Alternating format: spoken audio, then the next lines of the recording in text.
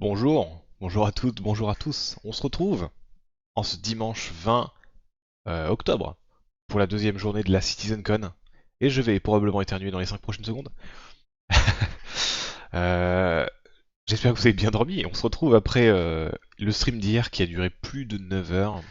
Aujourd'hui ça va être plus court, beaucoup plus court, mais probablement plus intense aussi. Hop, sans plus tarder, je vous partage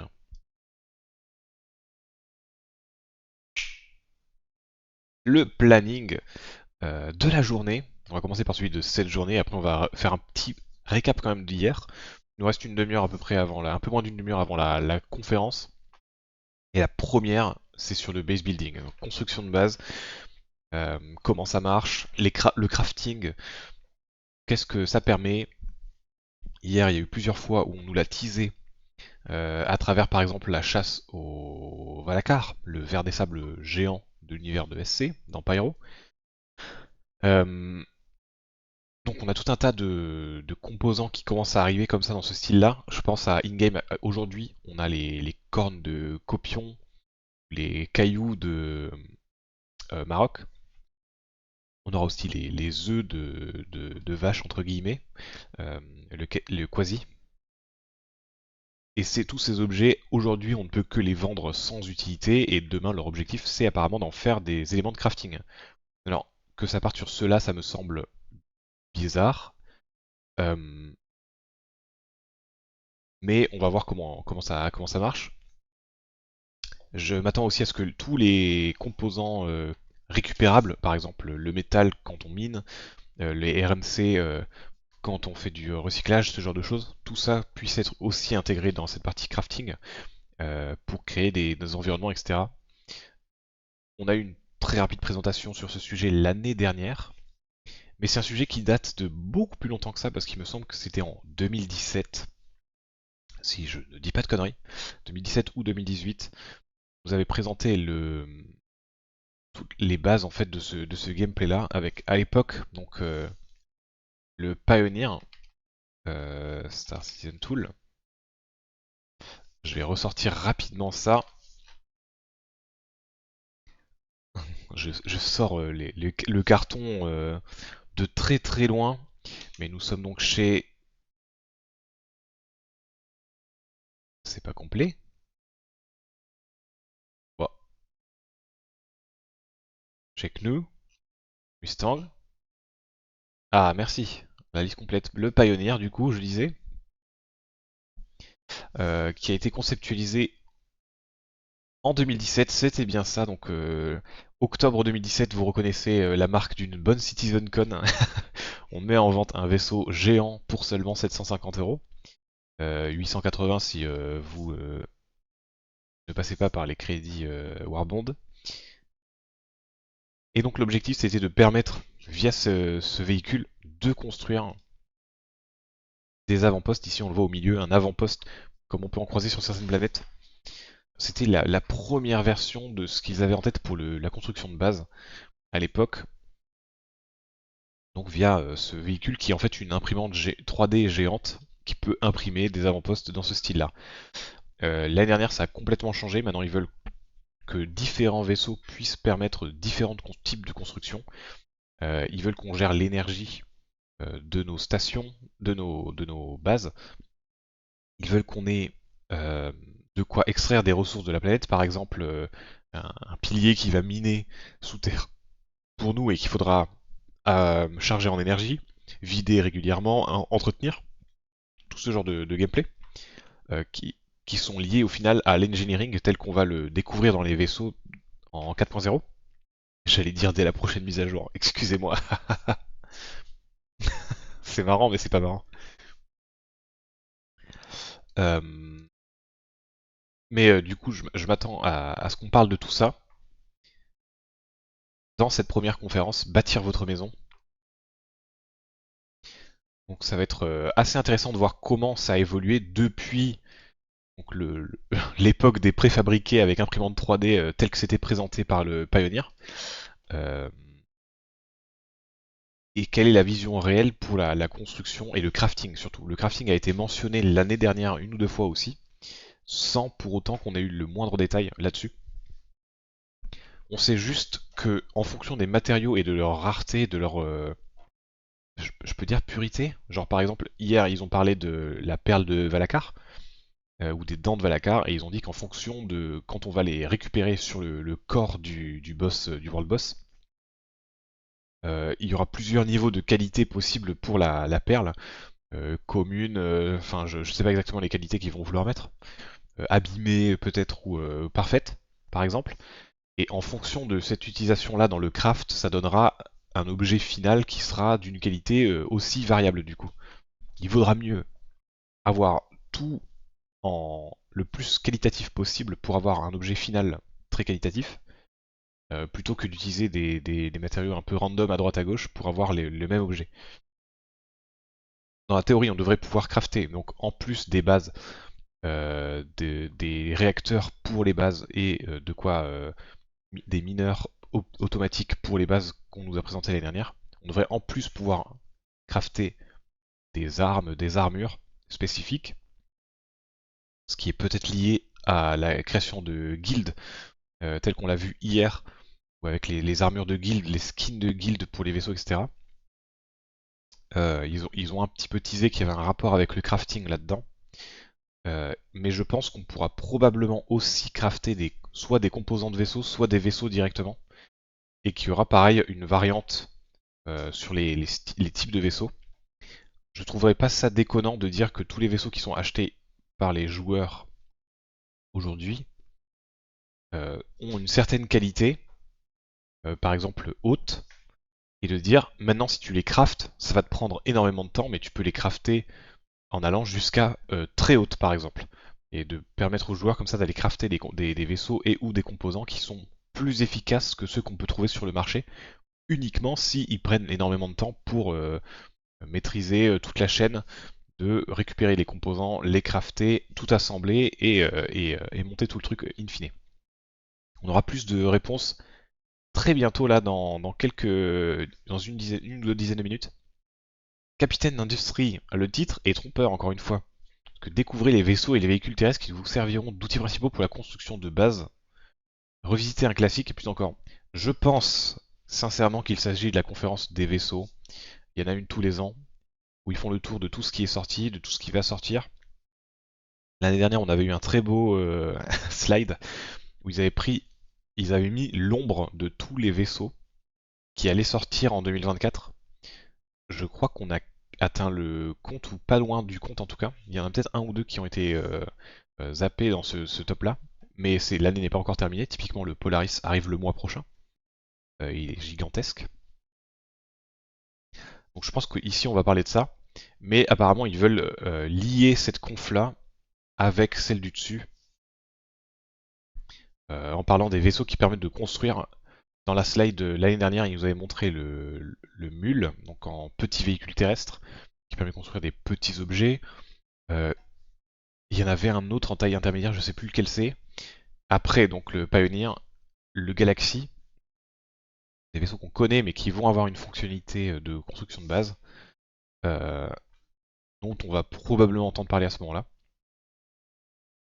Et à 13h, on se retrouvera pour la dernière conférence de la Citizencon de cette année. Après 12 ans, une roadmap pour la 1.0, pour la release, est enfin définie de leur côté, et ils vont la partager avec nous. Ça veut dire que les 12 dernières années, ils étaient à tâtons en random à droite à gauche pour dire qu'est-ce qu'on fait, cette fonctionnalité elle a l'air cool, on la met dans le jeu.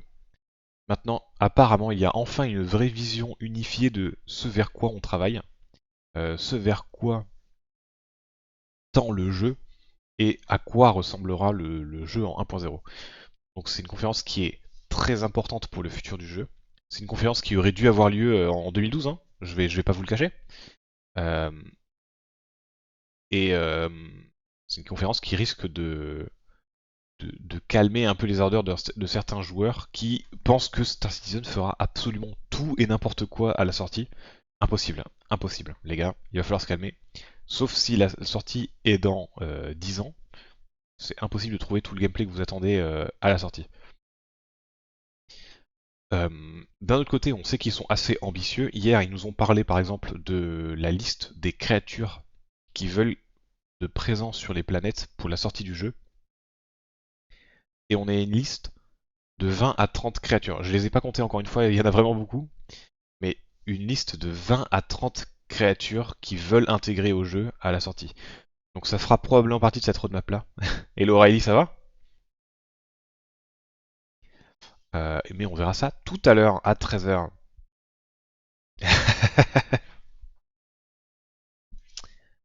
Bien dormi? J'ai le stream de lancer officiellement. Je crois qu'ils sont encore en train de parler voilà, dans les locaux. Je suis fatigué et toi? Moi, en vrai, ça va. Je penserais que je serais beaucoup plus déglingué que ça, mais non, non, ça va. C'est hier soir en clôturant le stream après 9h. Quand même, j'étais un peu en mode waouh. Surtout que les streams React, c'est plus. C'est plus enfin, compliqué sur le long terme, je vais dire ça comme ça. Parce que t'es vraiment assis à regarder et à devoir commenter.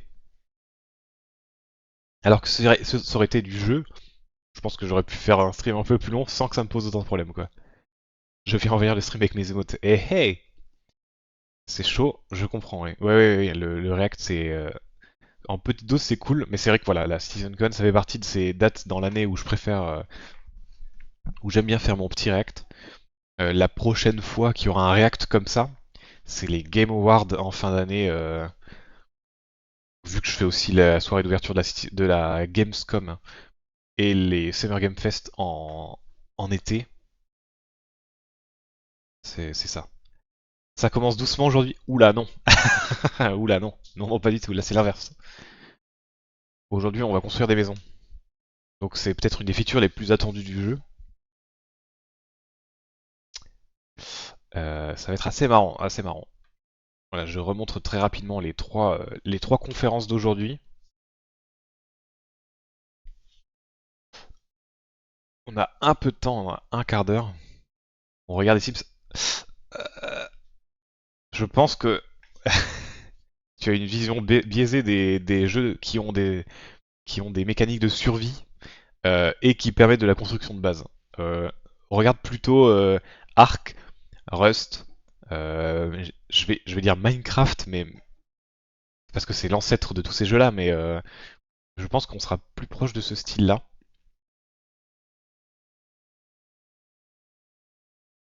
Typiquement, il y a plein de gens, c'est sûr, qui vont essayer de faire des bases dans des euh, dans des biomes complètement perdus au milieu du néant. Hier, par exemple, on a vu, c'est quoi? Il y a une planète qui est complètement détruite par les cratères et qui est toxique. C'est sûr qu'il y a des gens qui vont tenter de faire des bases là-bas. Même s'ils doivent vivre dans des environnements toxiques, ils vont y construire leur base en mode personne viendra nous chercher ici.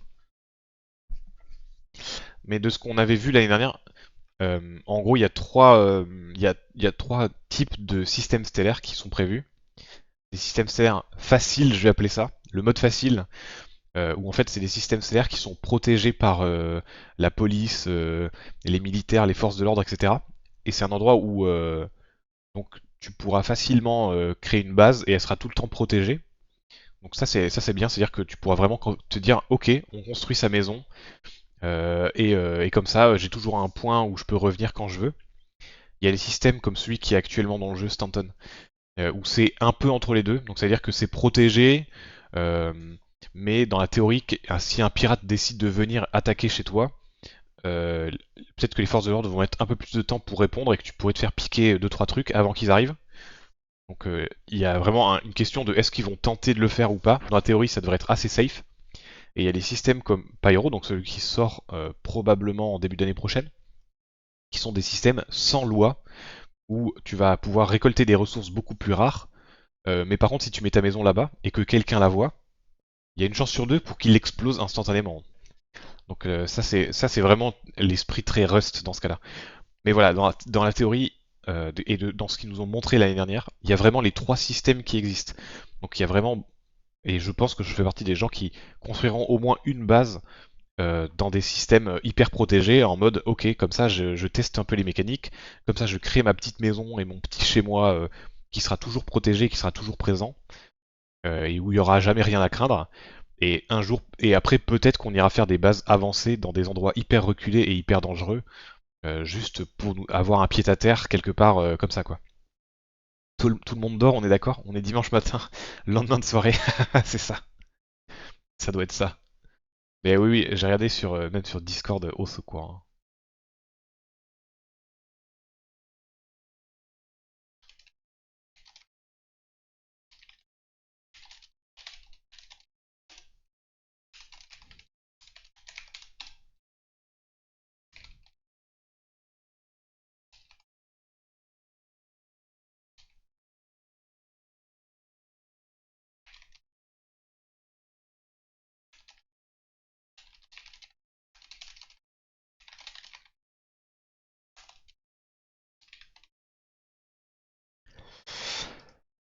Voilà. Alors, il est 48, on va commencer à aller regarder rapidement. Ok, Jared est encore en train de parler. Où est-ce que c'est ça?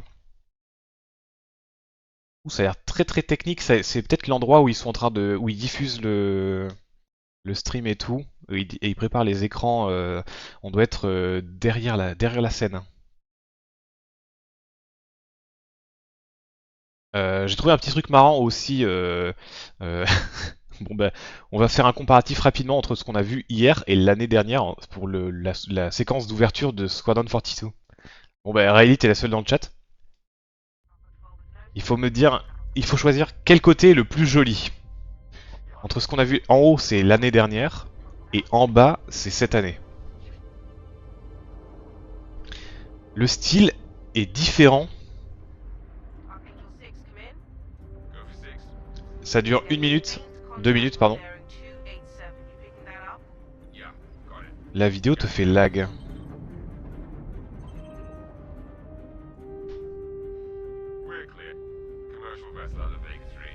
J'ai pas le problème sur le retour.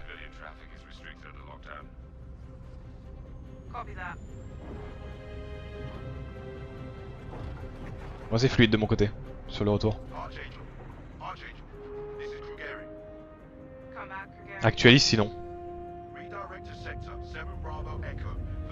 Sur Twitch, je vois pas le souci là. Alors, c'est quoi le plus joli? En haut, c'est quand même plus bleuté, plus sombre. Mais les nuages sont beaucoup plus visibles en bas. Et on voit une planète et tout. Ça marche avec l'actualisation. Ok, ok. Ouais, c'est le cache Twitch qui est pété. Du coup, quel côté rend le mieux?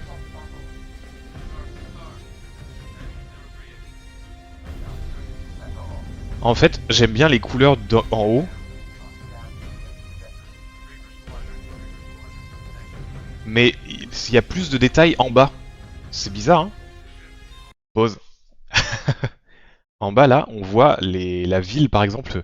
Vu que la planète arrive dans la nuit, on voit les lumières de la ville qui s'allument. Alors que en haut, c'est pas du tout le cas.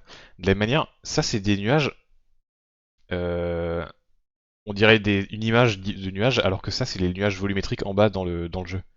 En bas, on dirait qu'il y a de la pollution. C'est une planète qui est habitée. C'est une planète un peu comme la Terre. Donc c'est pas déconnant. Mais même au début, là, avec les nébuleuses qui sont pas du tout de la même couleur. Tu vois, typiquement, on voit que des nuages en haut, alors qu'en bas, on voit des rochers, des trucs comme ça. C'est très très nuageux ici. On voit une lune ou une planète là-bas au fond, qui a l'air très très proche d'ailleurs de Vega. Je sais pas comment il est ce système, mais c'est très bizarre d'avoir une planète aussi grosse là. Il y a un effet de bloom ou je sais pas quoi en haut, qui est plaisant au regard. Au niveau des couleurs et tout. Là, il y a un truc qui a changé quand il a mis les rétro thrusters qui ne se sont pas ouverts en bas. C'est marrant ça. Après, comme il va vers l'avant, il a pas besoin de rétro thruster, donc c'est plus logique. Ouais, pareil, le rocher, il est pas éclairé de la même manière.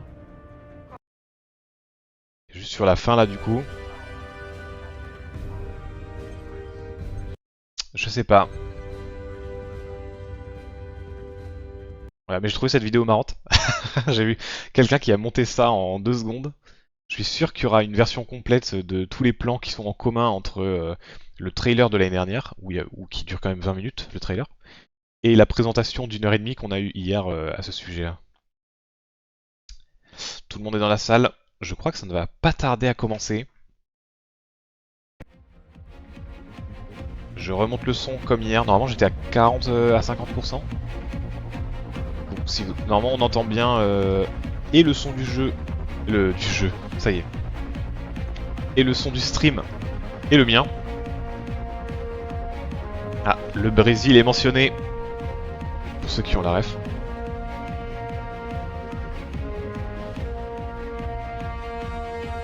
Et je réponds en retard à ta question, mais oui, j'ai de quoi boire avec un petit thé et un gros verre d'eau.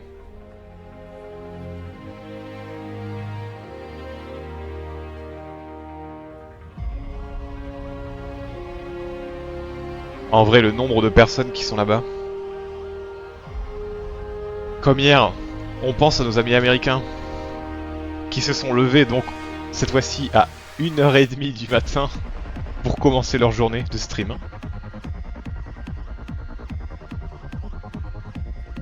Et à tous ceux qui ont fait le déplacement en personne jusqu'à Manchester pour assister à la Citizencon.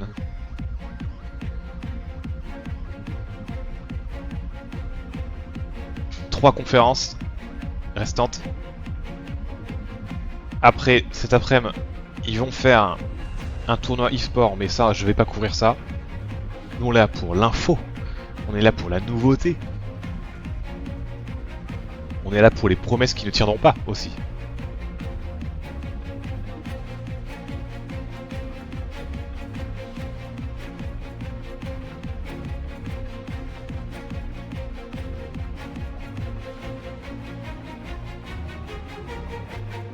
Il y a beaucoup moins de gens sur le stream que hier.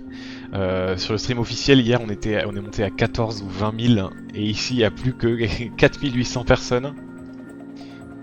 Après, j'imagine que juste après 11 h, il va y avoir tous les retardataires qui vont commencer à arriver.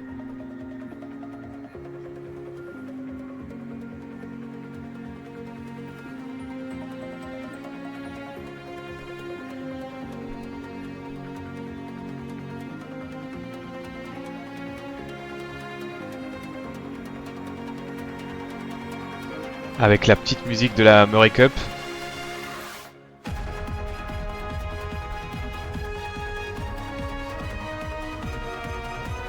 Maintenant que je l'entends une version un peu plus longue que l'extrait qu'on a eu hier,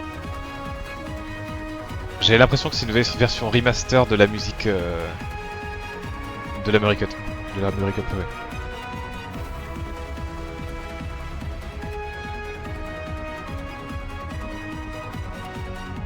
Voilà, ouais si elle a été remaster c'est sûr. Est-ce qu'elle a été modifiée ou juste remaster? Je sais pas.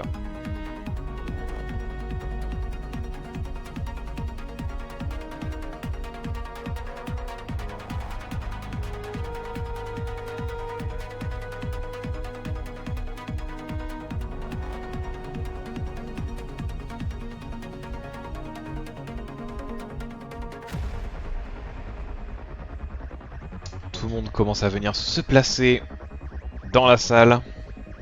Il reste 4 minutes avant le lancement. Un monsieur avec le t-shirt Squadron 42.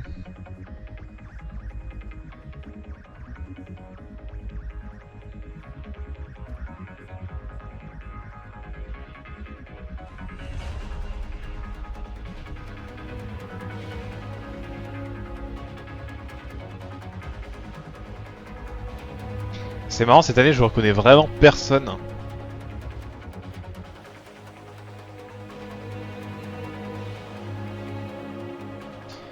La seule personne que j'ai reconnue, c'est au premier rang, il y avait Morphologist. Hier. Ah bah c'est lui. C'est Morphologist. Il a tête baissée sur son sur son téléphone, mais je crois que c'est lui. Streamer US qui vit à Taïwan. Architecte de profession. Qui s'est dit... Eh mais vu que je suis architecte et que je connais toutes les règles d'architecture parce que j'ai fait mes études hyper longues, je peux juger l'architecture des vaisseaux et des endroits dans le jeu. Et ça fait toujours des vidéos très intéressantes, très marrantes.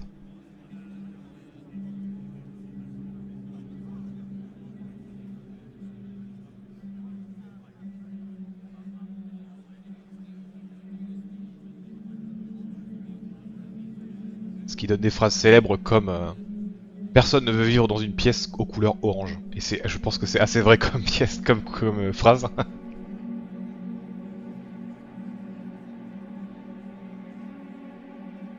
Je l'ai actualisé, c'est pas ce que je voulais faire. Merci Twitch. Moi ça m'irait... Ah oui. Après, là c'était un orange très très industriel en vrai. Hein. C'est pas tu peux choisir la teinte exacte, c'est vraiment industriel, c'est des plaques de métal orange sur les murs. Juste un mur. Ouais, ouais, mais là c'était pas le cas là. Donc ça se prépare, est-ce que je peux sortir Non. Allô? J'ai éteint mon clavier, c'est pour ça qu'il ne fonctionne pas. Je te retrouve le vaisseau, tu vas voir très vite de quoi je parle. C'est très très très orange. C'était pour le mall, voilà. L'intérieur est comme l'extérieur. Hein.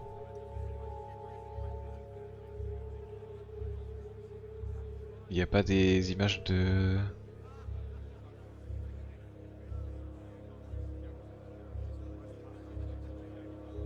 Mais tu vois, le vaisseau est orange, très orange. Et en fait, l'intérieur, les pièces sont du même plaque de métal orange à l'intérieur. En fait, ça... C'est pas un problème de t'aimes bien ou t'aimes pas, c'est que mentalement ça doit être très bizarre quoi. Bonjour Kevin et bienvenue sur le stream. Tac, on est prêt. Ça commence dans moins d'une minute. Pour rappel, je réacte et je ne traduis pas. Donc c'est plus pour comparer avec ce qu'on connaît déjà. Essayer de déterminer ce qui est du bullshit ou pas, par exemple. Ce genre de choses plutôt. Tu parles encore tout seul. Non, non, non. Encore une fois, il y a les deux chats. J'ai les deux chats. Dis à Kevin de venir ici.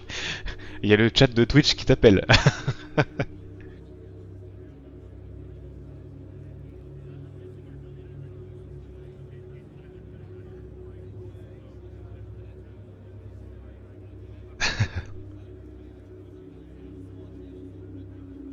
Kevin, je m'ennuie sans toi. Ladies and gentlemen, please welcome to the stage Chris Roberts. master of the self-performed introduction and Mama Ah non. Huckabee's second favorite son, Jared Huckabee. Jared Huckabee. Il s'auto-introduit, il est con.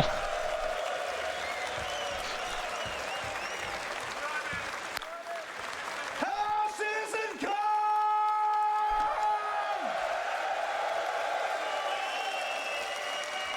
It's day 2. We liked it so much the first time, we're gonna do it again. Now, as the last guy during the pre-show said, day 1 was focused on the universe that we're creating. Day 2 is all about the destiny that you forge. Now, a little history lesson here. Il a parlé de gameplay. Back in 2015, the persistent universe was first launched. I think it was November or December or whatnot. Everybody remember poor Olisar? Oui. Everybody remember that one Big Benny's machine that somehow you could move it? And the Big Benny's challenge of spending hours and hours of just doing this? Oui, oui, oui. C'était ça à l'époque, je me souviens, on pouvait faire ça. Trying to get that thing upstairs, downstairs, Parce que ça back into the déplaçait house? la machine, Shout out to Bad News le Bears. distributeur automatique. No. Et il y a des gens qui l'ont foutu dans des vaisseaux et qui l'ont déplacé Now, à since that des time, endroits the complètement precision universe has au grown. hasard. It's expanded. 3.0 arrived, and it had a whole bunch of new planets and moons and stuff like this. We've got Microtech, we've got Hurston, we've got Area 18, and what's the last one? We got Lorville. Crusader, la dernière, il va pas le dire. Hein. Stanton 2, Stanton 3, so it's hard getting the two realities to reconcile in your head. But since this time, you've all been visitors. You've logged in. Jusqu'à présent, on était visiteurs. Oh, oh, j'aime bien cette phrase. You've fought some xenothreat. You've mined some barrel, apparently, a whole lot of barrel. If we're looking at that trivia from yesterday. But this entire time, you've been visitors. Starting next year, you stake a claim. in the L'année persistent prochaine. universe. Starting next year, the persistent universe truly becomes yours. And we have got a handful of gentlemen to tell you how they're going to do it, how you're going to do it, and how amazing it's all going to be. So please welcome to the stage design director for Star Citizen and Squadron 42, one of my dear friends, one of my DMs. Hey, when are we playing again? That's not a good look. All right, please welcome to the stage design director Rick Porter. Ok. Thank you. Thank you, Jared. And thank you, Citizencon. It is an honor to be here. Yesterday, we presented the verse that we're creating for you. We shared new tech, locations, creatures, giant worm, social features, things we're doing with orgs. We even played the first chapter of Squadron 42 live. How great was that? Yeah? Few minor glitches, but nothing we can't sort out. Glitch. Non, non, il y a eu deux So crashs. today, we got something just as exciting to talk about. But instead of focusing on what we're creating for you, we Hype. want to show you the world that you can build. With crafting, we're going to give you the tools to create your own loot, to build your own home. Crafting will fundamentally change not only how you play the game, but why you play the game. So, Ah, le what is pourquoi, crafting? c'est la vraie question. Why does it matter? Why should you be as excited as I am about this? Well, first off, crafting is a profession. It requires its own set of tools, the knowledge of how to use them. Crafting offers progression. You become a better crafter by learning new blueprints and upgrading them. Crafting builds on the existing gathering professions. When you go out and you collect your materials for crafting, we are adding new depth and meaning to those activities. Crafting provides customization. There isn't just one way to craft something. Like I said, we have upgrades. How you make and upgrade the things you craft is sometimes just as important as what you're crafting. In Oui, addition, ok. you can earn cosmetic upgrades, craft unique items, even subscriber flair. But nowhere is this versatility more obvious Il y a eu que than deux baseball. oui pour cette phrase-là. We're going to have nearly limitless Non mais c'est options énorme. for how you construct your home, Il y a que deux how personnes qui ont you tiré au score. customize your base to meet your own goals. Most importantly, crafting gives you a lot of new choices. The choices will impact your goals in the game, your interactions with other players, and eventually how you see the game itself. So where do we get started with crafting? Well, you can't craft without materials. Luckily, we've got Ok, a lot of collecter des ways ressources. to gather resources in the game. And crafting is designed to complement and expand on all of these existing gathering professions, as well as future additions. Let's take a closer look at mining as an example. We've got hand mining and vehicle mining Oui. and ship mining. That's a lot of mining. Récupérer But with des crafting, métaux. we're going to introduce a lot of materials. So there's not just more to mine, but we're also going to specialize. So for instance, each type of mining will have its own unique materials to gather. Gathering specific materials efficiently will require you to use the right gathering profession. Let's talk Okay. about refining. Currently, only mining resources can be refined, but doing so allows you to turn them into more valuable processed resources. With crafting, we're going to expand refining to include options for all raw materials. D'accord. In addition to expanding the variety of materials you can gather, Ce qui semble refining lets logique. you create process materials that you're going to need to craft your upgraded blueprints. Raffiner de la bouffe, on So n'appelle now pas that ça you've faire la gathered all cuisine these normalement. materials, what do you do with them? Currently, your only options in the game really are to sell them to a shop or maybe complete a contract. Adding crafting into the game radically changes your options. You can still mine, refine, and sell your resources, but now you have the option to make valuable and unique items. Pour rappel, il y a des Weapons, vaisseaux qui armor, pourront even raffiner, vehicles and ships. mais je pense qu'ils veulent aussi qu'on puisse crafter nos propres raffineries. Right?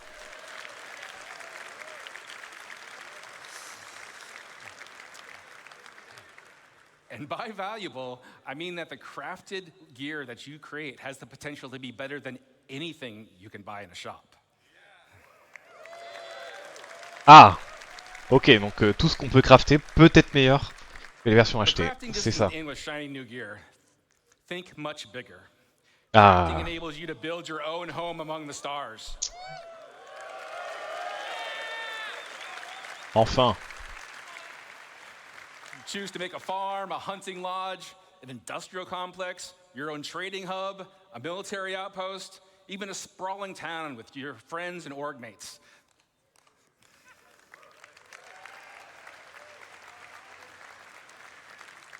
Got a lot here, but it's all optional. You can choose to focus on gathering resources and sell them to crafters that need them. You can skip gathering and refining and just focus on being the best crafter you can be.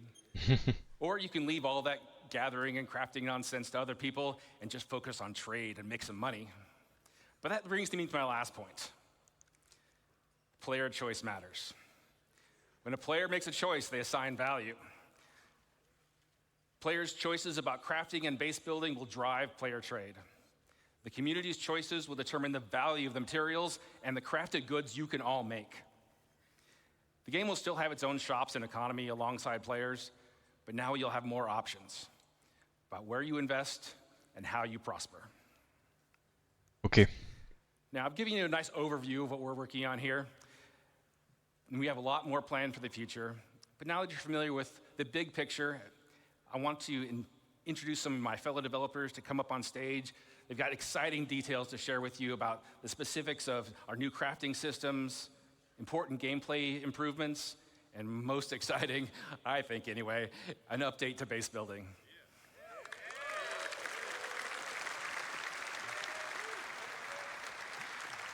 To start things off, please welcome Jacob Taylor to the stage.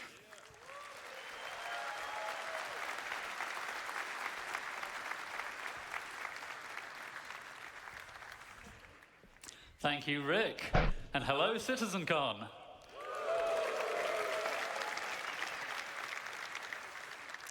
Hi, I'm Jacob, Senior Gameplay Programmer on Bonjour Jacob. Rick has showed us how crafting will link into a lot of existing and new gameplay. But I think it's time we get into some of the details. I'm going to tell you about the new game mechanics we're introducing, starting with J'écoute. blueprints. Ah, yes, les fameuses. Acheter des blueprints qui permettent de crafter des Before objets, you yes. can craft anything, you'll need a blueprint. Blueprints provide the recipe to perform all kinds of crafting processes, including refining. You can acquire blueprints through various activities. Some you can buy, some you can find, and some can be unlocked or earned in other ways. Via la réputation, oh putain. You can also upgrade your blueprints through research. J'espère qu'on pourra s'échanger les blueprints ou les vendre entre nous. So, blueprints are the recipe, and Rick already told us the materials you gather and refine will be the ingredients. But there's a bit more to it than that. We have a new concept for materials. Ah, yes. Material quality. Désolé, j'ai spoil la conf avant qu'elle ait lieu. Quality is a property we're adding to all resources you can gather. That's an abstract measurement of how good it is at being whatever it is. You can think of this as the purity of a metal, or the ripeness of a fruit, or something along those lines. This quality will be carried forward from raw resources through the refining process to influence what that batch of materials is best used for in crafting. High quality is more desirable overall, but is more rare, and there are still important Il va falloir farmer low quality materials. More on that later. pour récupérer les bonnes qualités de bons trucs. All raw materials you find in the verse will have a quality rating that's generated based on some rules. The same kind of rules you heard about from the Planet Tech team yesterday. D'accord, d'accord. You'll find the same material Est-ce in qu'on peut many détecter places, la but qualité? with varying qualities. So you might want to explore to find the best. Ah, apparemment oui. Some materials that are already rare will be even more valuable if you can find them with high quality. But what's quality for? It's for item stats. Alongside quality, we're introducing a new item stats system to the game. Ok.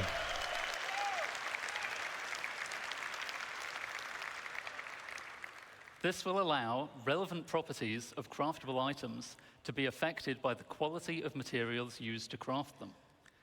For resources, just a single quality rating is sufficient to provide variation, but craftable items have such diverse purposes that we need a more detailed system to provide both progression and customization. Oui, c'est ça, parce que là, sur une arme, ça se comprend facilement que We aim to have meaningful tu peux faire un item gun stats for qui all est craftable identique au items, mien, mais qui but a some des meilleurs dégâts. examples would be the damage and fire rate of a gun, La the résistance et wear tout, et c'est resistance of a intéressant ship ça. component, or even the satiation provided Oh, by la eating a hot nutrition. dog. Oh putain, le hot dog qui nourrit 2 fois plus qu'un autre.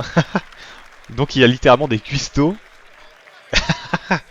avec les bons matériaux qui feront de la bouffe meilleure que les As autres. I said, the quality of materials will directly affect the item stats, such that higher quality results in better stats. Most items require multiple different materials to make, which may each influence different stats. And in many cases, you'll have a choice of materials to use, which lets you decide which stats to Ah focus putain. on to tailor your items Ah oui, il to your utilise de playstyle. l'alu et du plastique bleu, et donc ça crée... Here we see I'm making a gun with high-quality aluminium, giving me a nice bonus to integrity and weight. But someone sold me low-quality copper, so I don't get as much fire rate bonus as I could have. D'accord, avec la qualité qu'on voyait. Ouais, To go ça allait un peu even vite, mais on further, voyait la qualité affichée. researching your fabrication blueprints allows you to build higher tiers of an item with improved base stats. So a higher tier item will be better than a lower tier item Et on peut that was made with améliorer les... Oh materials of the putain. same quality. Making high tier items requires more advanced materials, but is also how you access greater choice as to which stats to improve. This means that your high tier items can not only be better overall, but also more specialized. Même s'il est aux in the areas États-Unis, that are important to you. j'entends d'ici Salty Mike crier Yes! Most items Yes! will have tiers 1 to 3, with tier 1 being the most basic version of the item. Dites-moi que tout ce and qu'on a tier 3 acheté, being a highly tous les gens advanced qui ont version acheté des made vaisseaux, with appropriately c'est des vaisseaux qui sont invested tier 1 materials. et qu'on peut tous les améliorer via le crafting You et can tout. also craft vehicles. 5 tiers de véhicules. Oh là là là là. And vehicles are so important that they will go up to tier 5, providing a way for you to really invest in making your favorite vehicles excel. Of course, many of you have already bought Il your faut. favorite vehicles, so you don't really need to make them from scratch, right? Ah yes, vas-y, dis ce que je viens de dire, You've s'il te plaît. pirated, salvaged, or otherwise commandeered a vehicle. Not to worry, you can still benefit from crafting by using an upgrade blueprint to increase the tier of an existing vehicle, including Laissez-le finir sa phrase. Il va dire ce que vous avez acheté sur le shop. including the usual stat improvements and customization. Upgrading a vehicle Ok. can save a lot of time over crafting it from scratch, so it's a convenient way for established vehicle owners to bring the benefits of item stats to their fleet. T'achètes un vaisseau de Let's base et take a ensuite look tu in-game l'upgrades. at the difference it makes to have high-tier equipment made from high-quality materials. See how the recoil is reduced on our high-tier gun. Oh damn. Ah ouais, c'est pas le même recul. The spooling is faster on a high-tier quantum drive. Oui. C'est quoi comme vaisseau ça? Ah, c'est le talon. And a high-tier scraper beam is much more effective. Oh! Ah putain, ça va être trop bien. Oh! Je vais passer tellement ma vie à crafter des trucs. So, that's an overview of crafting's key game mechanics. I'll now hand over to Torsten to walk you through the full crafting process. Thank you, and have a good day. Vraiment, quand ces mécaniques sont in-game, ça va tout changer. Ça va enfin amener ensemble toutes les mécaniques Thank you, actuelles. Jacob. Hi. Torsten! Torsten, lead system designer of the CGP system design team. Lui, il est hyper fort aussi. C'est un des développeurs les plus doués de We now là-bas. saw all elements of crafting looked at individually. Let's bring them in order how you, as the player, will experience the crafting profession. You will start with acquiring the correct blueprints as the first step in the crafting process. As Jacob already mentioned, blueprints can be acquired in multiple ways. Let me give you some examples here. You can purchase commonly available blueprints, earn them from reputation and mission rewards, or even find them in loot crates. All content in our game could reward you with a blueprint.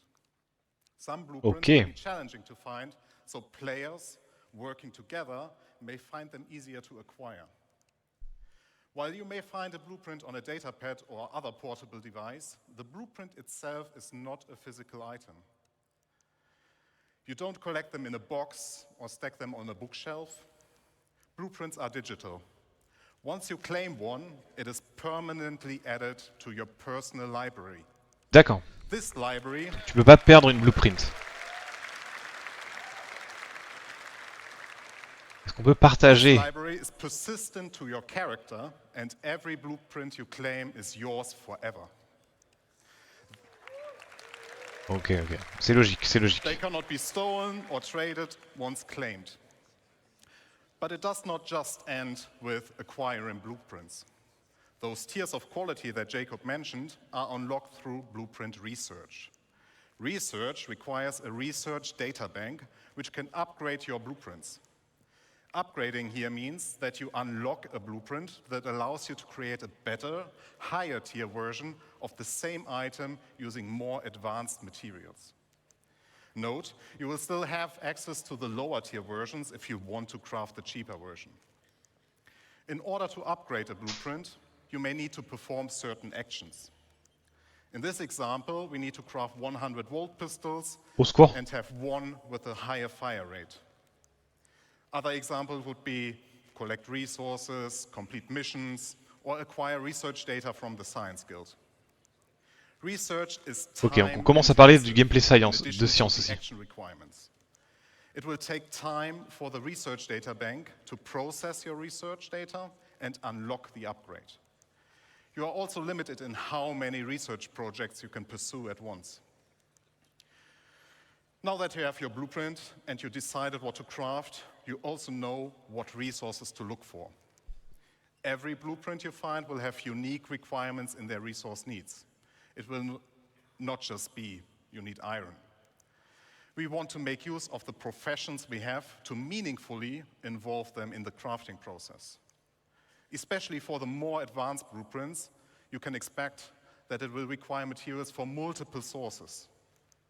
And, as already mentioned by Jacob, pay attention to the quality. If you want to have the perfect item, you also need the best quality. Here, the best way to find the best resources is to get out and explore the world. If you want to find the best hidden materials, then you get yourself a top quality radar. Once you collected the raw materials, the next step is refining them. Refining, like crafting, requires blueprints. Refining blueprints take primary, secondary, and catalyst materials and produce refined materials. D'accord. The rule is very simple. The quality of the primary raw material defines the quality of the refined material. The secondary material you put in has an impact on the quantity and the time the refining process will take. An optional catalyst can speed up the process further. Let me give you a simple example. If you want high-quality steel, you need to put in the best iron you have in the primary slot. Ok, ok. You can put any quality coal in the secondary slot without affecting the quality of the steel. But the quality of the Il y a des coal timers will à influence toutes how les much étapes of du coup. it you need to produce. Crafter, ça prend du temps. As an example, Raffiner, ça prend if du you temps. put in low quality coal, you might require 4 SCU of coal versus high quality coal that only requires 2 SCU. This is one of the important use cases for low quality materials that Jacob mentioned. You can use refining stations in the world as they will be converted to this new process. You can build your own refineries for yourself. You can get your org to help you out. Excusez-moi, je suis Or devant. you can simply trade for the materials that you need on the open market. Voilà, on voyait le iron en dessous de moi. Now, we are reaching the final step. You got the blueprints, you gathered resources, and refined materials. Now you can create the item you want. And this item can be anything. You will be able to craft anything from FPS equipment to vehicle components, even entire vehicles and buildings. You just need access to the relevant crafting machine. Donc des machines différentes pour crafter, des machines pour faire la recherche, des blueprints et des améliorations. That differ in what process they can support, like a refinery or a dedicated vehicle crafting. Des raffineries. You will also find them in various places. There will be communal ones like Ah the oui. station refineries. Ça actuellement il y a ça dans le jeu. Les raffineries pour les métaux. Can be in your personal hangar, a vehicle or your base. As all that we have talked about just now, these crafting machines also come in tiers. Here, the tiers will affect how well those machines Ah do putain, et les tiers de not machines. only Aïe aïe progress in aïe. the products you produce, but also in the infrastructure to produce your wares. Just to give you an idea what you will encounter, here are some examples of the crafting machines. C'est un robot de cuisine à droite. There is the nutrition fabricator, the chemical fabricator, an item Chimique, fabricator, item fabricator, and ok. even fabricators of a much larger scale we will talk about later. Ah derrière il y a un hangar de fabrication. OMG. Ah ouais, ça fait des... Ça va prendre de la place sur une planète, Talking about ça... scale, I would like to talk about the future of crafting and the scale it will have in the game that you all know, and how it will change the game moving forward. As you all know, we have a lot of items in the game, and they all require their own unique blueprints. That means our aim is to have more than 1,000 blueprints that include the creation and the refining blueprints. Eh oui, mais pour tous And each les of those composants can be qui existent aujourd'hui. researched to unlock tier upgrades up to tier 3 or tier 5. That's a lot of blueprints. And it will surely take a lot of time to unlock everything. So I, personally, recommend that you, as the crafter you are, focus on a specific field first and extend your knowledge from there. Collaborate and coordinate with your friends and fellow players. If you're part of a group, we invite you to share responsibilities with your org mates. Maybe you will be the FPS crafter while your friend is a ship crafter, but they know a ship component crafter specialist. There's a lot of content, and it will continue to grow over time. You are free to be a generalist crafter, a specialist, or something in between. Pick the blueprints you care about and be the best. Have an exotic shield generator that no one else has the blueprint for but you. Help others and earn credits while doing so. It is a real profession in the game that will benefit from your dedication and attention. As you can tell, crafting will have a huge impact on everything in the game. Even if you do not want to get actively involved, at some point you will stumble over a weapon that got crafted by someone else and you will be using it. People will start selling their crafting goods or the refined materials or even the raw materials for the sole purpose of fulfilling the demand created by crafting.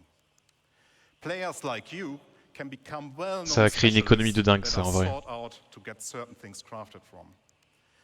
With the ever-expanding game we all love, we will continuously expand our crafting to offer you long-term progression. Ah vas-y, parle-moi, j'aime quand tu utilises des mots comme ça. Redis progression. And you might have guessed it already, but there's one more thing that crafting is the foundation of, and that is base building. Beaucoup de teasing pour aller vers le base building. Vas-y. Nous t'écoutons. I will now hand over to Luke. Enjoy the second part of this presentation. Thank you very much. Merci Thorsten.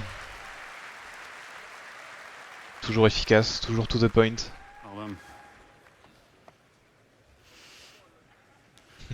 Good morning, citizens. Les petites émotes de Riley.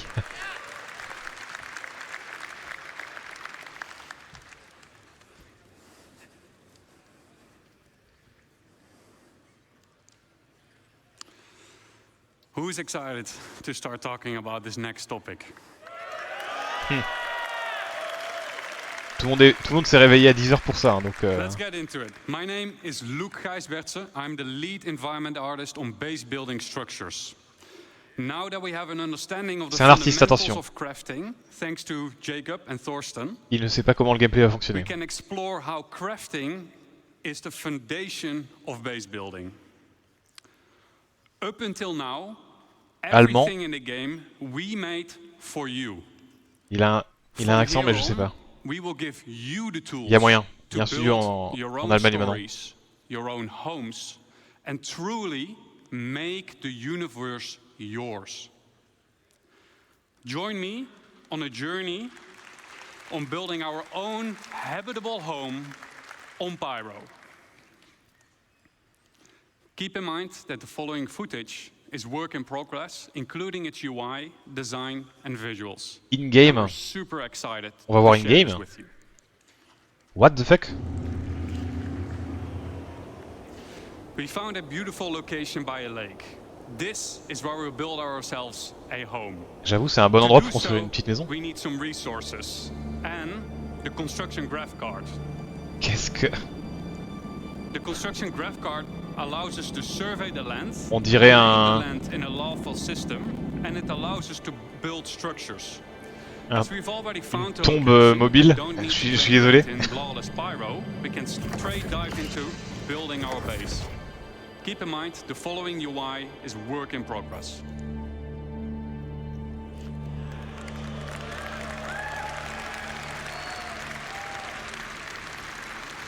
A survey drone that deploys from the top of the card gives us a controllable augmented view of the land. In the new structure Ah, mode, c'est un drone qu'on pick voit, a ok. small basic structure and hit construct. For this demo, the construction will be instantaneous. Ah oui, oui, là c'est instantané, But mais in the dans le final jeu ce sera pas product, comme ça. This will take you quite some time. Et il faudra tout crafter à la main pour pouvoir construire des bâtiments. À terme. We've done it. We've built our first structure. Let's have a look on the inside.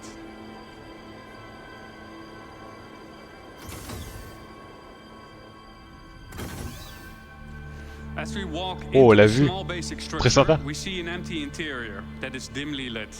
It's up to us to define what we will use this space for. In our case, we will want to make it into a home. We can see that the lights are still off, and that is a problem, because no lights means no atmosphere, no breathable atmosphere. So it's not ideal to live in. So how do we solve this issue? We can improve this by providing the building with power. Let's see if we can build something that helps us out. Oula. Très loin le drone. Hein. Before we dive into more building, let's take a quick moment to enjoy the freedom that the survey drone provides us with and admire the aesthetics of our first structure. And I wonder what Declan was up doing there.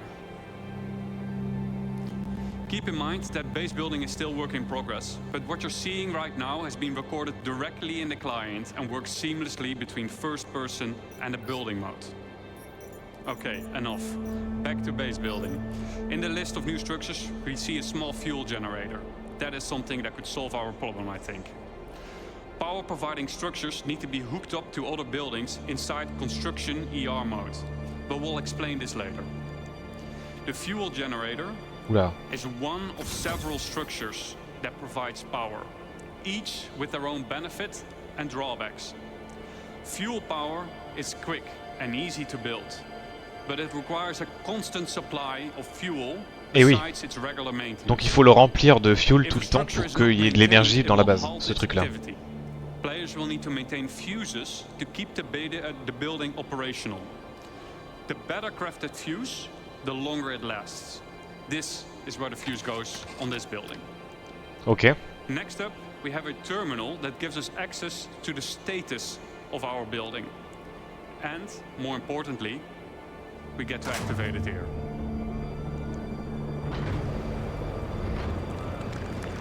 On est d'accord que si tu veux faire des 2-3 petites maisons et qu'il te faut un peu d'énergie, il vaut mieux mettre loin That should do it. les trucs d'énergie, histoire que ça fasse pas de bruit dans la maison et tout quoi. Si tu vis à côté As d'une you centrale, notice, c'est un peu chiant. Some of the crates in the background have disappeared, as their content has been consumed during the construction process of the buildings.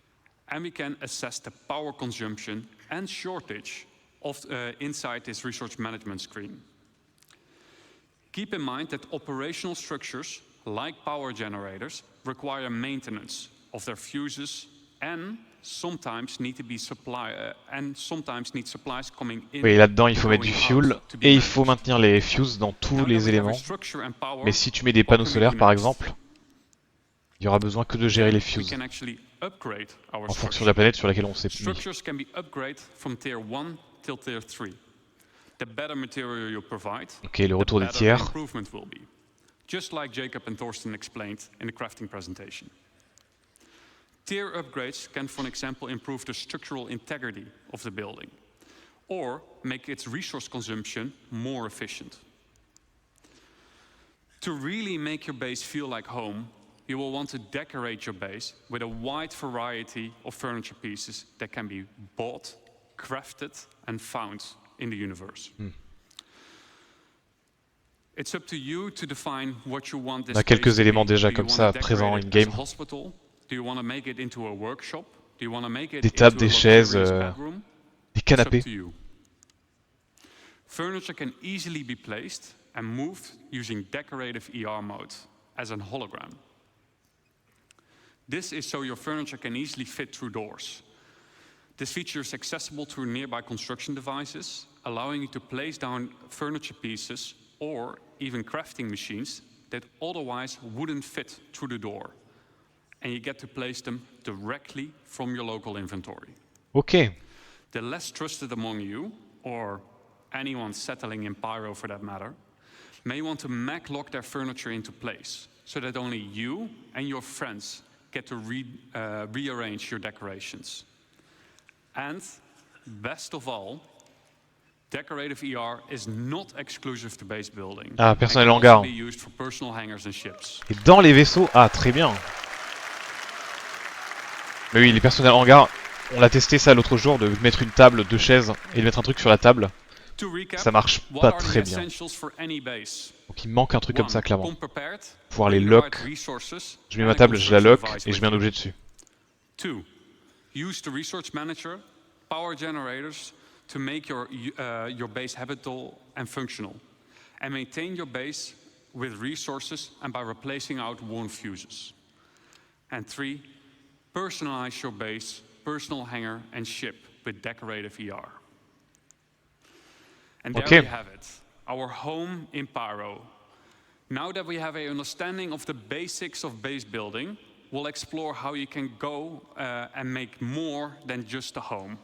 But before I hand you over to Declan, the designer behind base building, I'd like to say a quick thank you for those who made this presentation possible.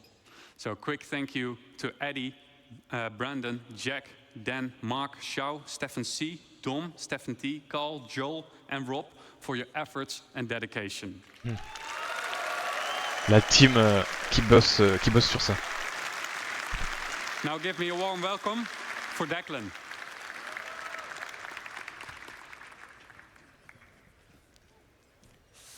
Nice one, cheers. All right, thank you, Luke. Good morning, everyone. Morning. My name is Dec.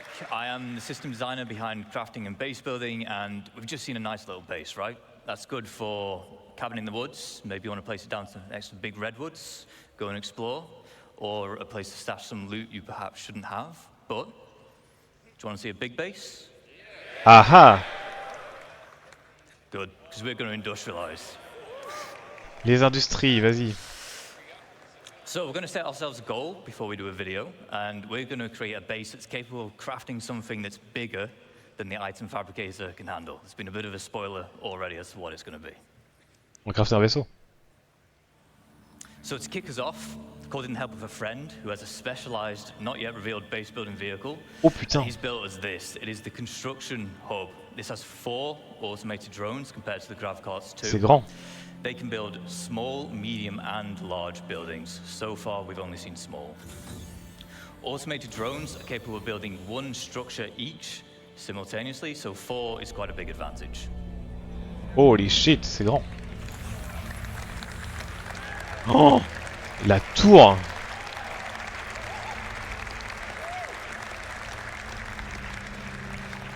We'll pop into our construction AR and we'll get down a generator, we'll connect some buildings together just so we have a place to call home before we begin. Ah putain, oui c'est ça, et tu peux les connecter ensemble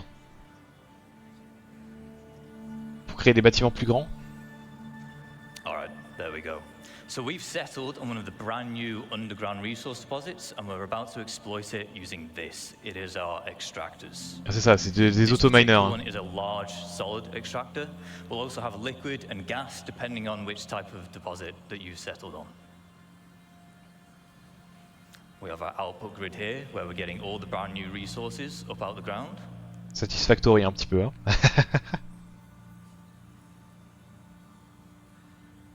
And it is important to note that once these things are set up, it's not a case of just free resources forever. On key structures like this, there are fuses which will occasionally need replaced, as well as environmental wear which can be fixed using crafting materials. C'est ça, à part la maintenance, ça va continuer à produire des ressources éternellement. Tant qu'il y a de l'énergie et que c'est en bon état. On voit la petite maison au fond. Sur la gauche un peu plus loin, il doit y avoir la tour dont il parlait, où on était tout à l'heure.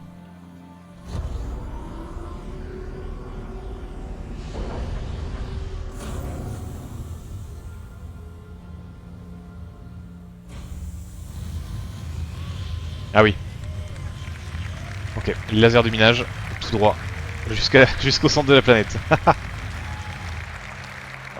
Now we want to turn those raw resources into the more valuable refined materials. We saw the process talked about earlier with Thorsten. Of course we want this, it is our refinery. Once again there are multiple types here. This one is the large solid matter refinery. We have liquid and gas again, as well as biological, depending on the type of materials that you're using and want to produce.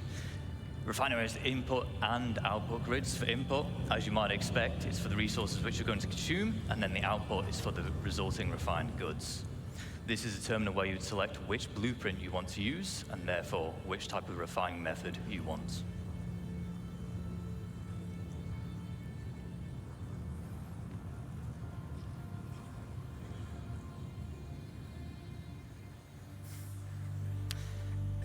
A lot of crates here with our extractor and our refinery, so we're going to put down our elevator storage. Je remarque que ça enlève les piliers de pierre quand il les place à un endroit où il y a quelque chose déjà. Whilst we're putting these buildings down instantly in this video, large structures like this, they will take some time with the automated construction drones, but the smaller scale base we saw in the previous video, that can be done in a single play session. On voit le mall ici, la mule pardon, le véhicule orange qu'il y avait. Le mall c'est le vaisseau de minage. Ah c'est un ascenseur de fret.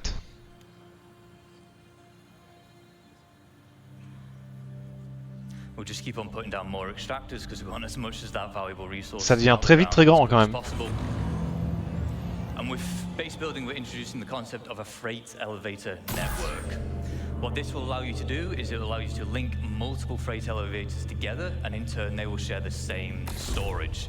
So as we're doing here, we'll deposit an item on freight elevator A. Et comme ça pourra être utilisé là-bas. Excellent. And then we're retrieving it on freight elevator B. There is a distance limit, but you can daisy chain the elevators together to extend that. And it has to all be contained within the same base. Excellent. Par contre, je me rends pas compte quand il y aura des centaines voire des milliers de joueurs sur des planètes. C'est vrai qu'elles sont immenses, mais je me rends pas compte la place que ça fait en moyenne par joueur.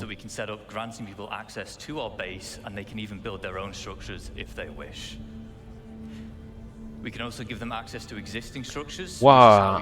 Ah oui, il y a plein de trucs là-dedans. Putain, tout ça c'est construit par des joueurs?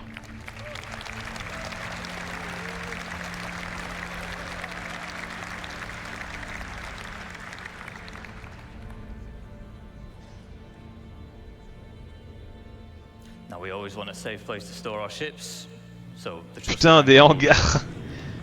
Tu fous des hangars dans le sol. Oh, secours, hein.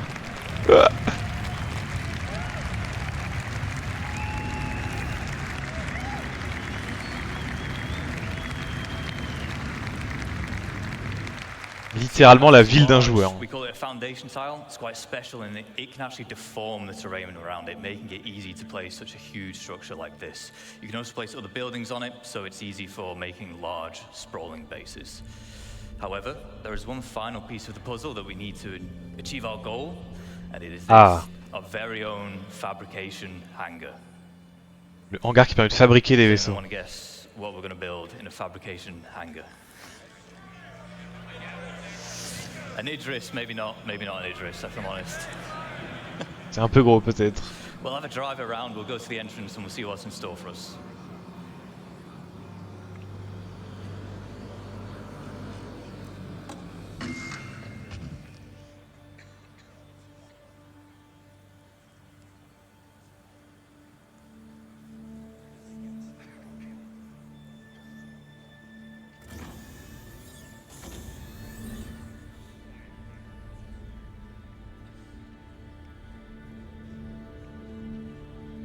Je rappelle que c'est une version très très early et que ça arrivera pas dans le jeu avant probablement quelques années. Donc là il a crafté un vaisseau.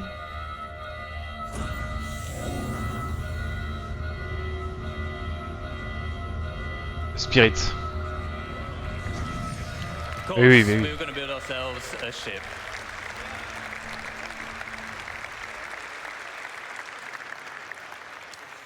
So, quick recaps of the gains from industrializing. We've tapped into the brand new resources and we've made use of them by turning into the more valuable refined materials. We've introduced freight elevator networks which are great for logistics and hauling. And then we've created our fabrication hangar which allows us to craft big valuable items such as ships. Now ships are valuable because you can fly them, you can play content with them, but because they are a crafted item, they can also be sold to other players. Ah oui, vendre entre joueurs des vaisseaux de plus ou moins grande qualité.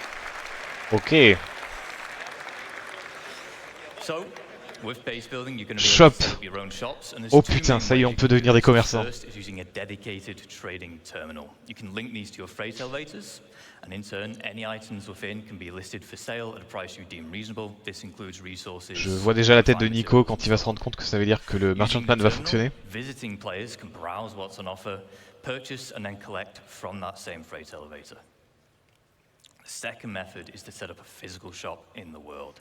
By using the decorated AR we saw earlier with Luke, you can maglock items and then list them for sale. Once again, browsing players, they can see the price of the maglocked item, purchase it, which then removes the maglock. Ah, c'est pas con, c'est marrant. Of course, the nice thing with physical shops is you can genuinely make it feel like a store. You can put items on shelving. You can even go as far as to make your own ship showroom. You can advertise your wares on a Mobigraph pass for UEC. However, it is important to note that the point of purchase will always occur at the base itself. Now that we know how to set up shop, I just want to take a moment to talk about why it's so impactful for crafting and base building the game as a whole. Understandably, throughout this presentation, we've been telling you why you want to craft all these things or why you want to build this big base. But maybe you don't have the time to build a big base and maintain it. Maybe you want to spend your time doing the missions, you want to do your beacons, that's how you want to make your credits instead.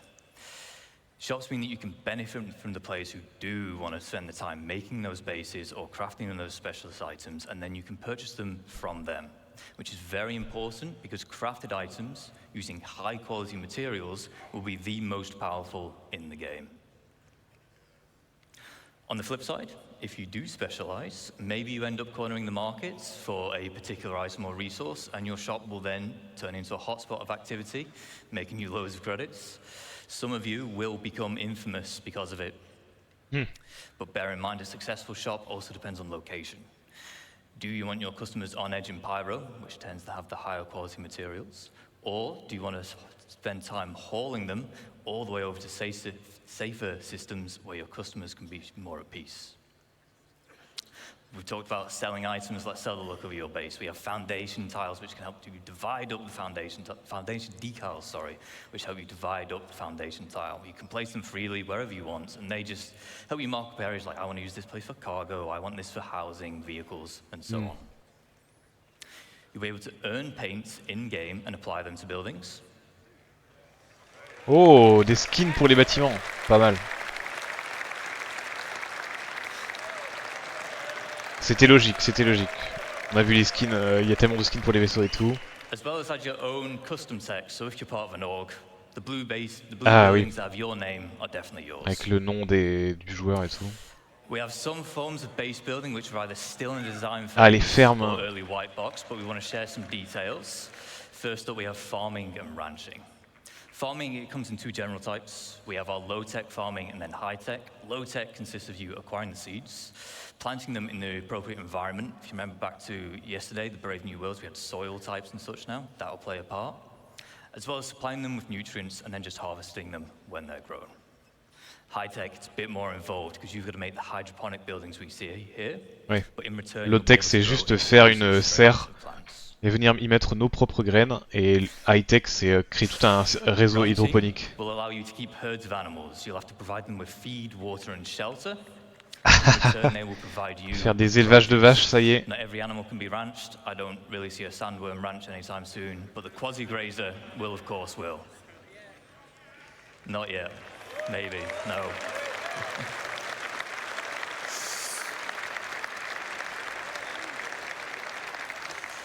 We have a few more additional archetypes. We have landing pads, garages, roads, fencing, as well as new variants of structures which we've seen today. For instance, the power generator, there'll be solar power. Ah oui, on voit, il y a un hôpital et tout. As well as the XL structure class. If you remember, everything we've seen today, the biggest we've seen today, rather, is large. XL is larger than large. Ah oui, une vraie base. New Manchester. Des murs, des défenses et tout, on voit.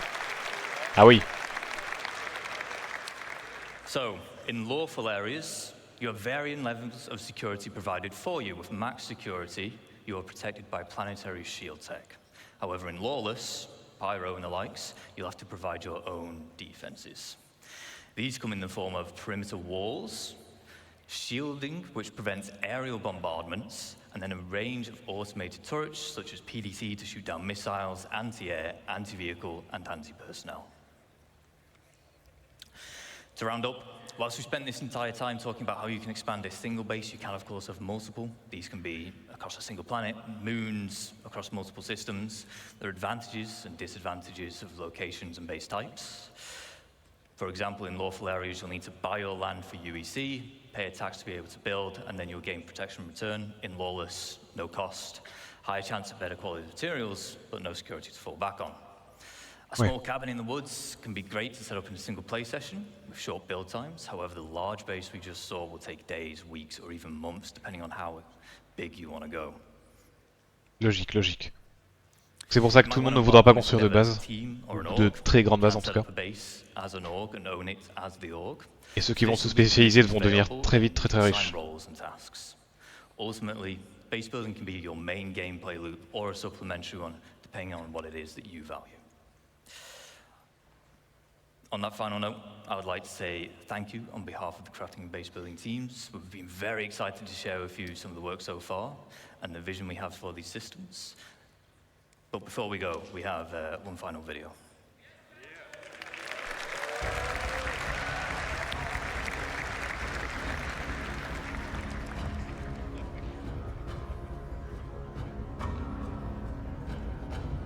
Petite maison. Petite Zeus.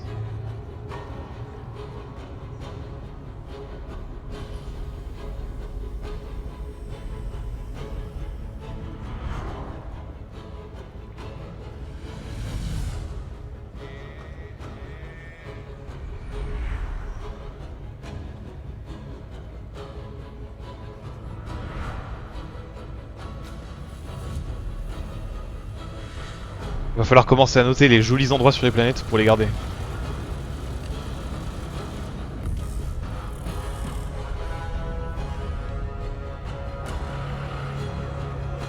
Ah, l'épave de Javelin dans l'eau.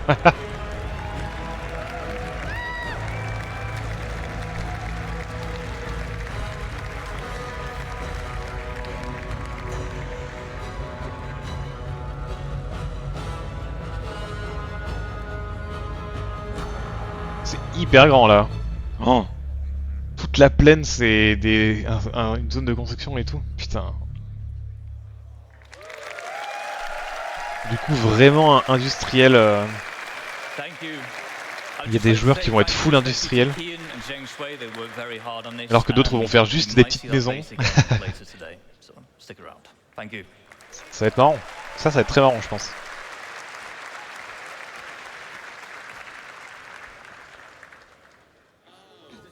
Hello, Citizencon. I'm Kirsten, your core tech producer, and I'm here off the back of that amazing presentation Il with est... On Thorsten. est How are you midi, feeling, Thorsten? Much better now. un quart d'heure avant That la was an deuxième partie sur les vaisseaux. view to what players can expect next from crafting and base building. Do you want to tell us a bit more about the crafting system and what players can expect to come next? So I think we talked a lot about that already in the presentation, but it's a really dramatic change, or an exciting change, I would say, to the game, because we give the resources a meaning apart from just a monetary value. Now, even with the quality system that we now implement, there will be also a meaning to scout for like the perfect material. And of course, you need a bigger variety of the materials to be able to craft the items you need. And especially now with a tiered system that we will introduce, we also give a meaning for you as the crafter or the player you are to invest the time to be the best or the specialist. Because something that is very important to us is that we treat it as a real profession, and we have it as in parallel to all the other professions that we already have. So it's not just about making the universe more dense, it's also about making it more interactive and making everything in it more valuable. And more meaningful, yeah. So something that is also important for us is that everything that we do for this new feature is that ça remplace toutes les plaines vides actuelles so it all makes sense, right? So also with par des endroits potentiels où on peut se placer. Ça fait beaucoup plus de recherche pour trouver les bonnes ressources, la bonne qualité. The reason why we did those changes were just because of crafting. So what impact will the crafting system have on orgs? Well, la question qui fait peur. We want to see orgs building an empire of crafting or of manufacturing items and being like the get-to point for players to like go to their base and buy in their particular shops the items that they inherit, that they have the best. On peut imaginer des orgs qui vont être les meilleurs orgues pour crafter des vaisseaux, où chaque membre de l'orgue est spécialisé dans tel type de composant, où ils essayent d'être le plus fort, le meilleur crafter de tel ou tel composant. Tout le monde se spécialise dans un truc différent. Spread around resources in more interesting places, like the giant forests you saw, right? For example, if you have a prospector as a miner, it might not be efficient, or you might not even be able at all to go down into the trees to mine anything that is below it. So you need to grab your ROC or your FPS mining gear to actually grab the resources that you can only find in those particular areas. So yeah, we will benefit a lot from this. Super exciting. Well, on that note, how has this Citizencon compared to previous years? You were at LA last year. How is it to be back here in Manchester? Thorsten, il en a fait beaucoup de Citizencon. It looks a bit smaller, but I got told it's actually bigger. So yeah, so I really like the location, like the theme it has. I like the community area with the cargo crates. So I think it's really nice. Yeah. Is there any specific highlights so far for your Citizencon today and yesterday? So it's a very subjective take on it, but I really liked our presentation about the orgs and the social stuff, because I'm part of an org myself. So I really looking forward to better tools to organize our trainings, our works, our events. Do you want to give a little shout out to your org whilst you're here on camera? Yeah, so shout outs to Aras. Nice one. All right, well, on that note, we're going to throw to Dan. Non, oui, c'est bon. He's live. Back to the community booth section here at Citizencon 2954. We are here back, and we are with some old Test friends. We're here Squadron. with Test Squadron. And I want to give a quick apology to my good friend O Lefty. Sorry for calling you D Lefty last year. I promise it's not because D is the first letter of my name and I'm a narcissist, but that's probably why. So apologies for that, but awesome. Chrome Ninja, tell us about Test Squadron and why you guys are back here at Citizencon. What's Test Squadron all about? C'est une des guildes dans laquelle je suis. Gaming org in Star Citizen. We've only got like 3,000 people. La plus grande guilde du jeu. The other day, we're just hitting over 23,100. But we're a casual gaming org, and we're here giving away free stuff. We've got all this stuff on the table. Awesome. There's some cool swag here. We got coasters, we got pins, we got pens. Tons of awesome stuff here at Test Squadron. If you guys are looking to join a sort of friendly way to join Star Citizen, Test Squadron is the place to do it. We're going to move on. Thank you so much, Chrome Ninja. We're going to move right along to my good friend Tom Beckhauser. Tom, how's it going? Hi, Dan. So I'm Tom Beckhauser. I'm a real-life The Merchantman. Star Oh. Citizen Twitch streamer. And for this year, Locust69, Pretty Vanilla, and I decided to make a 1 to 200 scale Banu Merchantman made out of resin. Total of 26 individual pieces. Alors que le vaisseau n'est même pas dans le jeu. Primed, sanded, and painted. Tom, this thing looks amazing. I mean, in addition to being a badass race car driver, you're also a badass model maker. This guy, there's nothing he can't do. I see you're giving away some Banu Merchantman little minis. We also have the little... Les pins. Or sorry, the BMM pins, and we have the Defender minis. Sorry, Defender, I got those mixed up. Handing out the Defender miniatures and pixel art. Yes, you gave me one the other day. This is awesome. Il a fait ça en Tom, impression people 3D. can find you at twitch.tv/Tom Beckhauser. If you guys are interested in checking out more of Tom's awesome stuff, go check him out. Tom, thank you so much for being here. It's Très très cool le modèle. Take a look one last time at the BMM before we move on. So freaking cool. Thank you, Tom, for coming over. We're going to shoot now over to Sam, who is here at Atlas. Sam, take it away. Oh, hi guys. I'm here with ADI, and they have something really cool this year. Oh non. Welcome to the ADI ASOP Vehicle Retrieval System. ils ont refait un ASOP terminal. Oh, secours. Could you give us a quick intro to what you guys are doing here? Yeah, this is the Area 18 ASOP terminal and freight elevator terminal. We have, a fully interactive experience here, and we tied this in with our giveaways for this year. So we have Freight Manager as well, and this is where you can take what's this? A hacking card. We have Tiger Squad we've been given out. You have to search for them. You put in, and you go through the hack experience. Mais quoi? Unfortunately, ADI is an anti-piracy org, and this is a mongrel hacking chip, so we don't want it. Boo, I'll go take it back to Mongrel then. Come on, let's go take it back to those guys. Come on, guys. Mongrel Squad. Crime never pays.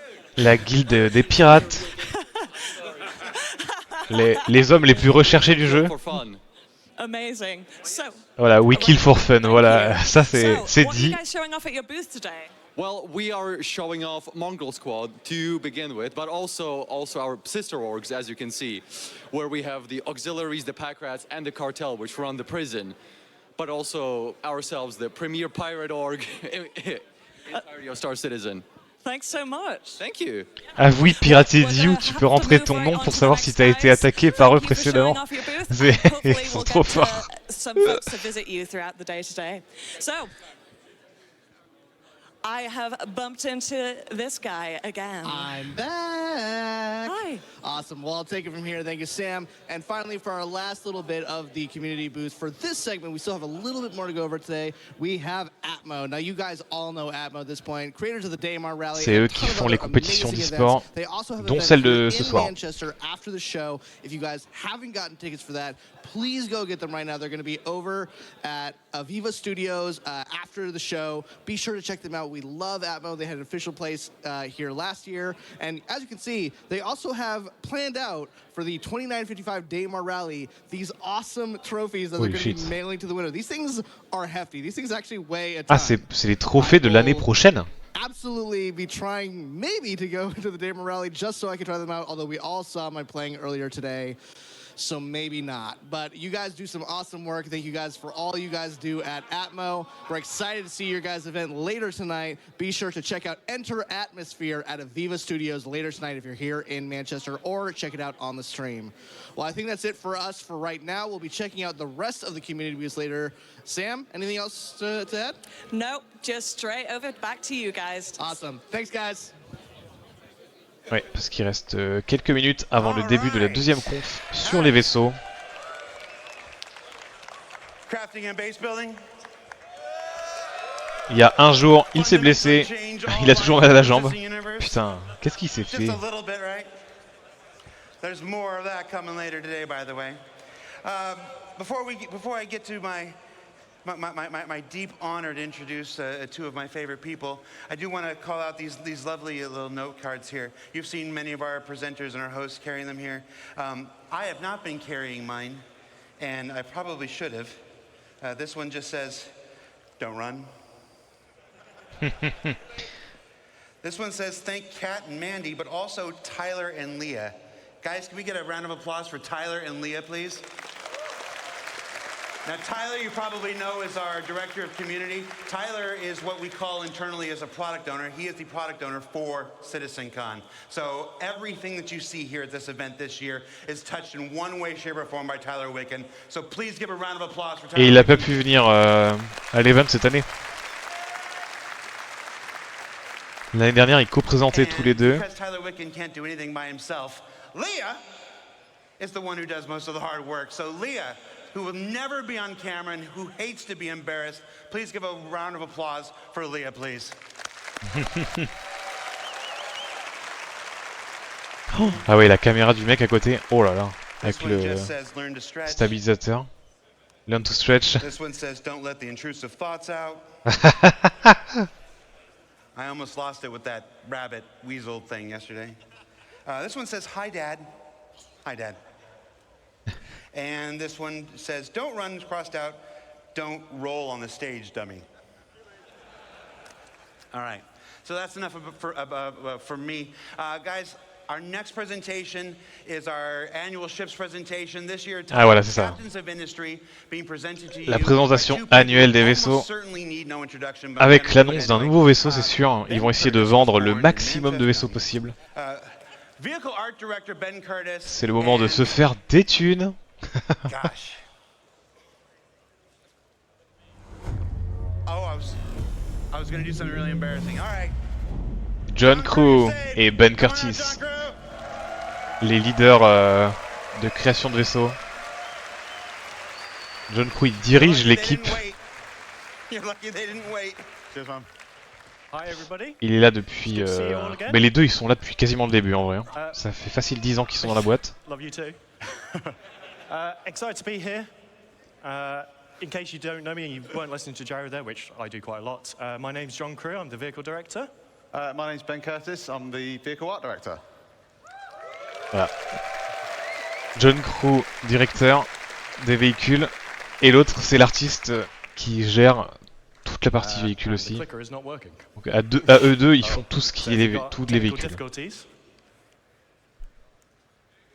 Ils ont plusieurs équipes réparties un peu partout maintenant. Ok.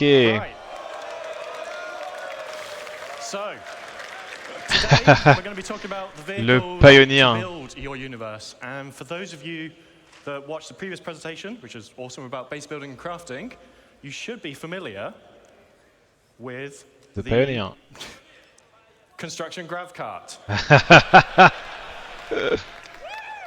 And you've seen how this works. You might be wondering, well, if I've got this, why do I need some vehicles to do things? I know there's going to be some of you that will be perfectly prepared to go push this thing hundreds of kilometers out of the garages at New Babbage. C'est sûr. But realistically, you're going to need a ship to put it in. It can't carry supplies by itself, so you're going to need to put supplies on the ship, move them. And it has small drones. And that's the key aspect there. It has 2 small drones on board. And drones will have sizes. Okay, so yeah, basically everything you're going to be building in Star Citizen has its size class. A lot of you are familiar with how we class our ships and a lot of other things in our game. So it ranges from small all the way up to large and extra large. And our drones kind of fall into those classes as well. But what does it really mean, the difference between La taille du drone, ça définit la taille du bâtiment qu'on peut construire. And basically, a medium drone, for example, can build any structure up to a medium size. So it can build smalls, mediums, and it will be able to build small structures faster than what a small drone would. So the size, donc le plus gros drone égale le plus rapide. C'est noté. But the drones also scale in they scale in numbers. In the one drone can only make one structure at a time. Ah putain, il y a So production the parallèle. Grandpa's got 2 drones on it, so they'll be able to create 2 small structures. But a medium, or if you've got a vehicle that carries multiple drones, you can craft a lot more structures, a lot bigger sizes, and that's kind of really the key to kind of like the upgrade path through the kind of drone sizes. So we've had a look at the small. So what's next? What do you want to build? A medium. CSV famille. Ok, des nouveaux véhicules. I know some of you have already seen it, but this is the CSV from Argo. Ok. So launching today is the very first ground vehicle. Il sort aujourd'hui, il est Construction disponible sur le support shop. vehicle, CSV. So this specialized chassis is developed to take on all the conditions on all our planets. It's a little rugged beast that Construction support really véhicule. does just go everywhere. And if you're constructing a new settlement, there's 2 things you need. You need drones to build it, you need supplies to supply the drones to build it. And that's why the CSV comes in 2 variants. So we have the CSV FM, which stands for Fabrication Module. So this has 2 medium drones on board, and we built it to fit in as many vehicles as we could practically get it to fit in. So it fits in vehicles from a Il a l'air très très Cutlass compact. Black upwards. It's approximately, and everyone always asks me what ship fits in what, and I lose track of it all the time. It's about the size of a Tumbril Cyclone. So if you can put a Cyclone in a vehicle, you can put one of these in it.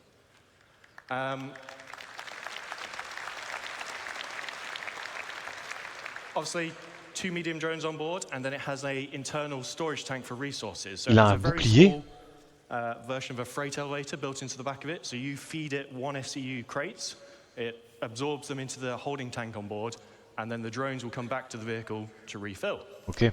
And it also has a size 0 serial generator on board for a bit of added protection. Et j'imagine sur les certaines planètes, oui, c'est nécessaire. This is where the CSV SM for supply model comes in. So the Supply. second CSV-based vehicle in the game, and this has a traditional 4 SCU cargo grid on the back. So 4 1 SCU boxes, 2 2 SCU boxes, 1 4 Il SCU permet pas de box. construire Depending celui-là. on what you buy, you can use this to bring it and move it around. C'est pour déplacer So this is the des perfect companion vehicle to the CSV FM. ressources.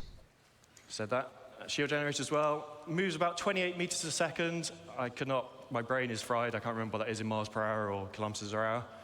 And it is available right now to drive in SC Alpha 324.2. What? Available at playerc.csv.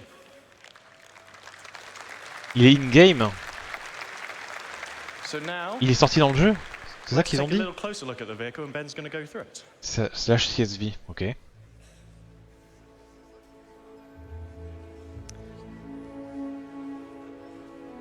Okay, so Ah ouais, what we're seeing here is ça rentre the partout. in-game version of the CSV. It's complete with its 4 SCU of cargo. Hyper industriel. J'aime bien le look industriel comme ça aussi. And I think the CSV kind of really builds on what Argo is known for as a manufacturer. C'est vraiment la camionnette. Really, kind of C'est une camionnette. hard industrial looks, and I think it helps it kind of feel at home on any build site. All of its components are easily accessible. And I think the exterior is like real dominating factor. It's those kind of large all-terrain wheels, and then that's kind of backed up by just simple, smooth, sleek lines. Ah ouais, le siège il descend jusqu'au sol pour que tu montes MD1. Right in the kind of where the player needs them, and I think that's one of the keys to the ship as a whole, or the vehicle as a whole. Sorry, is it's simple, it's purposeful, it's functional, and I think that just kind of just helps it to kind of feel part of that. Ouais, hyper family. simple. Ils vont vendre ça combien? 40, 50 euros?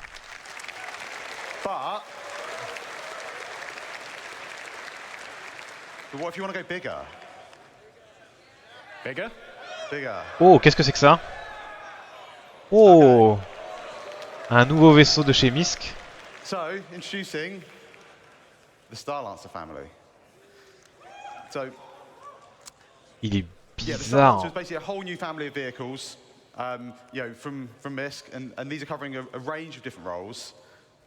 Today, we're going to be talking about the Star first three, Lancer. which are the build, Trois which kind of versions. makes sense, and that basically is for all your large structural construction needs. We have the TAC, which is going to be for people that want a little bit more defensive or offensive excursions in our universe. And then we have the Max, which is a dedicated hauler, but it can still pack a bit of a punch. So we're going to take a bit of a closer look at all of them today. We're going to start off with the build. So this is the Star Lancer build from the Voilà, outside. le style MISC, j'ai beaucoup The plus de key mal. to start here Ouh là là, le style, oh là là. is C'est compliqué, you'll hein, je see trouve. It has the drone bays on each side, and then it has the drone resupply arms for allowing the drones to come back and resupply. Inside that room, you have the drone control center. So you have a single station inside, and this is where you control all your drones from, much like Luke showed you in the previous presentation. So there are 2 large drones held on each side of the room, so 4 large drones in total. And then there are 2 filler stations right at the front here, and these each hold 16 SEU of capacity, which can then go and load the internal resource tank to feed the drones. Drones that will then be deployed out of their little secret garages, and they go off and do what you've asked them to do. When they need to resupply, they will come back, sit on these arms, suck up their resources that they need, carry on their day. That's the really important thing here, is that all these base building vehicles have enough storage on board to supply your drones. Obviously, if you're going to build 1 million things on your base, you're going to run out. But we want you to be able to have these vehicles and have knowledge that you're not going to be doing endless cargo runs initially to build your foundation, your base. You'll be able to build your base and Ok, have donc il y a storage on that suffisamment eventually, de but these stockage will à all bord get going in the short term. pour faire des petites bases et tout, quoi. Ok. So, let's have a quick go over the stats. C'est vraiment un véhicule de construction? It holds 4 large construction drones. It's 83 meters long, Large, ok. 52 meters wide, 15 tall. So lots of rumors and Il est chatters. assez that people grand, en thought vrai, this was putain. Freelancer size. It is not. It is significantly larger than the Constellation and Corsair. It's almost 600i in size, so it is a C'est big plus grand ship. qu'un Constellation? 2 S4 Ah, c'est guns for the quand même... pilots, 16 missiles, remote entre le turrets, Constellation et le 600i, and then putain. 128 SU of cargo capacity in the build specifically. Il y a un bout But cargo what aussi. if you don't want to build stuff? What if, like me, you just want to burn stuff and destroy stuff? Ok, la variante militaire. Introducing the Star Lancer TAC. So, Ah oui, il a des like I say, tourelles là en bas. This is designed to be a bit more aggression into the verse. So I think the first thing you're going to notice is the kind of the dual man size 5 turrets. Now these give much better kind of Des broadside tailles coverage 5, ah oui. from any of the other variants. And then on top, we also have like a dedicated hangar. Il a un It's been hangar. specifically designed to fit a Mirai Fury inside. Ok, pour mettre And I'm tout sure petit we will vaisseau. see plenty of other ships try to be fitted inside. On le sait tous, on le sait Yeah, tous. yeah, we'll see. And I think John's going to run you through the interior now. So yeah, let's have a look over the TAC from outside to in. So this is the TAC in its default paint, so sort of military drab grey. Gris. Ouais. Then internally, obviously Ben talked about the size 5 turrets. Ah oui, et du coup, en haut, il y a le hangar. En bas, il y a des drop seats. Ah oui, c'est grand en vrai, c'est grand. Il y a tout l'engineering à l'arrière. Chances are someone's probably going to get injured, so there is an onboard medical facility directly behind there with 2 tier 3 medical Ici, on beds. dirait une zone d'habitation. Il y a des lits et tout. Upstairs, obviously, there's the Fury hangar. Behind that is engineering. And then forward of the hangar is the refactored habitation and mess hall area, which is specific to the TAC. Just because there's so much other stuff crammed in there, we had to redo the upstairs of it, basically, to fit that in. And we'll go over the more normal layout shortly. Okay, so, yeah, C'est la variante combat, oui. Je pense que c'est le moins intéressant des trois, quoi qu'il arrive. Et vous pouvez l'acheter maintenant pour... Je dirais que celui-là, il se vend à 400 balles, 500 balles. It's got a hangar, and it's still able to carry up to 96 STU of cargo. And you can secure yours today by going to play.se/Star Lancer TAC.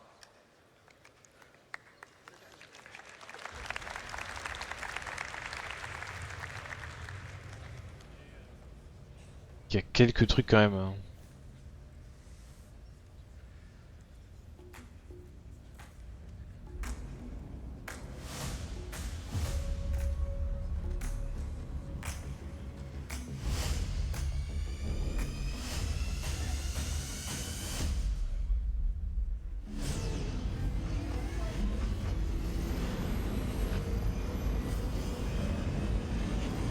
Ah ouais, la forme, what the fuck.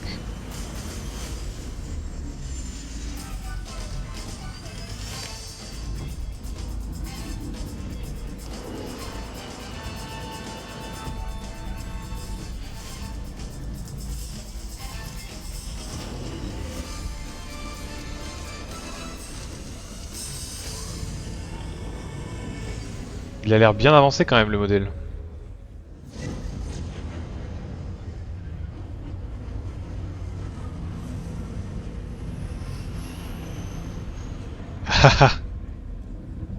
Aïe aïe aïe, il arrive à Levski.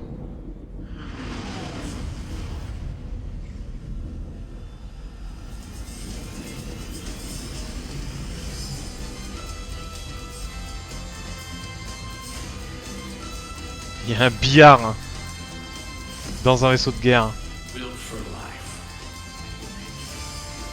C'est le premier vaisseau de guerre de Misk? Non. Non.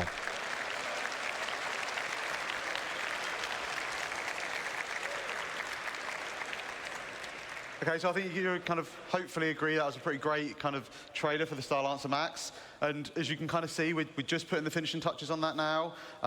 So yeah, we're just getting it all done, all ready for its launch at IAE. Il sort dans un mois, d'accord. We will take a little bit of a closer look at it now.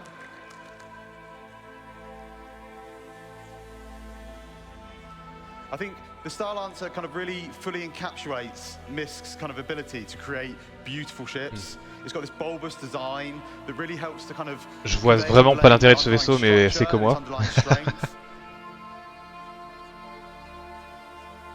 La variante de construction, c'était sûr qu'elle arriverait parce que ils avaient besoin de quelque chose pour remplir ce rôle-là. Une variante de combat.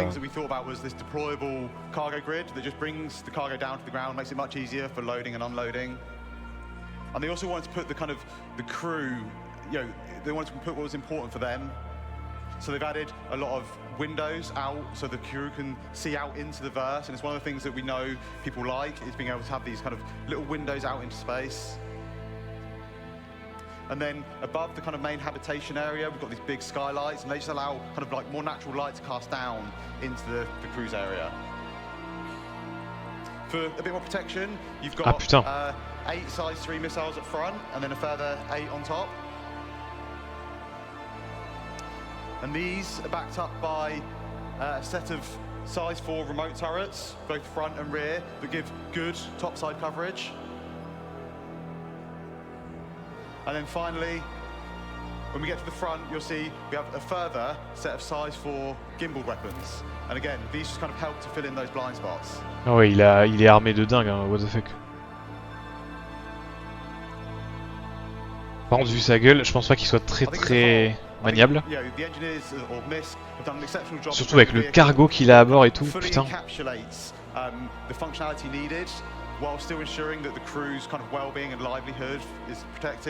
C'est pour protéger du cargo, mais pas plus que ça quoi.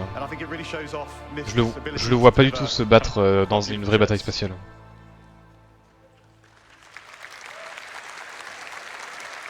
C'est plus all-rounder en vrai. Don't worry, this is not an Origin 404 moment happening here. So let's have a look inside the Starlancer Max now. Ok, troisième variante. So, love it or hate it, we love it. The Misk traditional letterbox view is back.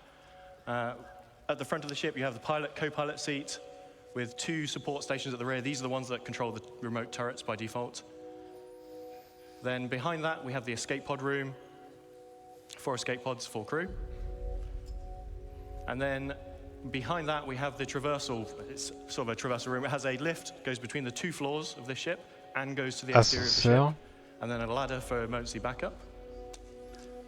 Behind that, cuisine. The mess hall area. Une grande cuisine, ouais, un mess hall. Communal space for you to relax with your crew. And then we move into the 4 individual crew rooms, each with double beds, so very luxurious. Oh, le for a couloir spaceship. tout autour comme ça, En suites pourquoi? for all. At the rear of this section, we have Ah oui, il y a a des further lits et 2 tout. lifts. Ok. These are just internal to go between the 2 decks of the ship. Then at the rear, we have the main engineering. So there are some components dotted around throughout Et the rest of the l'engineering, ship, ok. but the bulk of your components and the Dans le max, engineering donc, ils ont terminal juste are remplacé here at the rear of the ship. le hangar au-dessus that's qui permet de upstairs. ranger des petits vaisseaux Let's go downstairs a little bit. avec la zone où les gens peuvent dormir et tout. Ça donne plus de place pour vivre et moins de We place have utilitaire. main vehicle entrance and cargo entrance. Et ça, c'est rez-de-chaussée du coup. For the rear section, this can be used as a garage, but it is also a cargo hold. Can fit vehicles up to a Ursa rover in size in here. Cargo. And then on the max, we have, as you saw in the trailer, Et plus de cargo. It's sort of one cargo lift that drops down, but it retains a walkway throughout the center of the ship. So regardless of whether your cargo is up, down, being loaded, you still have traversal front to back of the ship. D'accord, d'accord. C'est pas mal ça. Then we have the downstairs of the traversal room, which also features the airlock onto the ship. And then lastly, we have the armory at the front of the ship. So if you're coming on board, leaving via EVA, leaving via that front entrance to the ground, you can stop off here, suit up, get your weapons, do the reverse coming back. Donc sur les 3, Is the Star Lancer Max. vraiment il n'y a que le premier qui est utile parce qu'il permet de construire des bases. Les variantes combat et cargo, ça ne sert à rien. Globalement, ils ne servent à rien, c'est ça. So we'll quickly recap the stats. 224 SU of cargo, 128 on that ventral drop platform, 96 in the rear cargo area. It has 6 extra VTOL thrusters.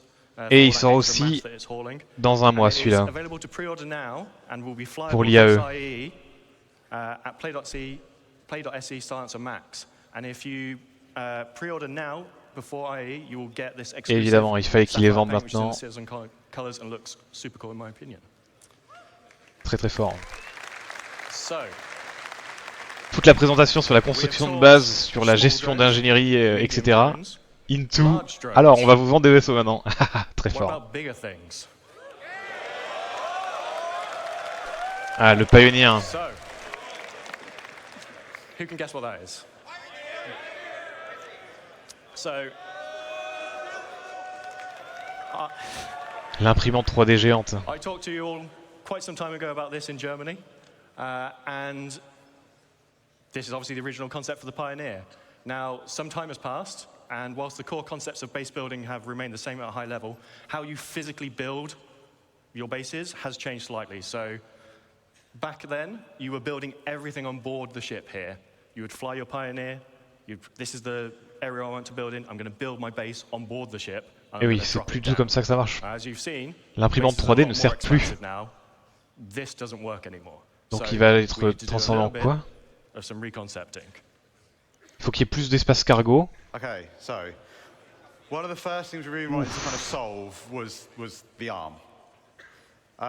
You know, we know a lot more about how we're going to be constructing these structures now, and kind of the arm didn't really make a lot of sense anymore. Ils ont enlevé les All bras, it really non. did was it made the space you need to land the ship almost twice as big as what it's kind of needed. And you know, we're not real spaceship engineers. We don't make real spaceships. But what we do try and do a lot of the time is we try and take as much reference from kind of real life manufacturing as we possibly can. And I think that's really it's really key to what I think Putain, on sent le stress dans sa voix en mode oui, on a du nerf visuellement le truc. Calme-toi, ça va bien se passer. Il bégaye un peu, ouais. Putain. C'est pas grave, c'est pas important.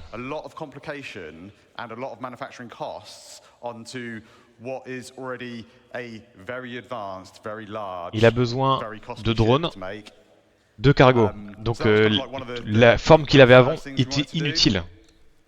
The second thing we wanted to look at was kind of have a little bit of a shift around of kind of like the egress points on the ship. C'est un endroit pour se garer. Moved, so we needed to kind of update that. We wanted to make sure that the landing pad made sense and had space to kind of come into the ship. And then we also needed a way of getting things out of the ship that we will be crafting. On top of that, we had a few other goals. Et c'était sûr que ça arriverait. C'est le problème de développer des vaisseaux avant que leur gameplay ne soit prêt. Ça pose de gros soucis. Because we're going to be creating a lot of things inside this ship. We wanted it to kind of become a true self-sustained mobile base. We wanted it to kind of, be kind of like the cornerstone of your crafting and construction ventures. And to do that, we needed to add a few extra kind of onboard facilities. So, voilà, med bay, il est plus utile. like I say, the crafting area, the ability to refine or extract and refine materials. On peut respawn à bord du vaisseau. Ça c'est pas mal déjà. C'était pas le cas avant. Let's have a quick look over the updated interior of the Pioneer. So, at the back of the ship we have the classic bridge, looks out over the expanse of the ship. And then top and bottom of that in this image, we have the escape pod rooms. And then leading off those is the access to the manned turrets that remain. Then going downstairs, we have the cargo area at the top. Doesn't look like a lot. That's 1,000 SEU of cargo now in that space. Ah oui, il y a beaucoup de cargo. Combien? Next to that is the fabrication control room. This is where you'll be controlling fabricating larger vehicles and ships, as well as smaller fabrication machines next door for. You don't want to use this to build a small FPS weapon. It's a bit overkill, so we have that on board as well. In the center of the ship, we have a small fabrication hangar with roof and ramp egress. So if you're building a small ship on board, so things like a Nomad, you can build on board here. You'll be able to fly out the roof of the fabrication hangar.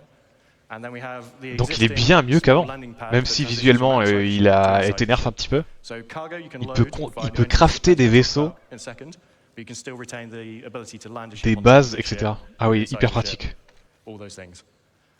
Engineering at the rear. This is now capital components all the way around. It was a weird mix of size 3s before. It's now just all capital everything.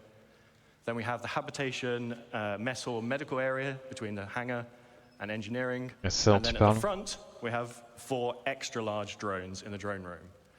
Ah non, c'est ça les drones du coup. Non, c'est ça. Like this to show 1, you. 2, 3, 4. Go through this in a bit more detail now. Okay, yeah, so we're going to have a little look at kind of like the concept and where it's at on the interior. Ok, on est en pré-production. The interior bridge. Pas prêt de sortir aussi celui-là. Command deck bridge, whatever you want to call it. It gives kind of really Il a été vendu à des joueurs en 2017, mais il est pas prêt de sortir aujourd'hui. Consoles required that you need to kind of control the ship.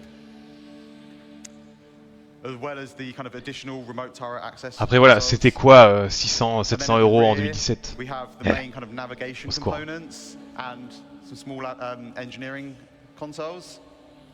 And kind of flanking either side, we've got these 2 corridors, and they lead out to the manned turrets that kind of sit above the bridge. And they also have all the escape pods needed for all the bridge crew. Like I say, we want this to kind of be a home away from home, so we have a very large, double étage, comfortable habitation area. Habitation, cuisine. Each of the crew members, they get their own individual crew pod. And one of the nice things about this des chambres, des cabines plutôt on va dire. And they allow kind of each crew Ah non, member to kind of decide like how much privacy c'est pas vraiment des cabines, c'est un peu petit. Aïe aïe aïe. This is the crafting area. We've got the 4 kind of crafting machines. J'avais l'impression que si c'est fermé, tu peux pas être dedans du coup. T'es forcément avec les autres. Il n'y a pas de vie privée à bord. Ok. Ouais, à droite là c'est le cargo qu'on voit. Putain, donc, mais en vrai il est très pratique. Ça, il garde l'esprit, c'est une imprimante 3D parce qu'il permet de crafter des objets, des véhicules. Des petits vaisseaux on peut crafter, ça c'est fou. 4 extra large drones, so they'll be able to craft our largest structures in game. They exit the ship out through the roof, and they're all controlled by the construction console in this area. Yeah, c'est very early, hein. And finally, we're just going to take a quick look at the crafting area on the ship. So you can see here we've got these blast shields down that kind of protect the crew in this area from what's going on inside.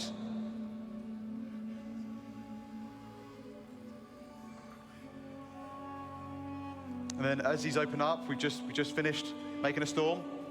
And as we see, there's a ramp that leads out, so you can drive any ground vehicles straight out the front. Between all the landing gear, and you get this really nice kind of like sense of scale as you're driving underneath out the front of the ship. And we've also got the top exit for any flight vehicles. And then finally, we have the landing pads, and this just allows us for any ships that land up on deck, we can just bring them down into the belly of the ship. D'accord, donc il peut aussi transporter quand même des véhicules aériens.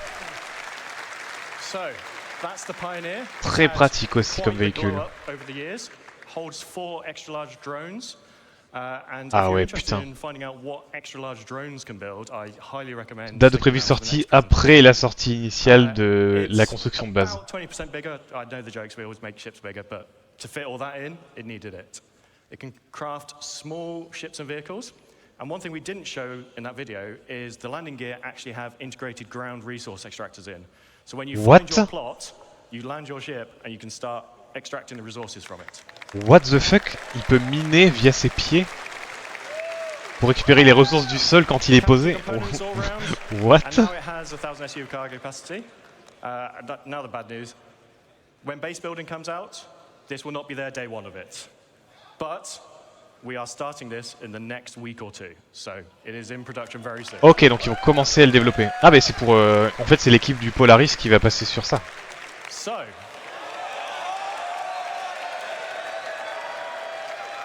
le Polaris. We'll do the classic one last thing. Citizencon is usually about looking forwards, but we'll do some housekeeping and look at the now and a bit before. So, oh sorry, this is Ben. Yeah, so you remember last year we teased these. Ah oui, tous les vaisseaux qui avaient été teasés pour sortir cette année. Celui-là n'est pas sorti. Celui-là le mois prochain. Donc ça veut dire que peut-être que pour l'IAE. Ah putain, c'est la variante, je l'ai pas reconnue. C'est les Mirai Fury, mais celui qui est pas sorti.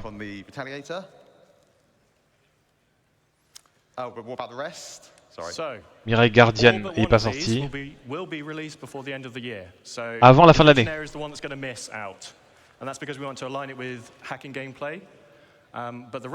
Le légionnaire sera pas là.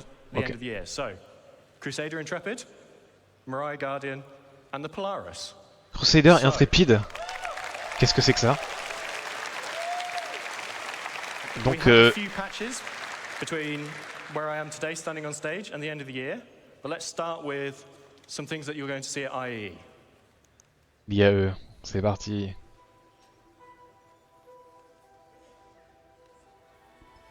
C'est l'Intrépide ça du coup?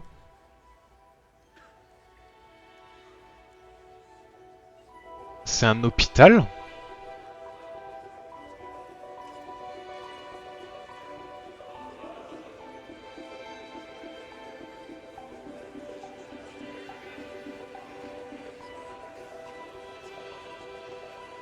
Je pense qu'ils vont pas trop le montrer de loin, si. Parce que s'il y a un trailer qui sort dans un mois, ils vont essayer de pas donner la forme générale. Crusader, hein, ok.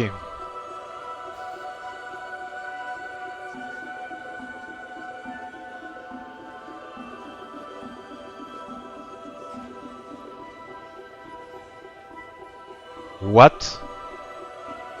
Attends, il y a plusieurs variantes?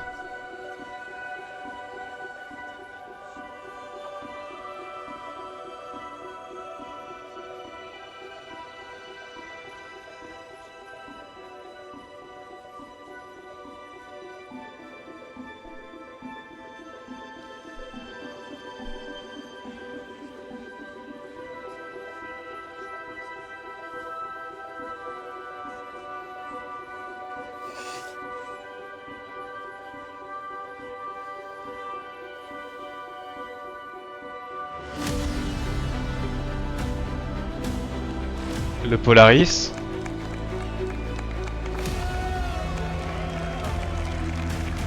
Très hâte d'aller tester ça in-game le mois prochain. Il est immense.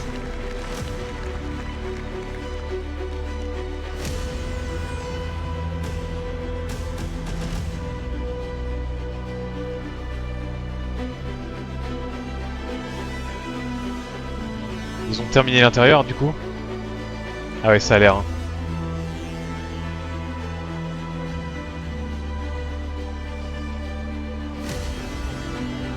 Il a été vendu pour la première fois à des joueurs en 2016.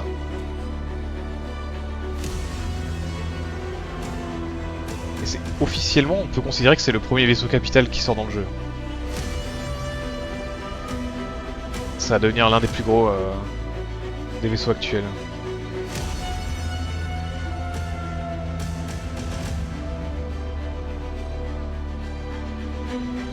Les habitations. Au bout, il va y avoir le hangar. C'est sur la gauche, le hangar. Ça doit être la partie hôpital.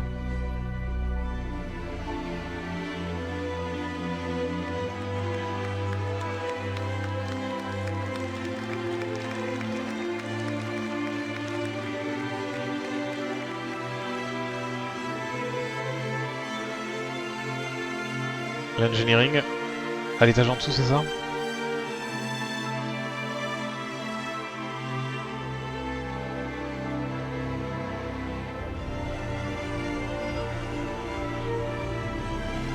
Oh, damn.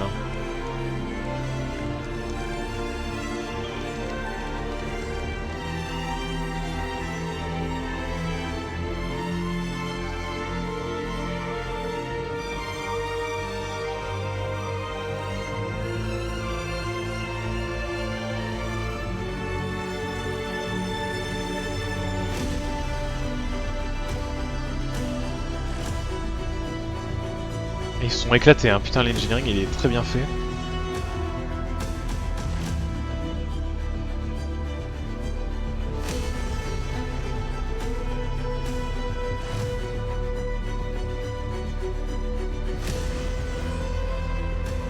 Le cargo.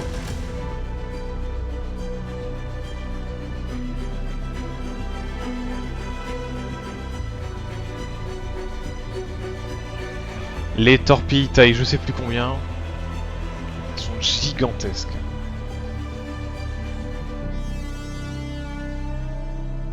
Ça c'est c'était la plateforme engineering. Les tourelles.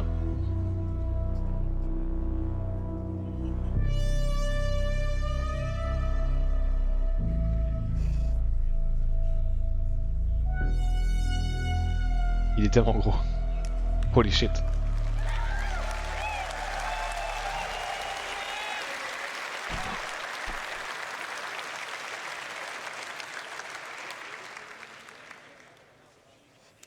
Okay. So on top of those ships we've talked about. Donc 3 vaisseaux qui sortent avant la fin de l'année. A number of other ships this year. So we're just going to quickly go through them before we get on to what we're doing next. So we delivered the Sulen. À tout ce qui est sorti cette année. Sulen. Storm. Ah oui, la variante. Rambler, the F7A and F7C Mark IIs. So I always get tongue twisted with these. And the F7A Mark Is. They also did the Santok EI, the Sabre Firebird, the Peregrine, and then most recently the Argo Atlas. So, like last year, where we did a little tease. Les vaisseaux à venir dans l'année prochaine. Non, il n'y aura pas de Kraken, les gens ils sont complètement tarés. Hein. J'espère qu'ils vont le montrer comme l'année dernière où il faut deviner à chaque fois. Ok, donc ça c'est celui qu'on a vu tout à l'heure. Véhicule d'assemblage. Ça on dirait un Ursa, mais j'imagine que c'est pour le base building aussi. Encore une variante des trucs terrestres d'Anvil. Ah, c'est les variantes de Hornet. C'est ça, c'est le tracker. Il y avait le Super Hornet en premier, et donc il va y avoir il y a peut-être le Ghost aussi. On dirait le Terrapin.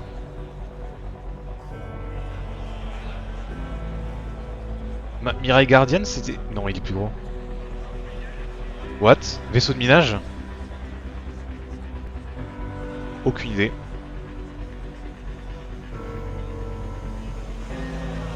Oh oh! Putain, il y a des trucs... Celui-là, on l'a vu tout à l'heure. Star Lancer. Le Perseus. C'est... Non, c'est le Kraken. Et donc... le Pioneer qu'on a vu tout à l'heure aussi. So,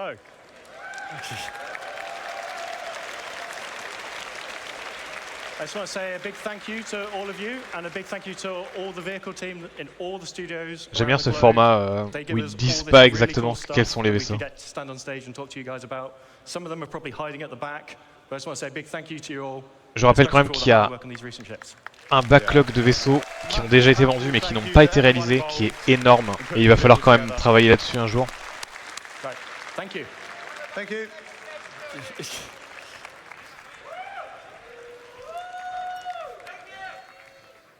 That was awesome, you guys. I swear some of those silhouettes looked a little familiar. Let's give it up one more time for the vehicle team. Let's hear it for the vehicle team, everybody. Woo! Dans 10 minutes, la dernière conf du jour. La dernière conf tout court. These guys have some amazing models that are in prototype right now. We're going to check them out right now. Let's check out some of these awesome prototype models we have right here. Let's check those out. We're going to give our cameraman just presque au bout de la conf. Check them out. I am here with Ray of Planet Ring. We're going to be asking him a couple questions about these prototypes in just a second, but I want to make sure that the camera has time to check out the details on these awesome models that we're hoping to get out in the near future. Oh, look at that. That is some sexy detail work. All right, so Ray, what inspired you to make models of Star Citizen ships? Well, actually, we have been Star Citizen Bank. Ah, c'est des modèles à monter soi-même. And my colleagues joined it in 2014, which is pas mal, ouais. years ago. It's a long way for us. And we've been specialized in sci-fi models. We have been collaborating with other famous IPs like the films, especially the sci-fi films and animations and games. So we are excited to be here as a partner of CIG to bring the citizens in the world with a beautiful ship in affordable price. Yeah. Amazing. So how long does each model take for you guys to make? Well, we've been working for 7 months for now, but our prototype now is still an early stage of what we are going to do in the future. So it's roughly like 5-6 months for now. That's what we have been building for everything you see here in these booths. Yeah, and they are amazing. So I have to ask, which model is the hardest to make, but also which one's your favorite? Yeah, it's a good question, but I would say the Star Citizen ships are very in detail, so each one of them are very hard to make actually. But my personal favorite should be the F8. You can see the F8 has a very beautiful panel lines. It's very beautiful in details, and it has a brutal weapon system that's crazy.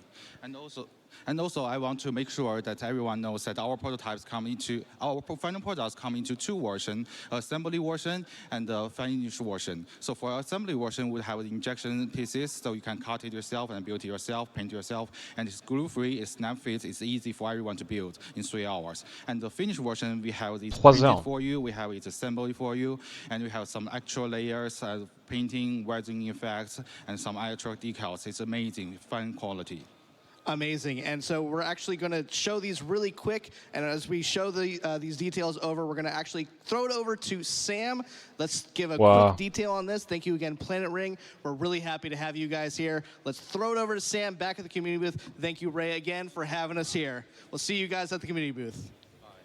Hi guys, I'm back at the community booths and I'm over here with Ultima. Could you give us a brief intro for the guys watching at home to what you guys do? Absolutely. I'm Sigelian from Ultima Energy. We're the leading provider of fuel products and services here in the Verse. We do a lot of Starfare operations. You can find us on our website at ultima.energy. Il y a des gens qui utilisent ce vaisseau? We have Discord as well, so hit us up there. Amazing. Thanks so much, guys. Let's move right on over to Medrunner. Aïe, aïe, aïe, aïe, aïe, les Medrunners. Jared talked a little bit about you guys earlier today. So how have you found La the fameuse convention guilde, so far? What's been your favorite bit? T'es mort quelque part dans le jeu, tu leur envoies un Discord et il y a quelqu'un qui vient te rechercher et te sauver. Les ambulanciers de l'extrême. Just the love from the community has been amazing. It's been so much fun here. Thank you so much for being here. And if you guys haven't already, do come check out their booth because it is really amazing. Okay. And I am here right on the end of our amazing community booth area with our avant-garde guys. So, avant-garde, would you mind introducing yourselves and what you guys do? Yeah, absolutely. We are a PMC organization. We do PvP both in the sky and on the ground. We also a trading division where we trade rare guns, rare armors, and everything.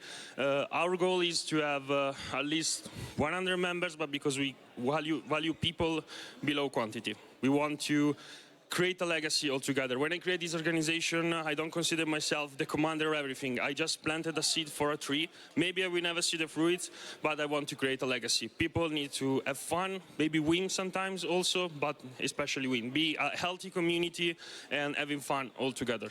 Amazing. Thank you so much.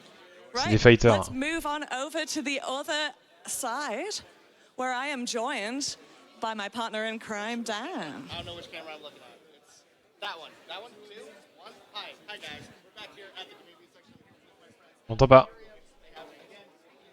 Le micro, s'il vous plaît. We saw a moment ago. Look at that awesome ship model they have here. It's even better than the one they had in LA last year. Guys, quick elevator pitch. What do you guys here at for Imperium have here at Citizencon this year? C'est du Lego. At Citizencon this year, we brought another one of our 1 to 500 scale bangles. This one is actually in the Imperium colors. It's the ISS Sovereign, which was picked as the name for our flagship by our members. And then also over here, we have 1 to 2,500 scale Bengal Krugeri Battle Group that was made by one of our members that we're going to be donating to Cloud Imperium and to Chris Roberts. That is amazing. You guys Ils vont le donner à Chris Roberts. Aïe, aïe, aïe. We're really happy to have you. As always, Imperium creates some awesome showcase stuff here at Citizencon. We're going to move on. Thank you guys at Imperium so much. And we're going to move right along. Thanks, guys. Next up, we have Black Star Initiative. If you guys are interested in a private military force with weekly events, Black Star is the place to check out. Guys, again, quick elevator pitch. What is Black Star all about, and what do you guys have here at Citizencon for us? So, Black Star is all about helping other people in the org, getting to PvP battles. Ils se sont entre-regardés en mode qui va parler, qui va parler. Over here we have got, at our booth, we have a med gun made by someone in our community. We have got our challenge coin, which we provide to other leaders within organizations that we meet out in the verse. Coasters and patches. So if you ever need anyone to do protection for your bases that are coming soon, look to us. No one's better. Yes, and if you want to get good at PvP, we have daily trainings that we can provide to you. We have a lot of stuff to do. Ils sont en mode vente. Ils sont en mode vente, ça y est. If you're not that much into combat, but even they get trained, combat ready, so you know how to defend yourself. Awesome. Thank you guys at Black Star. We are always happy to have you. We're going to move right along to one more final community booth. This is our last one of the show. We have here, guys, Citizencon is sometimes a crazy show with lots of cuts, lots of cameras, and no one knows that better than HubNet. HubNet is an awesome news roleplay group, but I think you guys can say it better. Tell us all about HubNet. All right, so HubNet is our attempt at making content for the citizens in the verse in 2954. So not for you players, but for the players' characters. So we make a full feature-length movie like Overclocked. We make animated series like Jack of Spades, and our news report, Hubwire, is meant to report on events that are going on in the verse. And Joel can tell you a little bit more about what we do. In-game. Yeah, so if you're looking to create a project or get involved in a project, you can join our Discord, sign up as a role. You can be a voice actor, a filmmaker. Whatever your talent is, we can use you. We're effectively Netflix in the verse, so come check us out at HubNet. Mais putain. Awesome. Thank you guys at HubNet. Il roleplay Guys, Netflix. This is Tout va bien. it Tout for va me bien. and Sam here at Citizencon. It has been great being your guys' interstitial hosts. And Sam, do you have any final words? Yep. No, just amazing Voice job, actor. guys. Everything in this community booth, all of the developers that Oui, mais worked voice so hard actor to pour make une fausse Citizencon chaîne happen. dans un jeu vidéo. You guys are amazing. So hope you Ça, have c'est an très amazing précis. rest of your CitizenCon. From Dan and Sam here on the show floor, thank you guys. And it's back to you, Jared, on the stage. Goodbye. Goodbye. C'est du roleplay, c'est du roleplay. Okay. It's time, everybody. C'est l'heure, oui. La dernière conf. L'heure de la roadmap. Time. And before we get this started, we're doing a lot of things here. I want to do some personal thanks to myself. Okay? So, first, I want to thank all the developers who took their time to build their presentations and showcase for you their amazing work that they've been doing over the last year for Star Citizen and Squadron 42. So please, a round of applause for the developers.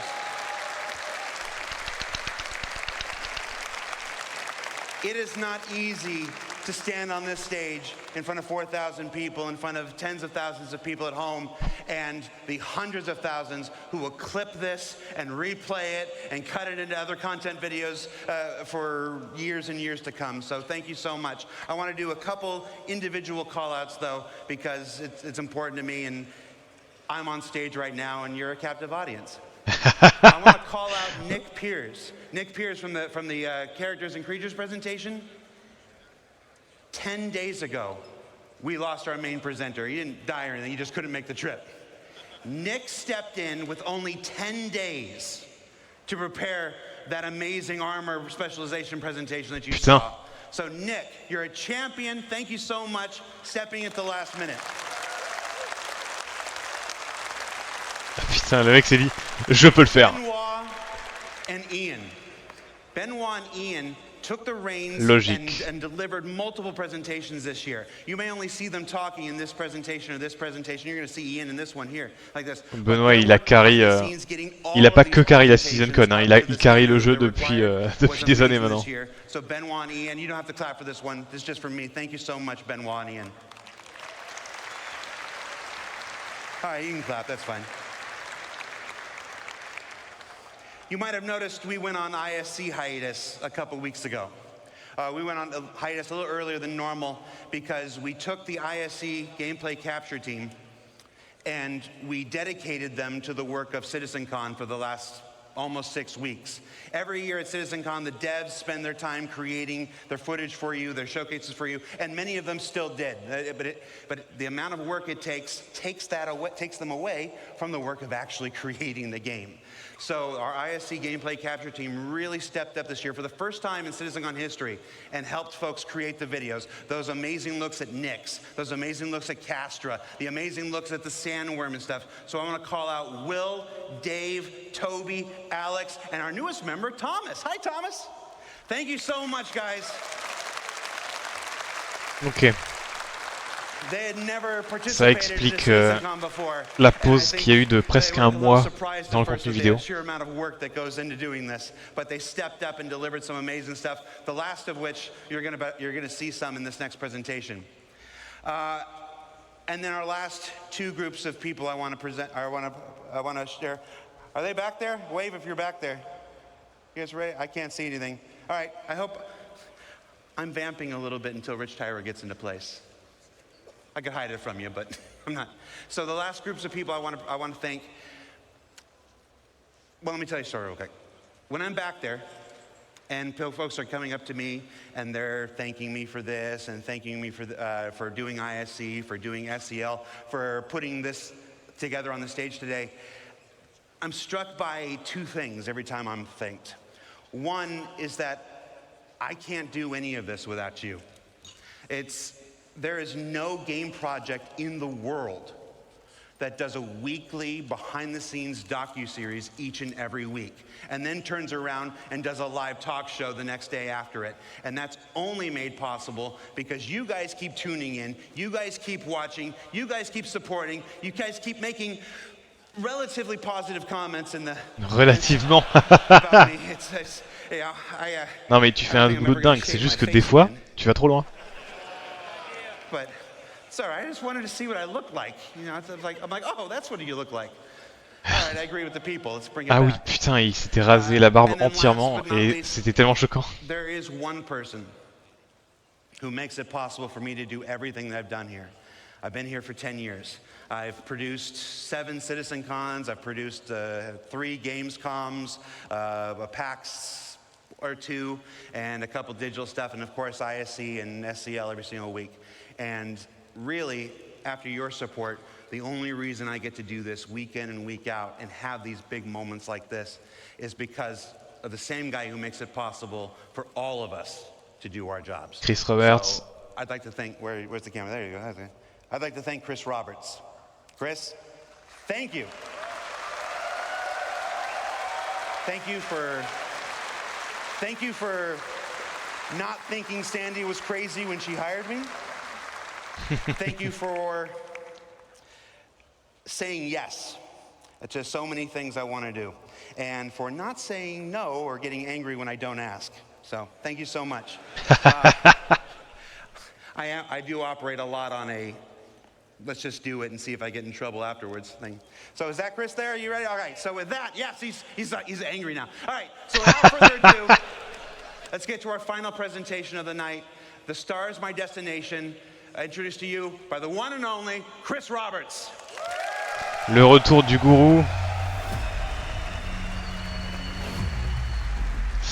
Et j'espère qu'il va faire attention à ce qu'il va dire parce qu'il est capable de tout péter. Hey, well, I hope you had a great day yesterday. And by the way, there's a perfect run-through that Rich did immediately after the show. He went back to the Mais oui, bien sûr. Mais putain, il essaye déjà de casser, de réparer les pots cassés d'hier. Dedication of Rich is like, okay, I'm going to get it done properly, and he did it, and it looks great, and it doesn't have any screen tearing because there was some screen tearing. There was a technical glitch in the setup yesterday. So anyway, watch that, and if you're doing comparisons to the old stuff, compare with that video, not from the stream. Oups. Trop tard. Anyway, on a déjà comparé les deux. I hope you guys liked this morning. There was the base building, the crafting, the ships you'll be able to do it. I mean, for me, the ability to sort of create your own place somewhere in the verse, find the perfect spot for you to make your home or harvest resources, it totally changes the dynamic of what the game will be in terms of exploration and people spreading out, and I think putting roots down in the verse. So I can't wait till we get that in there. I mean, that's one of the things that makes me incredibly excited, because I think it will just add so much to a living, breathing universe. But that is a perfect example of Star Citizen, how it's grown over the last 12 years, because we definitely did not have that on the initial Kickstarter or the pitches that we were doing. C'est clair. And you know, Star Citizen is a living game. I mean, we're constantly always adding content and features and tech. As you can see, we're constantly upgrading, you know, what we're doing on the graphics Tech démo, on va side, dire plutôt. making it better and always On va pas dire improving jeu it. pour And l'instant. even after we would consider it a released or a shipped game, not an alpha game, we will still be doing that. So it's just it will be a living game. We'll never do Star Citizen 2.0. It will always be sort of Star Citizen that will continue to grow. It won't be like, oh, we're going to do Destiny 2 after Destiny 1. It will just be a living, growing product. Allez, bim, le call out pour Destiny, c'est gratuit. I don't mean that as a knock at them. I'm just Oui, oui, bien sûr. Je viens de sniper Destiny, mais c'est pas grave. Constantly upgrade and improve things. But the big question really is, at what point would we at CIG, what point would I, what point would the rest of the team consider Star Citizen ready for everybody? Not just you guys out here who are beautiful, wonderful, early adopters, willing to put up with bugs, jankiness, you know, not a great new player experience. We know all those things are things that we want to fix and improve. And we want a game that everyone can just get into at the beginning, understand it, have fun, you know, pulls you into it, and then has a huge amount of depth. So the question is, what is that? And that is what we call Star Citizen 1.0. It's something that we've been talking and looking and designing and thinking a lot about over the past X number of years. And now we thought, you know what we should do, because I think half our sort of initial stuff is from a long time ago that you've seen, and then occasionally we'll talk about things we're doing in, you know, inside Star Citizens or SE Lives. But we're like, okay, let's tell everyone the marker. This is what it is, Star Citizen 1.0. When we hit this, this is what we consider we're ready to go wide. You know, everybody in the world can get in, play it, whether you're hardcore or casual, have fun, play in the verse, interact, have a great time. And so that is what we're going to tell you today, is what we consider Star Citizen 1.0. That doesn't mean, as I said, that we'll stop at that point. We'll continue to grow and build and add things. So fishing is not on Star Citizen 1.0's list. Quoi? Pretty sure. On pourra pas pêcher, non. Pretty sure it will be. Et voilà, il est obligé. Ça, c'est lui, hein. Il est obligé de dire oui, mais un jour peut-être. Allez, vas-y. Il peut pas s'empêcher de hyper des trucs qui seront pas là avant des décennies.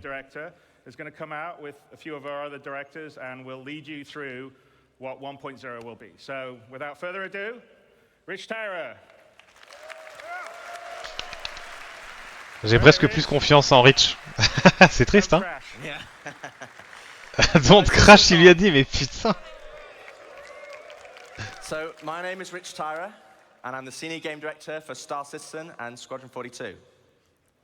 Now, I've been at Cloud Imperium for many years, and I've read many Spectrum and Reddit posts. And one consistent question I always see is, what type of game is Star Citizen? And I've read many answers. It's a PvE game. It's a PvP game. What about non-combat? Ultimately, it's all three. 3 types of players, 1 universe. So how do we connect those players to create a cohesive game and not just a set of features bolted together? And it comes back to that elegant, simple question. What type of game is Star Citizen? Well, today, we're going to find out. Okay, so before we get stuck into Star Citizen 1.0, I think I need to clarify a few things.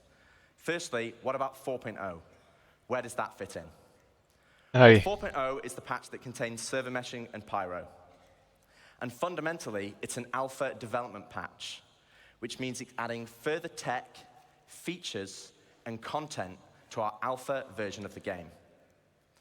Today, donc ça va tout péter, on est d'accord. All the way to 1.0.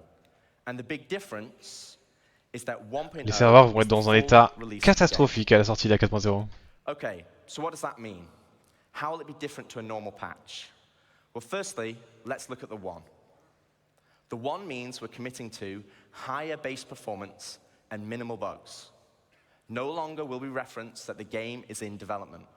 This will be a fully released and polished experience. It means fully rounded gameplay loops, from new player experience to story missions and endgame content. And crucially, it means no more resets between patches. Enfin.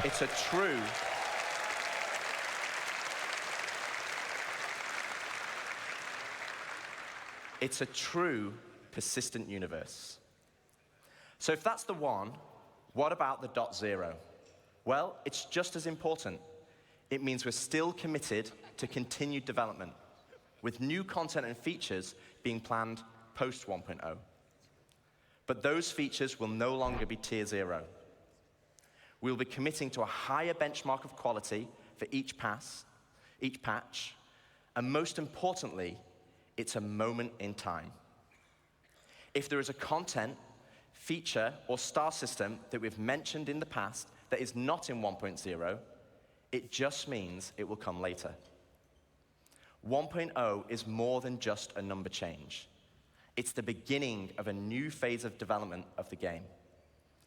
Okay, so we know what the 1 is and the .0, but before we move on, I want to address one important point.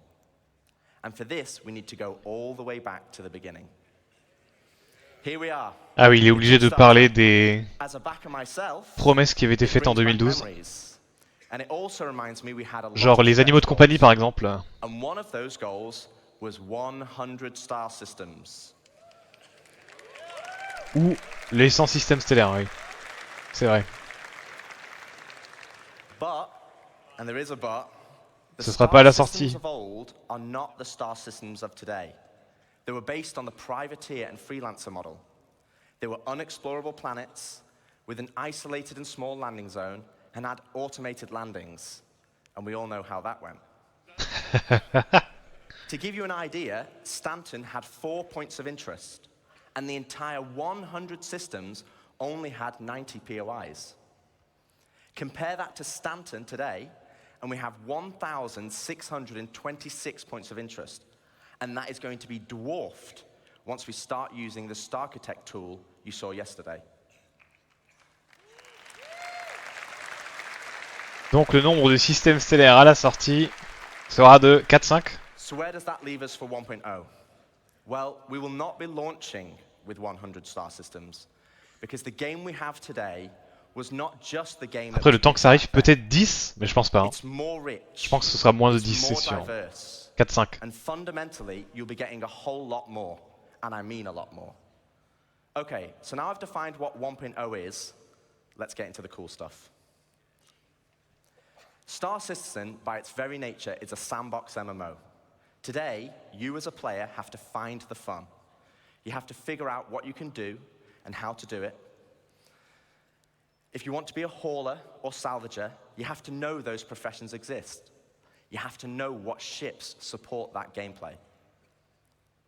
And you have to rely on outside resources for help. As it is now, the game is not set up to help you. So we're going to add a soft framework, a nervous system that connects all the professions, ships, and content together.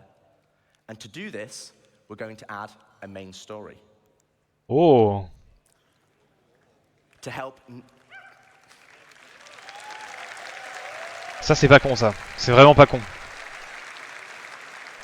Qui sert de base et de tuto pour apprendre petit à petit tout ce qui est possible. To help discover all the exciting features and content we have.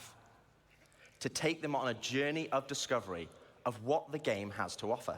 Stanton, c'est un système tuto. This story will become the spine of the universe and help onboard players with understanding how to play the game and understand what's available to them.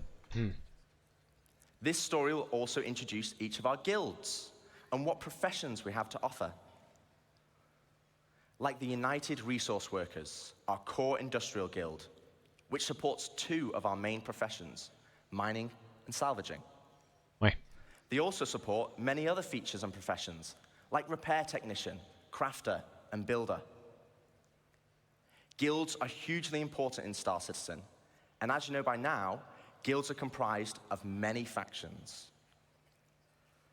As you work for each of these Avec les factions, entreprises à chaque fois. Guild reputation. You can then use this reputation as a currency to purchase guild-affiliated rewards, like ships, blueprints, and items. And each guild will have a unique inventory of what they offer. Donc on est obligé de progresser avec les guildes Alongside economic growth, pour débloquer des trucs. Guild reputation will become a core progression of the game. Merci. And to talk more about guilds and our main story, I'd like to introduce David Haddock onto the stage, our very own narrative director.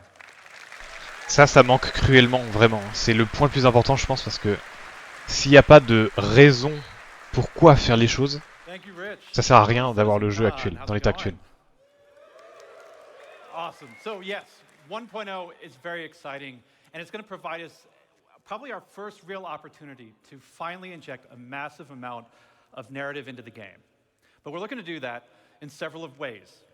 Now, Rich introduced the main story, so let's get into it. What exactly is that? First, it's a narrative experience.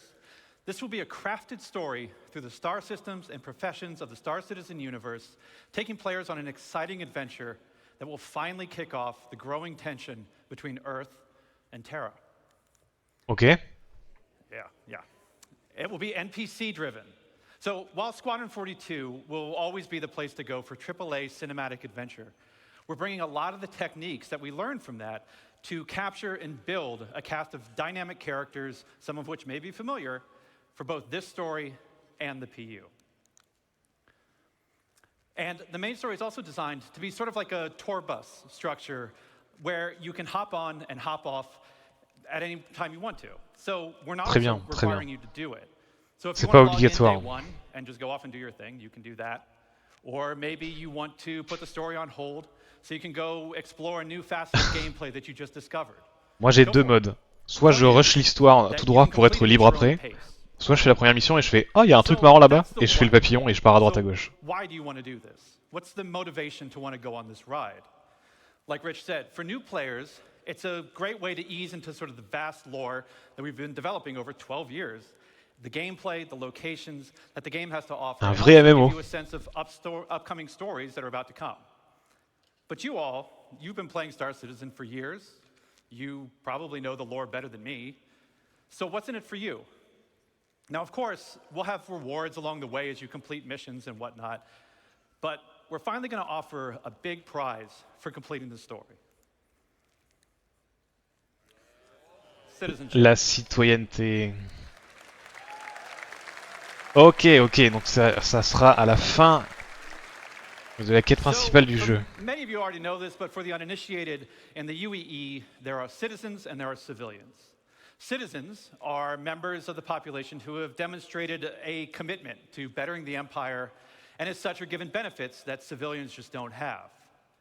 Now, what those differences have been debated in the community over years. 1.0, we're finally going to answer that debate. I won't get into the full list of benefits that we're going to offer, but can reveal that one of them will be around land ownership. Citizens will be able to purchase land anywhere in the UEE and enjoy the security that comes with it.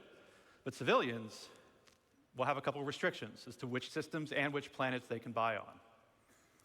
So that's the why. So where is this adventure going to take you? Well, 1.0 is going to include 5 star systems. 5 systèmes, c'est un... Et donc le 5e, ce sera probablement Terra. First, we've got Stanton, which needs very little introduction. Déjà in-game. All very intimately familiar with these 4 corporate-run worlds. But since I do lore, I figure I could take the next hour and just walk through each one of these. But I'm kidding. We've also got Pyro, Land of the Lawless. Pyro l'année prochaine, début d'année. Is the perfect metaphor for the constant struggle between the gangs and survivors trying to hack out an existence. L'endroit complètement négatif. You saw Ian's location presentation yesterday.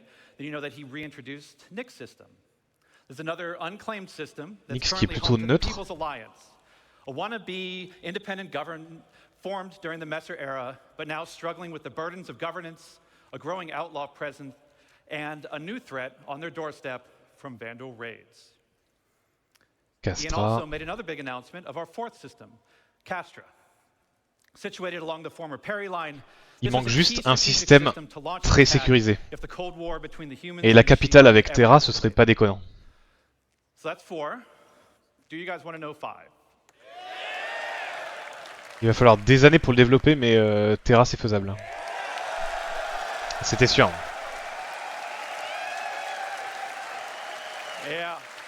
Waouh, les gens dans l'assemblée ils sont ouf.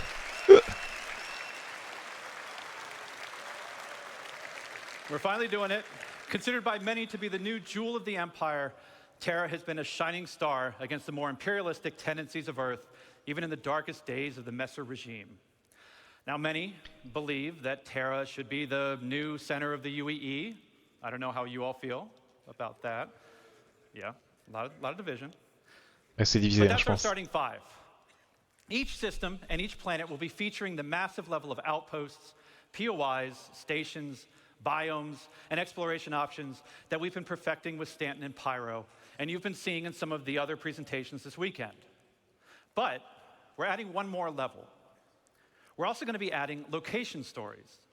Now, these will be short, NPC-driven missions sprinkled across our landing zones and cities that will exist outside of the main story, but will help provide an additional bit of lore and character to the location that they take place in.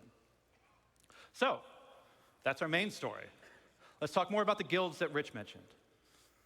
First, a quick recap. Guilds act as a governing body for clusters of professions and factions with a reputation and progression system that will offer rewards the more you work for them. And I want to call out 2 things. One, I'm not going to have time to dive into all of the missions that you're going to see on this board, but just know that every mission type is either in the 1.0 roadmap or already in production.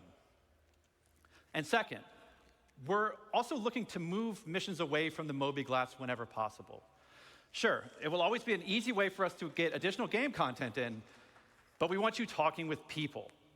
So, des PNJ, des personnages qui vont... des quest givers. Ok. Il y en a quelques-uns dans le jeu, mais... c'est très très peu. Now, some, they'll still interact with you via the written word, but some will call and check in on your performance. And others, you may have to meet in person from time to time. So, let's walk through them. Here we have the first guild that Rich showed, the United Resource Workers. Whether you're eager to earn credits, mining valuable resources from remote corners of the universe, sifting through detritus to try and salvage some valuable components, or even just acting as a technician. Building space You'll find plenty stations. to do with employers like Shubin Interstellar, What? United Wayfarers Club, and more. Next, you have one of the Ah, oldest les unions transporteurs. in the UEE, the Interstellar Transport Guild. Aujourd'hui, on a pas mal déjà de This will trucs be qui the sont go-to in-game, place for everybody looking to make their fortune hauling and trading. Some of the factions mais on voit les that many of transporteurs you de already work for personnes now, such as et de Link, data. Family Hauling, Redwind, and FTL. And we're going to be adding something special for the daredevils out there. The Imperial Les Sports sports. Ah, les sports d'Arena Commander. Nerf Arena, mais quoi? La chasse. Oh putain, le nombre de parcours possibles. And provide an outlet for all you Murray Cup enthusiasts, Cargo Olympians, and competitors to see just who's the best out there. For those who dream of exploring, I'm sure we have a couple here.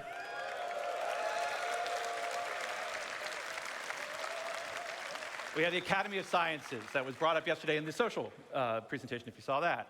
This is a science guild that will include factions like the Imperial Cartography Center. Capturer des animaux, chasser des animaux.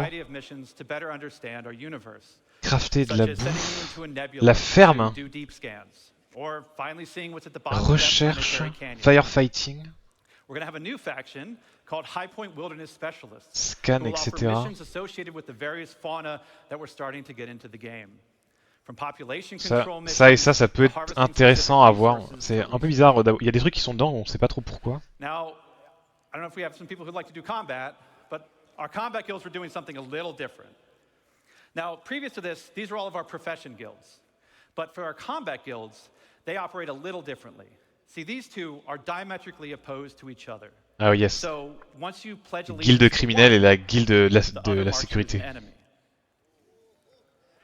On the lawful side, we have the Mercenary Guild. They represent factions like Eckhart Security, the Bounty Hunters Guild, and even some military contractors. So whether you're pulling together a team of specialists to go assault a ground base, hunting down Capture de prisonniers, ça on a vu quelques trucs, mais c'est toujours pas dans le jeu. putting together a recon run to drum up some intel, Mercenary Guild's got you covered. On the flip side, we have the Council. Now, this is a shadowy group comprised of representatives from various gangs, syndicates, and outlaws who mandate criminal activity throughout the verse. You'll be able to throw in with rough and tumble gangs like the Headhunters and the Dead Saints, or work your way up to join highline criminal syndicates like the Atonis or the Drop Kings. But remember, the underworld is a dangerous place run by greed and power. So mercenary guild reps might not be the only people you have to worry about, as the syndicates are always looking for loyal soldiers who will hurt their competition and tip the scales of power in their favor. So as you can see, there's going to be a universe of exciting storytelling opportunities for you to undertake in 1.0.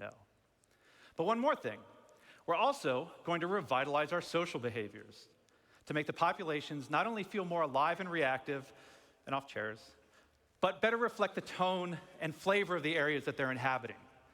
We want to see the people of Loreville slowly trudging through the streets, overburdened by the ruthless contracts, just as much as we want to see the tourists of Orison gleefully moving from attraction to attraction. And all of this is what's going to make Star Citizen be the experience we set out to make. A diverse universe with a rich tapestry of stories, characters, and experiences for you to live in. To talk more about how all this feeds back into player progression, I'm going to turn it back over to Rich Tyrer.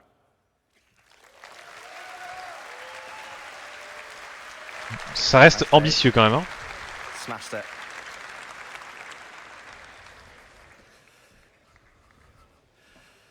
Thanks, Dave. Okay, so we have a main story to connect the universe. We have all the guilds and their associated professions. And we have location stories to give the world depth and life. Crucially, though, we have a new core progression in the game, guild reputation. But what about our other core progression in the game? C'est jusqu'à quelle heure? Je pense peut-être encore une heure. Before, we'll be implementing a Star Sim-powered dynamic economy Peut-être that moins. will automatically adjust the in-game prices based on player activity. Ok, l'économie. But for credits to actually matter, though, we need to have an economy where credits flow out as well as in. This means transactions such as repairing, refueling, and restocking need to have value. If everything is too cheap and the money coming into the economy is too great, we'll have massive inflation. And this is where taxes and insurance come in. Ah. Boo!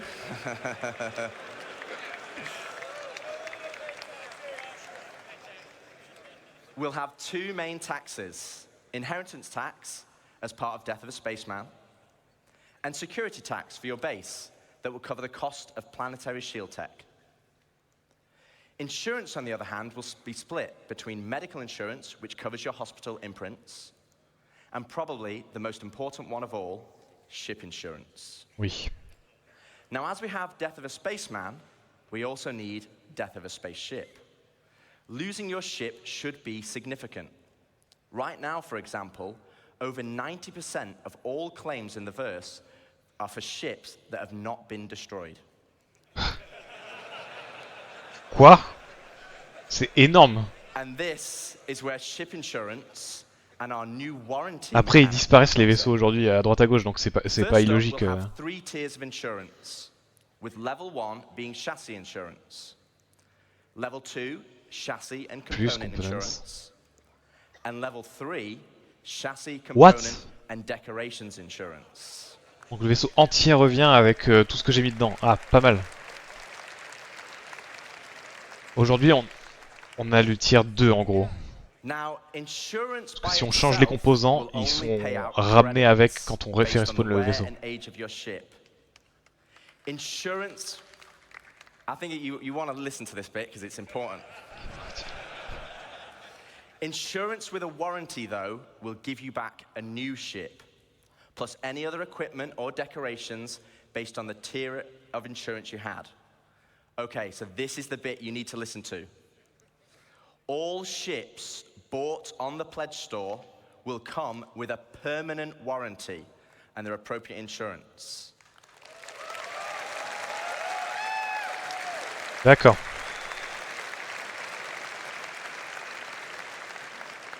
This means you will always get your ships back if they're attributed to your account. Other ships, on the other hand, will require a transferable warranty, and these are rare. You'll be able to earn transferable warranties in-game, such as by completing the main story, as an example, and apply them to any of the ships you own. But there will be a cooldown for transferring it between ships, so choose wisely. D'accord, donc il faudra essayer d'en chercher plusieurs. It's another fun topic. And getting your ship back without a claim. Well, we want claim timers to be proportional to the crafting timers. This means it's more beneficial for you to go back and get your original ship. Donc tous les vaisseaux tier 1, on peut les faire respawn sans problème, mais si t'as un vaisseau de tier 5, il faut absolument aller le chercher. Je fais le chip, ok. You'll be able to claim the shuttle at no extra cost to most locations and then fly it back to your original ship. Once back in your ship, the shuttle will automatically return home. Ok.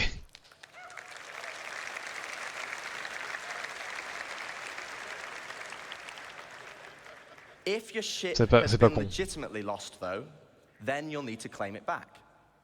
And as we'll be increasing claim timers, this will mean some ships will take longer than others, with starter or small ships always being readily available, and larger capital-sized ships taking a long time. So it's always better to try and get your ship back if possible. Logique, logique. Okay, so we've talked about our 2 core progressions, but what does that mean to you as a player? Well, firstly, it means we have a framework where we can start creating cyclical gameplay loops. But what are they? Let me show you. Okay, so right now in live, if you have a prospector, you probably enjoy mining. And the reward for mining is credits and the enjoyment of the activity. But in 1.0, you might be mining for a whole different reason. And this is where cyclical gameplay loops come in. Firstly, let's add all the manufacturers and ships in. Ok. I'll just give you a moment to take Tous les véhicules. I actually had to ask them to take the variants out because it didn't fit on this slide. Ouais, c'est tous les types de vaisseaux. And let's zoom all the way into the prospector, a stalwart of the mining community. But let's say I really fancy acquiring a military Mark II Hornet. Let's go on a simplified journey of how I could get one. Soit tu l'achètes avec de l'argent. I know I won't be able to buy it as it's a military ship. In-game. So I'm going to need to craft it. Soit tu le That craftes. means I will need the fabrication hangar blueprint. Ou Luckily, I can earn it by doing mining missions to gain rep with the United Resource Workers. Ok, donc pour récupérer un fabricateur. My trusty prospector. Pour pouvoir crafter le vaisseau. Ou alors tu achètes un Pioneer et tu peux crafter ton vaisseau. I can now purchase a small plot of land on Stanton and build my fabrication hangar. Step 1 complete. Et t'es obligé d'avoir une base pour crafter comme ça par contre, ce qu'il est en train de dire. For this, I need mercenary rep, and more importantly, a combat ship. With that in mind, I will do a few more mining contracts to earn enough credits to purchase a Mustang from the dealership. Now, I can start doing combat pilot missions for the Mercenary Guild, so I can unlock the Mark II Hornet blueprint. D'accord, pour récupérer la blueprint d'un vaisseau de combat. I have the Mark II blueprint, Donc but I on need peut the crafter. resources to craft it. So I come full circle back to my prospector, but this time I'm mining for resources instead. As you can see, this closes the loop. No longer am I mining just because I like it, and there's nothing wrong with that. But now I am mining for a purpose and for multiple reasons. For credits, for reputation, for resources, for blueprints, and ultimately as a stepping stone to crafting my own ships to enjoy other professions. La base, pour avoir une base et un vaisseau que j'ai crafté moi-même. Ok. This is the core of Star Citizen 1.0. Très bien. Enfin, une vraie idée, une vraie décision de ce qu'ils veulent faire. Player set goals that weave between sandbox gameplay and the soft framework we are adding that give meaning and progression to our professions and features. It's providing the framework for motivation to play the game. That's the journey, though. What about the destination? So Dave has already discussed citizenship and the main story, so let's collapse that for now. Ça c'est le début du jeu, on va devenir citoyen via l'histoire principale. The content that is designed for experienced players and keeps them engaged. Ah, c'est là qu'on va voir les raids, les donjons et les boss, les world boss. On a pu voir développer petit à petit. Firstly, we'll have open world content, including missions, group missions, and server-wide events, like we have today, but tailored to end-game players. While the sandbox element of Star Citizen will allow for large-scale battles, we also want to provide challenging instanced content that will take full advantage of not only multi-crew ships, but fleets of ships. Les donjons, ça va être là-dedans. You kind of know how we do that, right? You saw that yesterday. And as you progress through the guilds, you'll be able to accept high-level contracts from government agencies who will offer prototype and military blueprints as rewards. Excellent. These missions will require the full coordination of multiple players and an assorted fleet of capital, support, and fighter ships. You will finally be able to become the admiral of the fleet, directing your armada from your hollow globe. Putain. Which, yes, is a feature included in 1.0. Waouh, gestion de flotte, combat de flotte en mode RTS pour la 1.0. C'est clairement pas tout de suite. Aïe, aïe, aïe.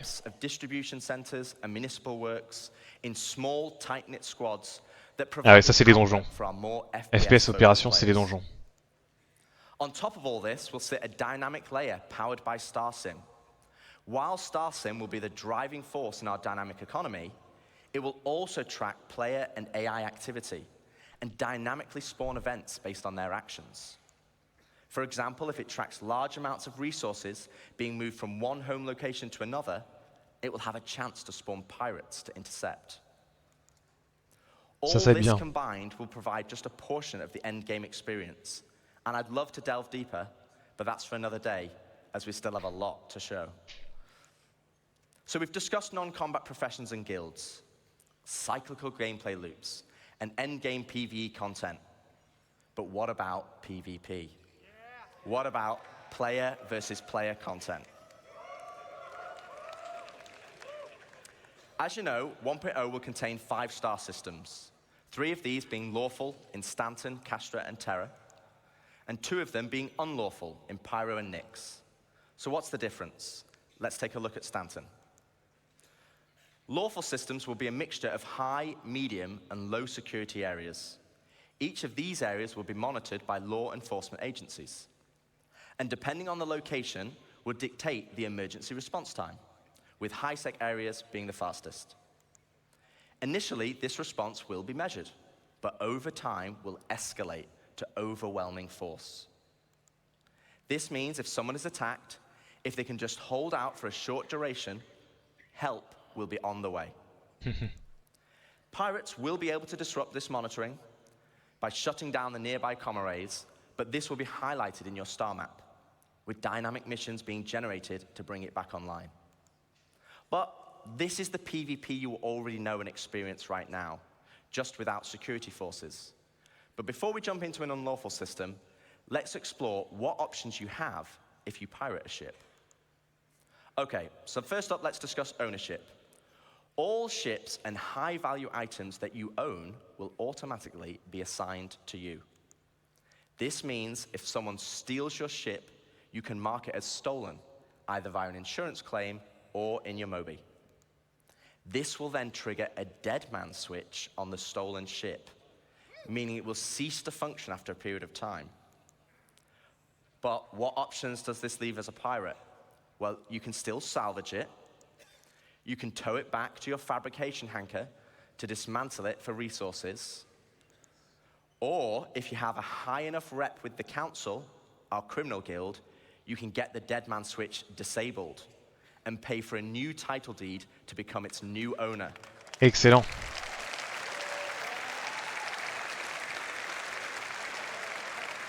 Les vaisseaux tier 5, il va falloir faire tellement attention. If you're in a lawful system, you'll need to find a transient jump tunnel, as all major locations and POIs will have custom security that will scan you on arrival. Okay, so with that out Ah, donc c'est à ça qu'ils vont servir les tunnels de saut qui apparaissent de façon aléatoire. Pour pouvoir s'échapper du système sans passer par les portes principales. Pyro, as an example, has an abundance of high-quality resources and is a hotbed of criminal activity, the literal definition of high risk, high reward. With crafting now requiring resources, you're going to want to create bases to mine and extract them. This is where base raiding will become a new form of PvP, and it's founded on a combined arms ethos. Defending players will be able to add defenses such as walls, automated turrets, and most importantly, ground shields, a localized version of the planetary shields used in lawful systems that absorb the most powerful of weaponry. No longer can you just turn up and drop a Moab. Jusqu'à ce qu'il y ait juste un mec qui descende sur Terre, sur la planète pour désactiver le bouclier. Et là tu lâches ta bombe sur la base du mec. Terminé. C'est ce que... Pre-watched. Oups. And punch your way through its defenses on foot to eventually bring down the shield generator. Once the shield is down, then you have options. You want to raise it to the ground, you can bomb it from the air. If you want to extract all the resources, though, you'll need to infiltrate the base using explosive charges and hacking while fighting off the defenders. Now, both piracy and base raiding is founded on sandbox gameplay. And again, that's the essence of Star Citizen. But we want to add more. Something where you can log on and immediately find the action and fight for a purpose. So first up, let's go on a history lesson. In the early 2600s, there was a fledgling corporation called SEAL that had developed a new system-wide planetary shield technology the same technology that will provide protection for your bases today. To prove this tech, they wanted to use Nyx and Pyro systems as a testbed. With the promise of high-quality resources, SEAL lured independent miners to man the shield network in exchange for shield protection for their settlements. As a prototype, SEAL couldn't provide total coverage over all the mining settlements, and so they created the SEAL Tokens program, allowing the most industrious factions to purchase shield coverage for their work. The network consisted of multiple linked bases on the ground that then linked to several stations in orbit around each planet, that then connected to the nearest relay in the shield network, which eventually linked back to the shield core, which oversaw system-wide distribution of the shield technology. Factions could then earn SEAL tokens for working on any part of the network. They could then use these tokens to buy shield coverage, but with the competition amongst factions being so intense, SEAL was only able to offer shielding to the hardest workers. Unfortunately, due to outlaw interference, SEAL eventually pulled out of Pyro and Nyx and pushed for a more automated solution in more civilized systems. So fast forward to present day, without SEAL's backing, they had to pull out and leave it as it is. Et toutes les infrastructures sont encore présentes. To station warfare.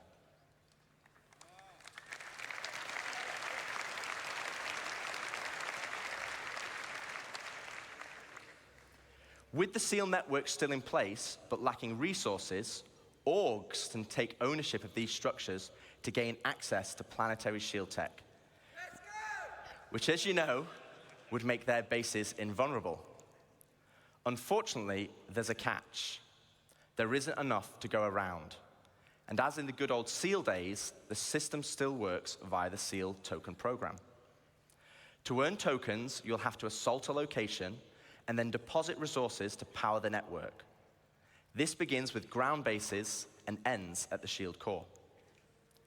Each structure occupied will then accrue SEAL tokens over time, with larger structures earning more, and at the end of each week, you must then use these tokens to purchase shield protection. With shield coverage being limited, though, the system automatically selects the orgs with the highest bid from across all shards. Ça c'est du guild contre guild. Meaning for that week only, a certain number of orgs will gain access to shield protection. So this is a chance for your org to become the de facto leader of a system. It means you'll be able to log on and immediately find the action and fight for your org. And finally, it's not just sandbox PvP or ganking, you are fighting for a purpose. So once you've won your bid, what then? Well, to talk more about that, I'd like to welcome Ian Leyland, Star Citizen's creative director, to the stage. Putain, ils ont beaucoup d'idées, mais combien d'années pour développer des systèmes comme ça? All right, hello Citizencon. On est vraiment sur du 5 à 10 ans du coup. So, to continue the conversation of large-scale endgame org activities, let's go back to Pyro 3, where the ground bases were being built earlier today. This morning we saw the small habitat being built by Luke, and then we saw Deck start to expand the base into a commercial enterprise. But eventually we saw a massive example of an org base. But with everything Rich was talking about, with org system-wide activities, we want to give you guys the ultimate end goal.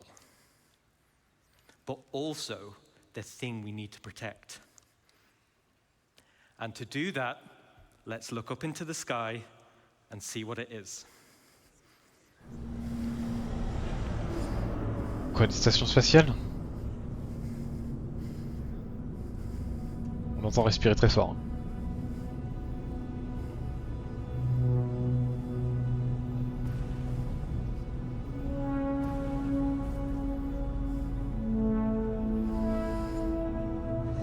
Ah non, c'est le Bengal.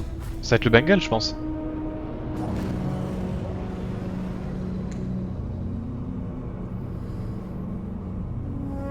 Qui était une feature prévue déjà depuis longtemps. On ne peut pas l'acheter dans le shop, mais il y en a 5 dans l'univers qui seront présents à la sortie. C'est ce qui était prévu en tout cas à l'époque. Et il faut les man personnellement.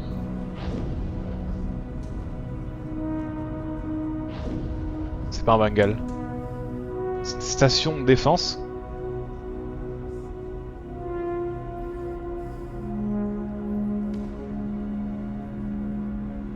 C'est une station pour les joueurs, j'imagine.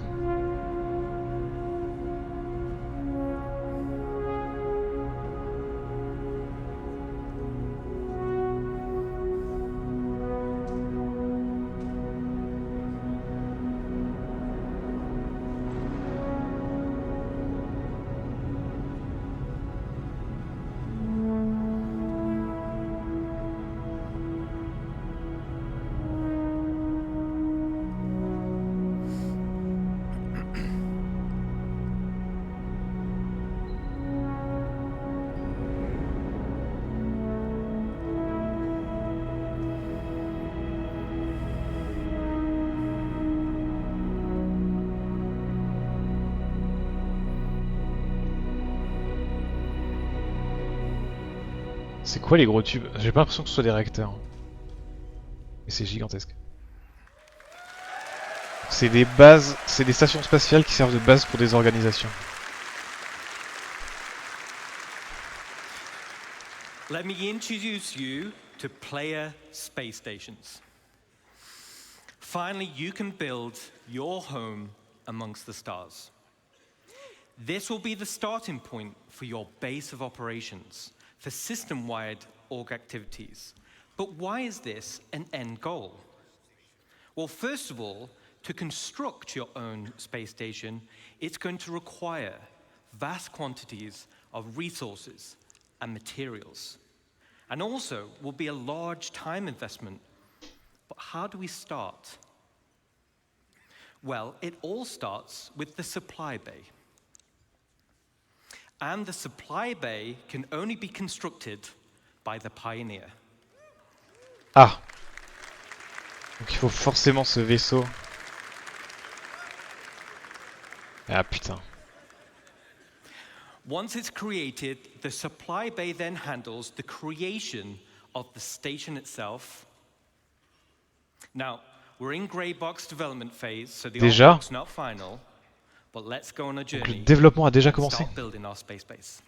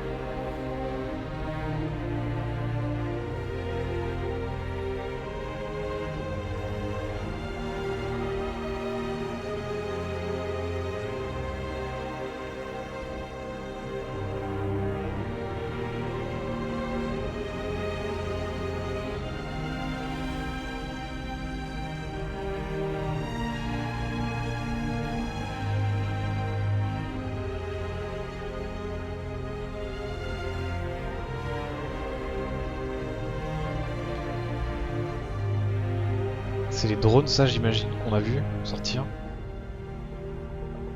Et oui, il faut ramener les ressources à la station pour pouvoir crafter le reste de la station.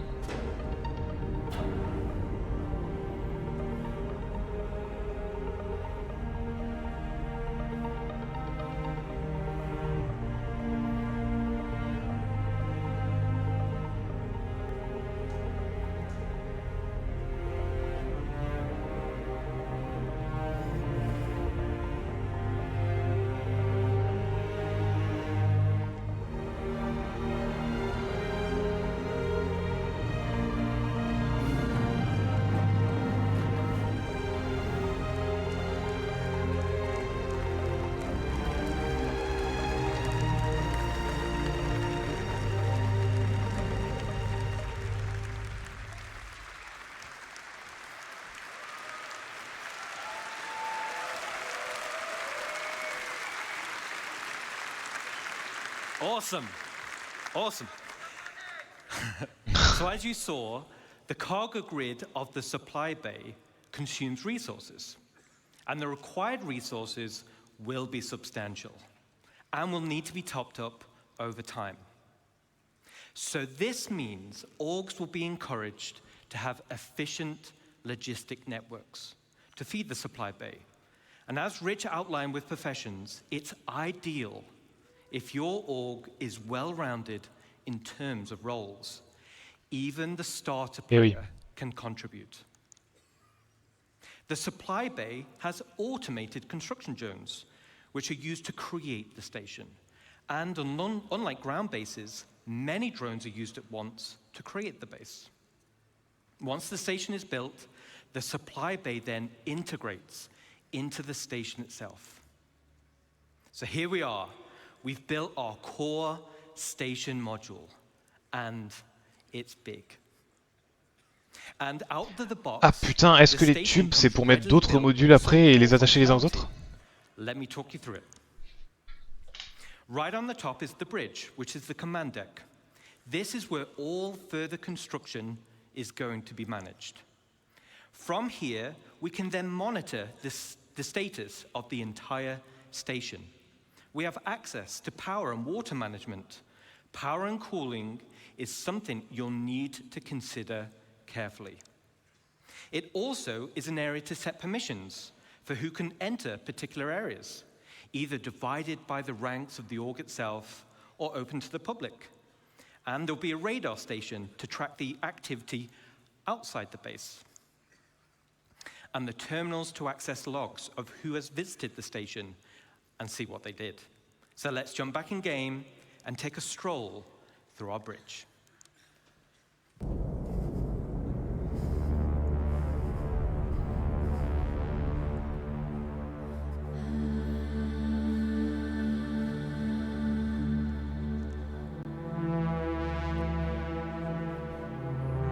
Je pense que ça peut pas arriver avant plusieurs mises à jour après l'arrivée de la construction de base, quoi qu'il arrive. Il faut que toutes les mécaniques de crafting et tout soient prêtes avant que ça puisse rentrer in-game.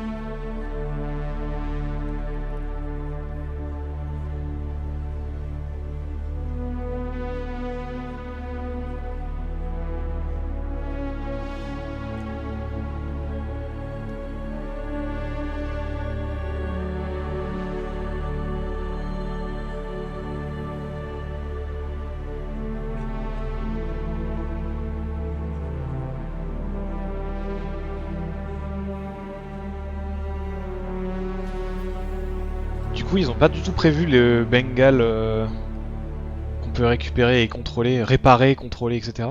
J'ai l'impression, pour l'instant en tout cas. Ou alors il faut les stations spatiales pour pouvoir les réparer peut-être. Super awesome. The back of the bridge leads to a centralized transit network. This spine physically connects the entire station and will provide access to the various decks. Each level in the station will have a centralized lobby area, and this is your station. You'll be able to use the decorator mode, so you'll have plenty of space to theme it however you want. And speaking of having plenty of space, this space station will have a one-to-one interior layout matching the exterior. No magic elevators. Ah ouais, donc ça va être gigantesque à l'intérieur. So you can circumnavigate around the entire perimeter, and it's wonderful. Okay, let's jump back in.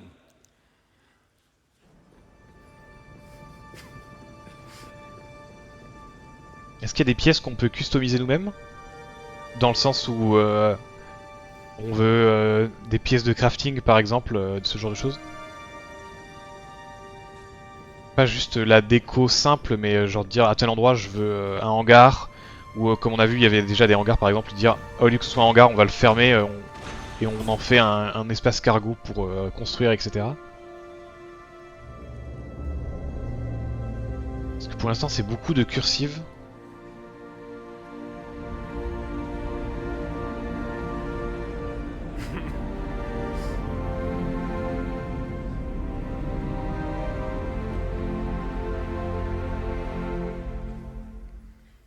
All right. Pour l'instant je vois pas l'intérêt d'avoir une station spatiale. As you can see, right at the bottom of the central transit system leads to the lower areas. This is where you'll gain access to the engineering deck. So like bigger ships, this is where all the hands-on engineering and maintenance gameplay happens. This will serve as the beating heart of your station. Then we have the hangar deck. And as the name implies, this is where you'll gain access to your hangar network. The base station comes with a large hangar already built, along with 2 docking collars, and also empty slots for another 2 medium hangars when needed. Un petit There'll be a slot. vast network of internal road systems, meaning you can quickly drive from one hangar to the other. No elevators needed. Okay, let's check back in. Ça a l'air très grand par contre le déplacement. On a des siècles à se déplacer dans la station. De l'autre côté ça vend un peu la scale du jeu quoi. Il fait très très grand hein, vraiment le Star Lancer.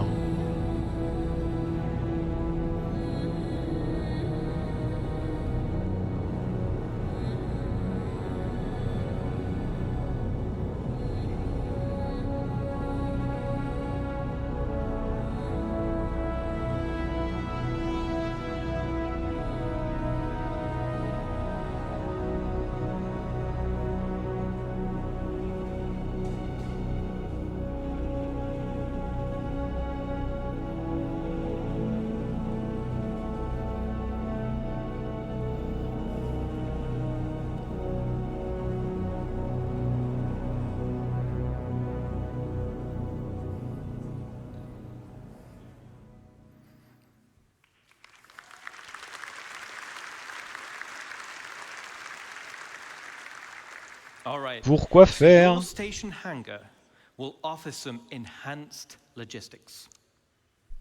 For example, there'll be spaces for several freight elevators. And there'll be empty modules for open ship parking for vehicles and ground vehicles. And there'll be also exit points. Après c'est un artiste donc on sait pas trop voilà, il parle pas du tout gameplay quoi lui. Then there'll be also an upper level for the observation deck.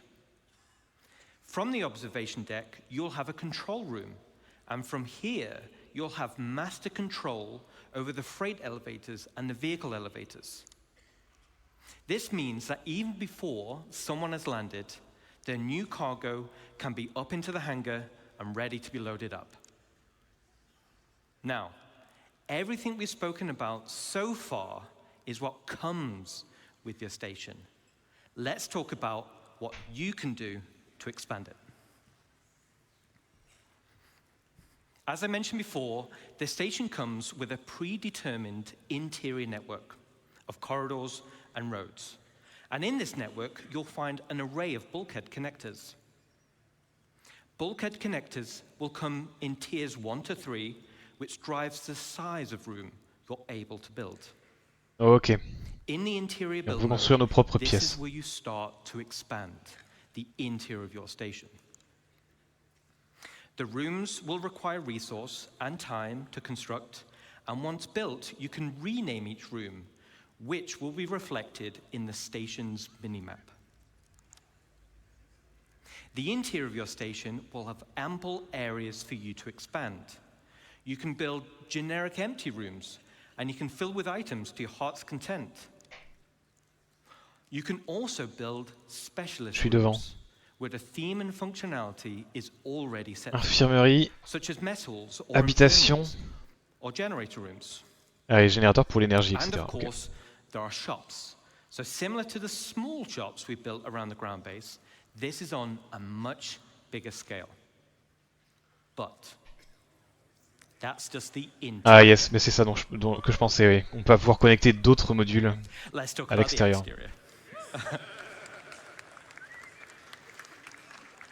On the exterior, we have minor hard points.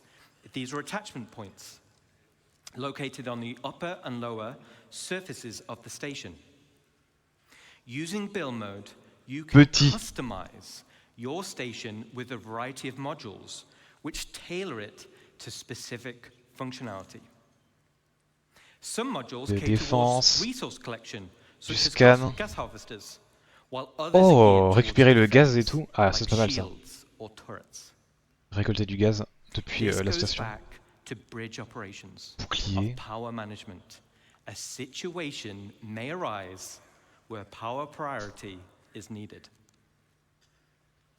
Then we have major hardpoints.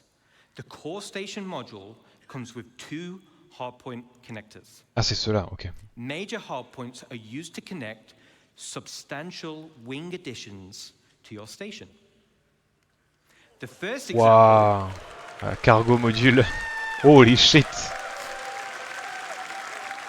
Ah, il est énorme. Awesome, thank you. Awesome. The first example is the cargo wing. The cargo wing will dramatically increase your inventory capacity.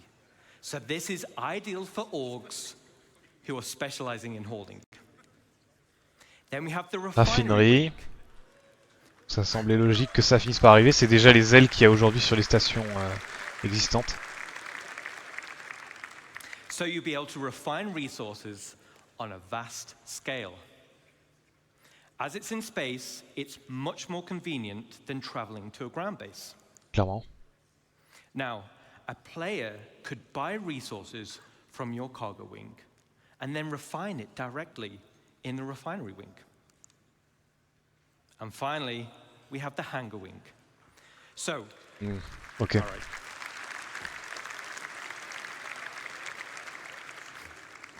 So, the bigger your fleet, the more hangars you'll want.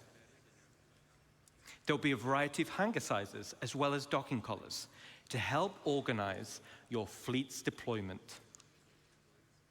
All major hardpoint wings are connected via struts, and like the rest of the station, avec des routes. The struts are also internally traversable. Donc il va falloir beaucoup de véhicules terrestres pour se balader dans les stations comme ça. So let's recap on the exterior Beaucoup de voitures. expansion wings. Minor hardpoints give us options on how to collect resources or provide automated defenses for your base. Major hardpoints gives us options on how you can specialize your base. Let's jump back in game and see how our base is getting on.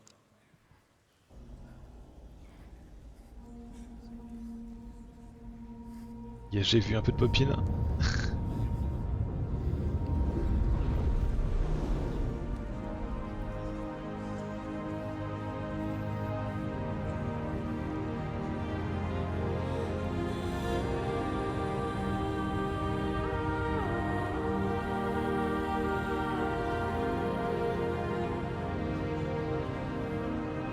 Pour l'instant, on a dit ça sert à collecter des ressources, ça sert à mettre des shops dedans et avoir un endroit physique à nous dans l'espace. Mais en vrai, je trouve que est-ce que ça vaut vraiment le coup par rapport à la quantité de ressources qu'il va falloir utiliser pour en construire?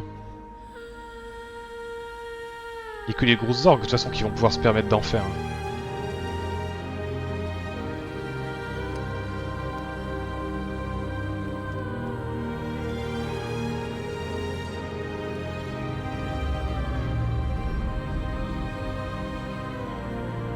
Donc ça c'est prévu pour l'1.0 aussi, putain.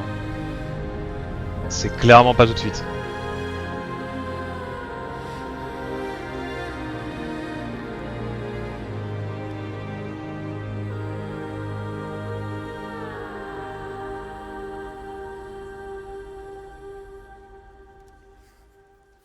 All right.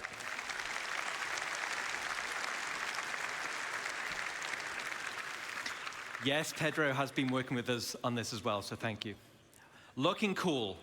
Customization is just as important as expansion.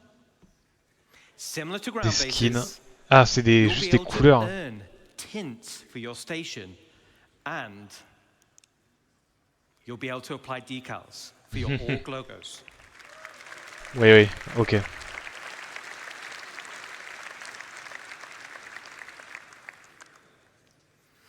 Outside of minor and major hardpoints, your station will come with 2 unique base expansion points. One on the top side behind the bridge, and one on the underside. The top side will be for the crow's nest. Now, all the other modules built so far have very specific functionality, but I'll admit, this is for the org members out there who want the ultimate in personal space. What?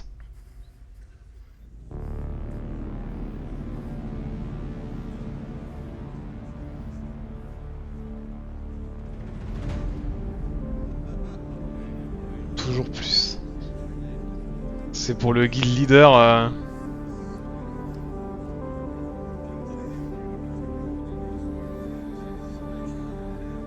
MDR avec le 600i des baleines. Merci à vous d'avoir dépensé autant d'argent dans le jeu.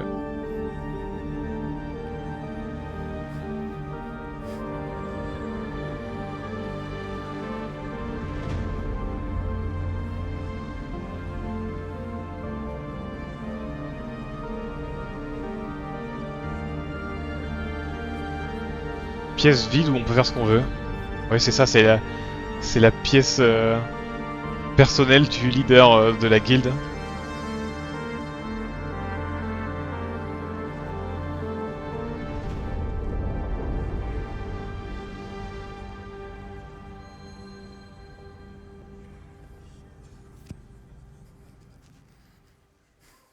All right.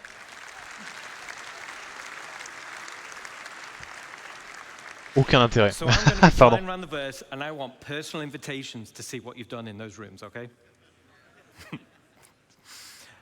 Super cool. I can't wait to see what you do with it. Now let's talk Il y a about the zéro intérêt, underside. c'est chaud. This is going to be for the flight deck, which also comes with an additional 3 major hardpoints. The flight deck is perfect for your rapid reaction forces. It's ideal for fighters, but big enough to fit most ships. It's the perfect home for your station's defensive air wing.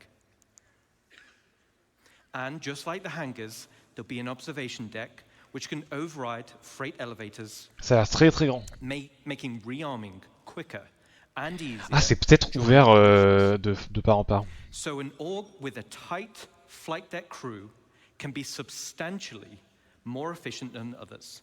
Now, this one's my favorite. Let's take a look.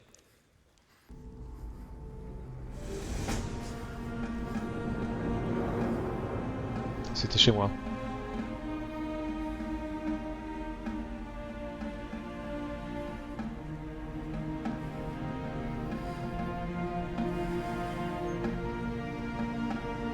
Ça doit être ouvert de part en part, je pense. Ouais, ok.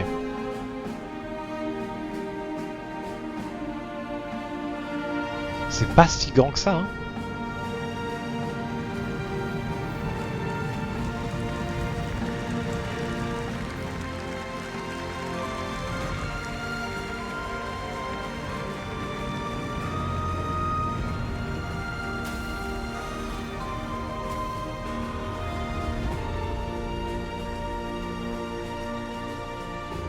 C'est limité aux très très très grosses guildes.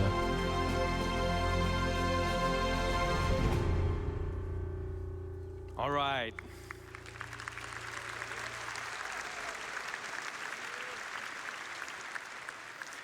There's a few little Easter eggs in that video.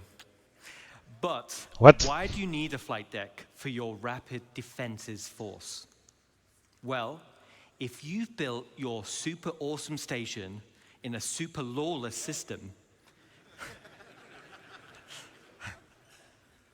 now you're the potential targets for others. Everyone will have their eyes on your resources and wonder what gear you've got in your inventories. And let's say we didn't win the station warfare bid that Rich mentioned. Let's take a look at the inevitable.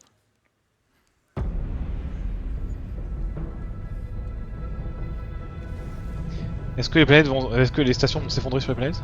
Non. D'un autre côté, ça permettrait de récupérer tellement de ressources.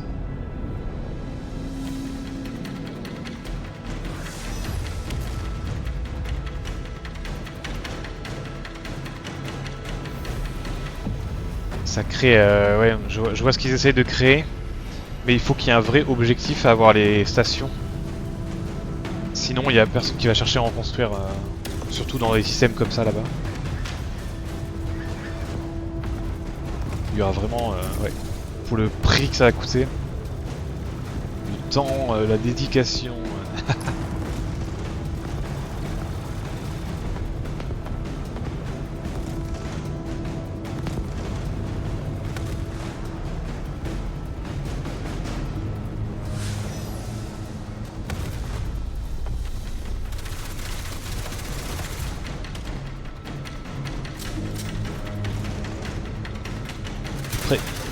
Il va y avoir un contrôle des stations.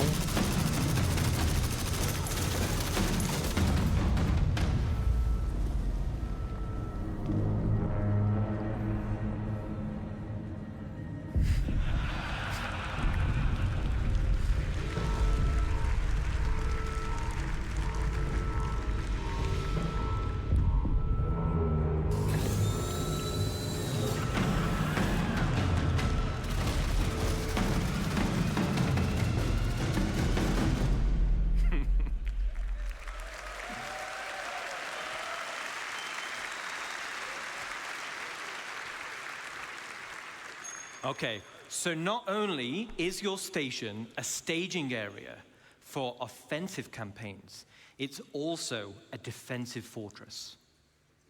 The exterior of the station itself can take quite a beating. It's going to be very hard to damage. So the goal of attackers instead will be to punch a hole through the defenses and get inside. The optimal way to do this will be to infiltrate through the flight deck. Ce qui est hyper facile vu que la base est immobile. Alors, si t'arrives à foutre un tank là-dedans, très très fort. Once inside and you've cleared out a hangar, you may also want to consider airlifting in a tank or two to clear some corridors. Raiders will have to hack freight elevators or bulkheads in order to gain access. And of course, bring enough ships with them to start hauling out the loot.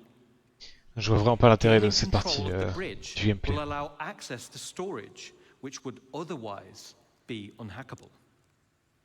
So, as a defender, there are a variety of automated defenses you're able to install internally within the station, such as blast doors which seal shut, systems to be breached, and a range of turrets like anti-vehicle or anti-personnel.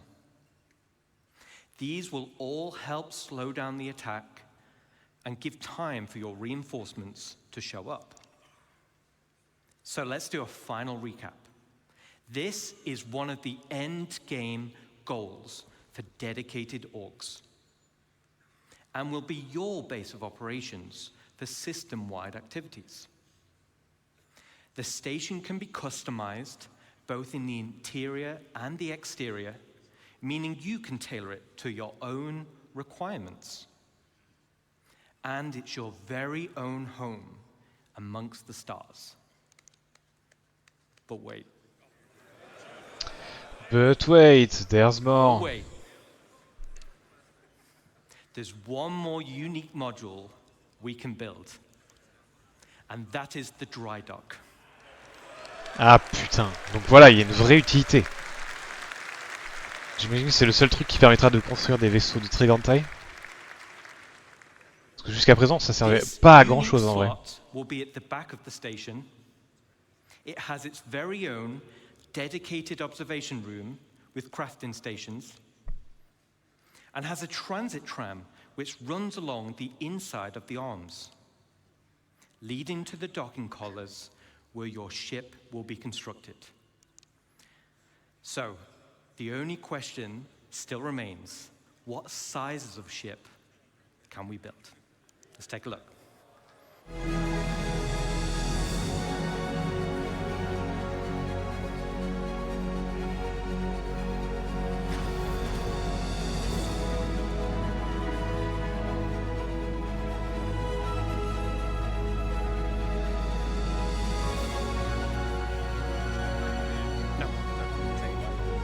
I'll just watch the end of the show. On les entend parler.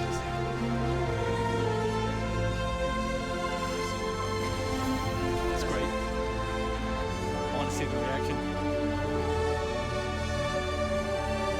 Faut construire les javelins. Ah non. Ah putain, d'accord. C'est pour construire le Bengal, putain. Donc il pourra être crafté par les joueurs. Oh, oh bordel de merde. Ok, donc il y a une vraie putain d'utilité.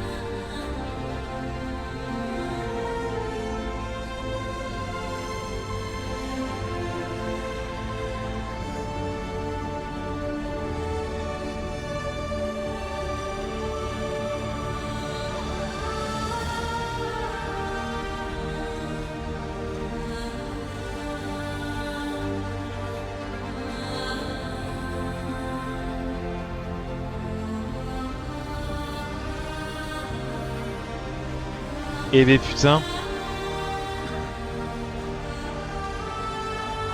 C'est comme ça qu'on peut avoir le Bengal, d'accord. Attends, quoi?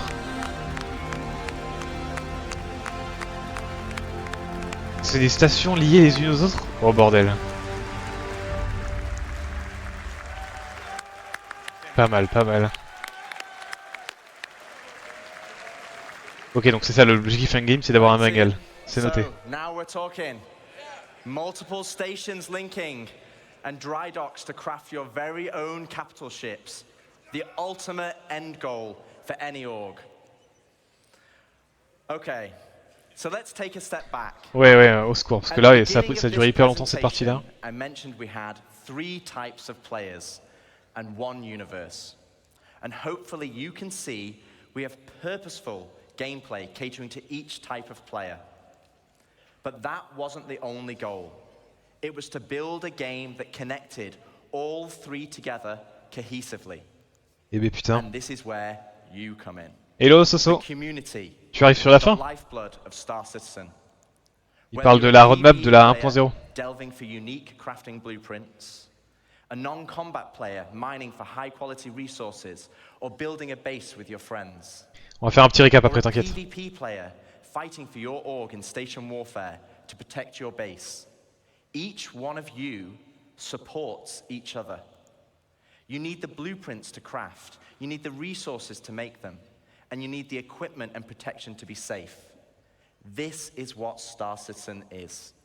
It's a universe that caters to all players. Holy shit. Now I could probably go on for another 10 hours deep diving into each system. Yes, allez c'est parti, on est parti pour 10 heures de plus, s'il te plaît. But I do Jared out of a job, and he needs future ISCs and SC Lives and Citizencons. Today was to reaffirm what type of game we are making. And I hope you continue to come with us on this journey as we march towards Star Citizen 1.0. Thank you, Citizencon, and can we welcome Chris Roberts? No? C'est très ambitieux. Jared. Okay. Et Chris Roberts. So Chris is not ready yet. So we're gonna ad lib a bit. I'm here. Well, LTI is warranty and insurance. That's what you're going to get. You have it on my thing on there. Welcome, Chris Roberts. Yeah, ahead of schedule. Yeah. I was going through. Trop rapide. Oh, you don't need this, right? Well, then they're going to scroll it. Well, thanks, Rich. Rich, Dave, and Ian. I hope you guys and girls loved what you saw there. It's having a definitive line in the sand is incredibly empowering for the whole team. Enfin. For all of you guys in the community. Un objectif final. As I said, introducing the presentation, we will never stop growing Star Citizen, even past 1.0. And part of what makes Star Citizen so special is the symbiotic relationship between you guys, the community, and us, the developers. And I know I can be accused of feature creep, but you only need to look at Spectrum, Reddit, and Discord. Oui, carrément. There's great ideas and suggestions that come from people playing a live alpha and seeing areas that the game can grow and improve. And often we take these on board because they will make the game better. And in some ways, while you could say Star Citizen is a Chris Roberts game, I would say it's all our game. The developers, the community, building the game, we're all building this dream game together. And c'est assez vrai. Ils arrivent enfin à nous écouter quand on leur dit ça c'est de la merde. Ok, on va le refaire alors. I think that's why you guys and girls have been here for as long as you have and have supported us through thick and thin, because we're doing something together. And I don't think in almost any other game you have the opportunity to be involved at that level and have your voices heard and impact what we do. Because, you know, occasionally we'll do things and you guys are like, no, that sucks. And we're like, yeah, you're right, we'll change it. 2 ans après, mais c'est changé, oui. We definitely read and look and hear all the stuff that you write. Some of it may not be so nice, but a lot of it is really great. And we take it aboard because we're just trying to build this amazing universe for us all to live in together. So, what defining 1.0 does, though, for us is give us a finish line in terms of feature and content we are committed to delivering for when your life in the verse becomes truly persistent, your gameplay to progress your reputation, the money you earn, the material possessions you collect and earn will persist even as we deliver more content and features. And I think that's incredibly important for really finally being able to fully commit and not just go, okay, well, I'll play for a while until the next patch comes out.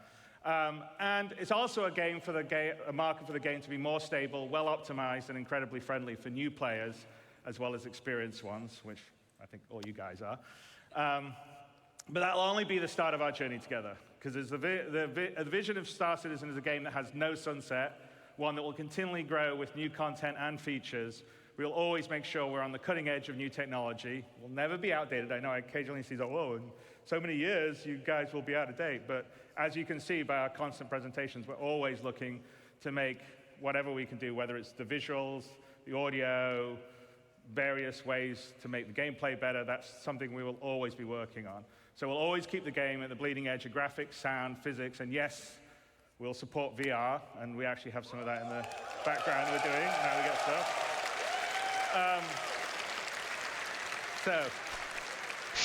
Yes. So I hope you've enjoyed this year's Citizencon. We demoed a small prologue that opens Squadron 42 live, with a few crashes to prove it. As I said, there's a really great full playthrough, no crashes, that Rich did immediately afterward that's up on YouTube. And we've given a date to finally deliver the spiritual successor to Wing Commander that the team and I feel comfortable in hitting. We've defined what Star Citizen 1.0 will be and shown features such as base building and monster hunting that will be delivering the next 12 to 18 months. 4.0 server meshing and pyro is coming at the end of this year. We're already in Evocati on 4.0. I think some people have been streaming some stuff. And in coming weeks, we'll continually stabilize and improve the experience as it moves into PTU and then goes to live. With this, we will have delivered the majority of what we showed last year at Citizencon, with the remaining features coming early next year. And there are over 1,000 people committed, 1,000 people at CAG committed to bringing you all this and more. We love what we do, and we're inspired by your passion and support. We know that we are truly lucky to have such a strong community that shares the passion and dreams we do. You allow us a privilege that almost no other developer has, the Ouais, ability to dream and reach for the stars. And I truly mean that, because as a developer, it's very unusual to be able to build a game of the ambition that Star Citizen is, and Squadron 42 is, and that's all down to you guys and girls. So thank you very, very much.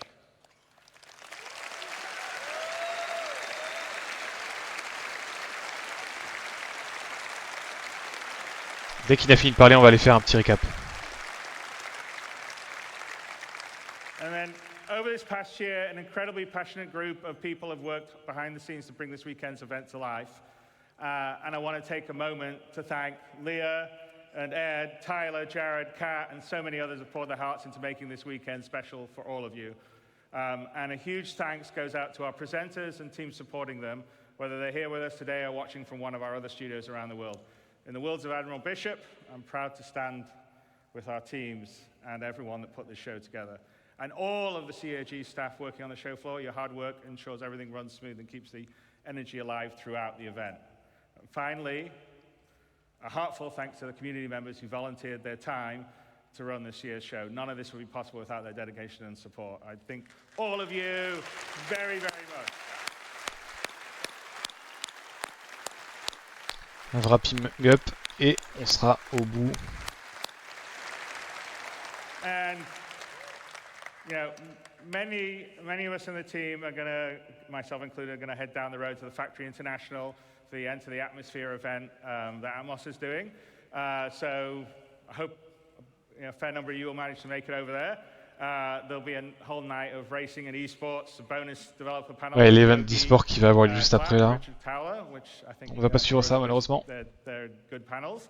And with that, Citizen 2954 comes to a close. I hope you enjoyed what you saw, made new friends, reunited with old ones, and marveled at the creativity on display at the community booth, which was pretty awesome to see. And you know, Citizencon always underlines what makes Star Citizen special. So that's you. You guys here coming together, supporting, watching, giving us, the team, the energy to make this game. So thank you, and we'll see you in the verse. Well, quand la mise à jour sera fonctionnelle, parce qu'apparemment, même hier, il y a encore eu des fixes.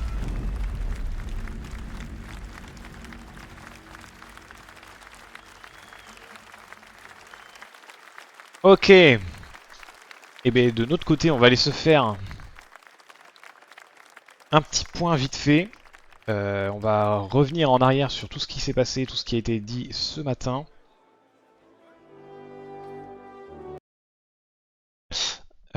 Et pour ce faire, donc j'ai le live ici. C'est pas mis à jour. Qui peut se mettre à jour s'il te plaît? Merci. Alors, 3 conférences, je vais revenir assez vite dessus. Mon objectif, c'est pas non plus de reprendre 1 heure pour ça. La première conférence, c'était sur la construction de base.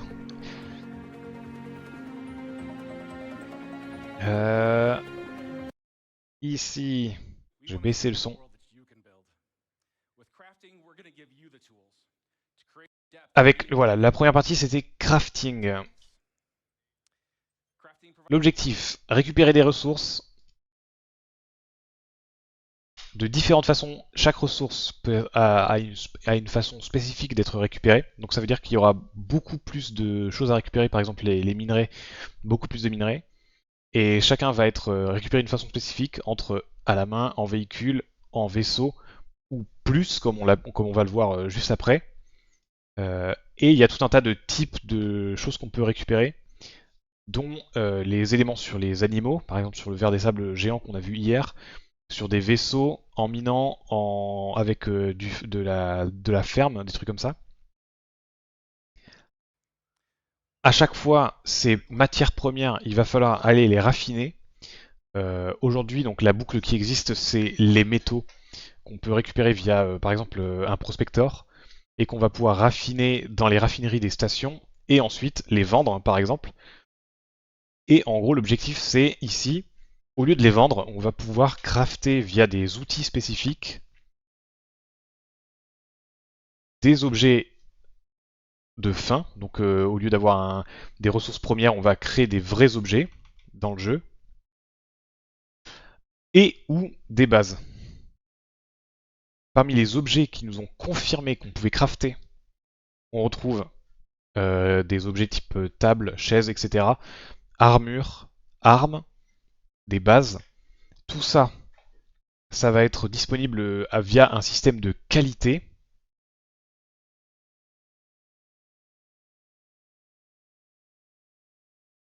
Donc ça c'est la partie crafting. Est-ce que je peux voir le... Voilà, typiquement, les perles qu'on a vues dans le verre des sables hier, ici, il existe en plusieurs variantes de qualité. Donc il y a des perles qui sont... Excusez-moi, on voit pas mon curseur, si c'est bon. De qualité plutôt merdique, et il y en a qui sont de très haute qualité. Et en fait, ça va servir lors du craft justement de l'objet. Si je reprends ici, la qualité va permettre de modifier en fait les stats de l'objet. Alors c'est valide pour, ici c'est une arme, mais ce sera valide par exemple pour les bases qui vont être plus ou moins résistantes en fonction de la qualité des matières premières, ce genre de choses. Les composants de vaisseau aussi seront craftables de cette façon-là. Et l'intégralité des choses dont j'ai parlé va permettre, grâce à cette chose-là, en plus d'être craftable et d'avoir ses propres stats de base, on le voit ici en haut, il y a un tiers défini. On va pouvoir crafter des tiers d'objets. Donc typiquement, là, ça me permet d'avoir une arme tiers 1 que j'ai crafté avec... donc ici, on voit la qualité des matières premières qui sont prises en compte. Il y a un temps de complétion pour le craft, et une fois que le craft est terminé, je l'ai. Et donc je vais pouvoir l'upgrade pour monter de tiers et donc améliorer ses statistiques. C'est-à-dire que physiquement c'est toujours le même objet, c'est toujours ici un pistolet qui tire de la foudre, hein, le Volt Pulse. Mais en plus d'avoir des stats qui changent en fonction des matières, on va pouvoir en plus améliorer les stats en fonction des tiers. Tous les éléments que j'ai cités jusqu'à présent, les armes, les armures, les composants de vaisseau, les bases, tout est sur 3 tiers, qu'il faudra donc petit à petit améliorer pour atteindre le 3e tiers, à l'exception d'un truc dont j'ai fait exprès de ne pas parler, les vaisseaux seront craftables, et ils ne seront pas sur 3 tiers, mais sur 5 tiers. Ils n'ont pas précisé, voilà, là on voit les tiers par exemple, augmenter d'un tiers, ça va permettre d'améliorer une partie des stats, et de pouvoir utiliser des matériaux plus avancés pour augmenter encore la qualité de l'objet, typiquement.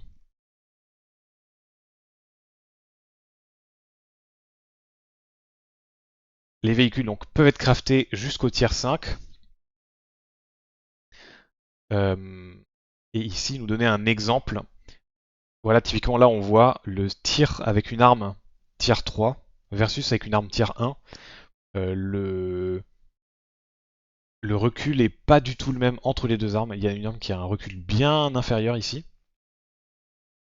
On va voir aussi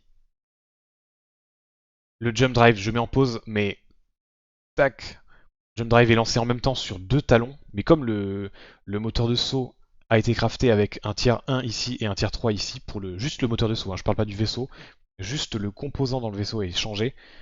Et ici on voit que c'est déjà quasiment terminé alors qu'on n'est même pas à la moitié en face. Ce qui fait que le saut peut être lancé beaucoup plus vite à droite que à gauche. Voilà, c'est le genre d'exemple de différence entre les différents tiers. Donc on récolte des ressources, on craft, on trouve des objets, on craft, on peut récolter des ressources, on les raffine, et ça permet de créer des objets supplémentaires. La boucle de gameplay, elle est là. Mais pour ce faire, donc l'un des éléments dont ils nous ont parlé qui est hyper important, c'est les blueprints. Donc il faudra trouver des schémas, des plans ou des schémas comme vous voulez, des différents objets pour pouvoir les crafter. On va revenir très vite dessus parce qu'il y a une présentation que je trouve plus claire pour parler de ça. Mais donc si je veux crafter ce Volt Pistol, il faut que je trouve le plan qui va me permettre de le crafter. Et ensuite que je choisisse les ressources, je suis devant encore une fois, tac, je vais pouvoir choisir les ressources. On le voit ici, là, le RMC. Pour pouvoir le crafter, il y a un temps de craft, etc. Ça, j'en ai parlé.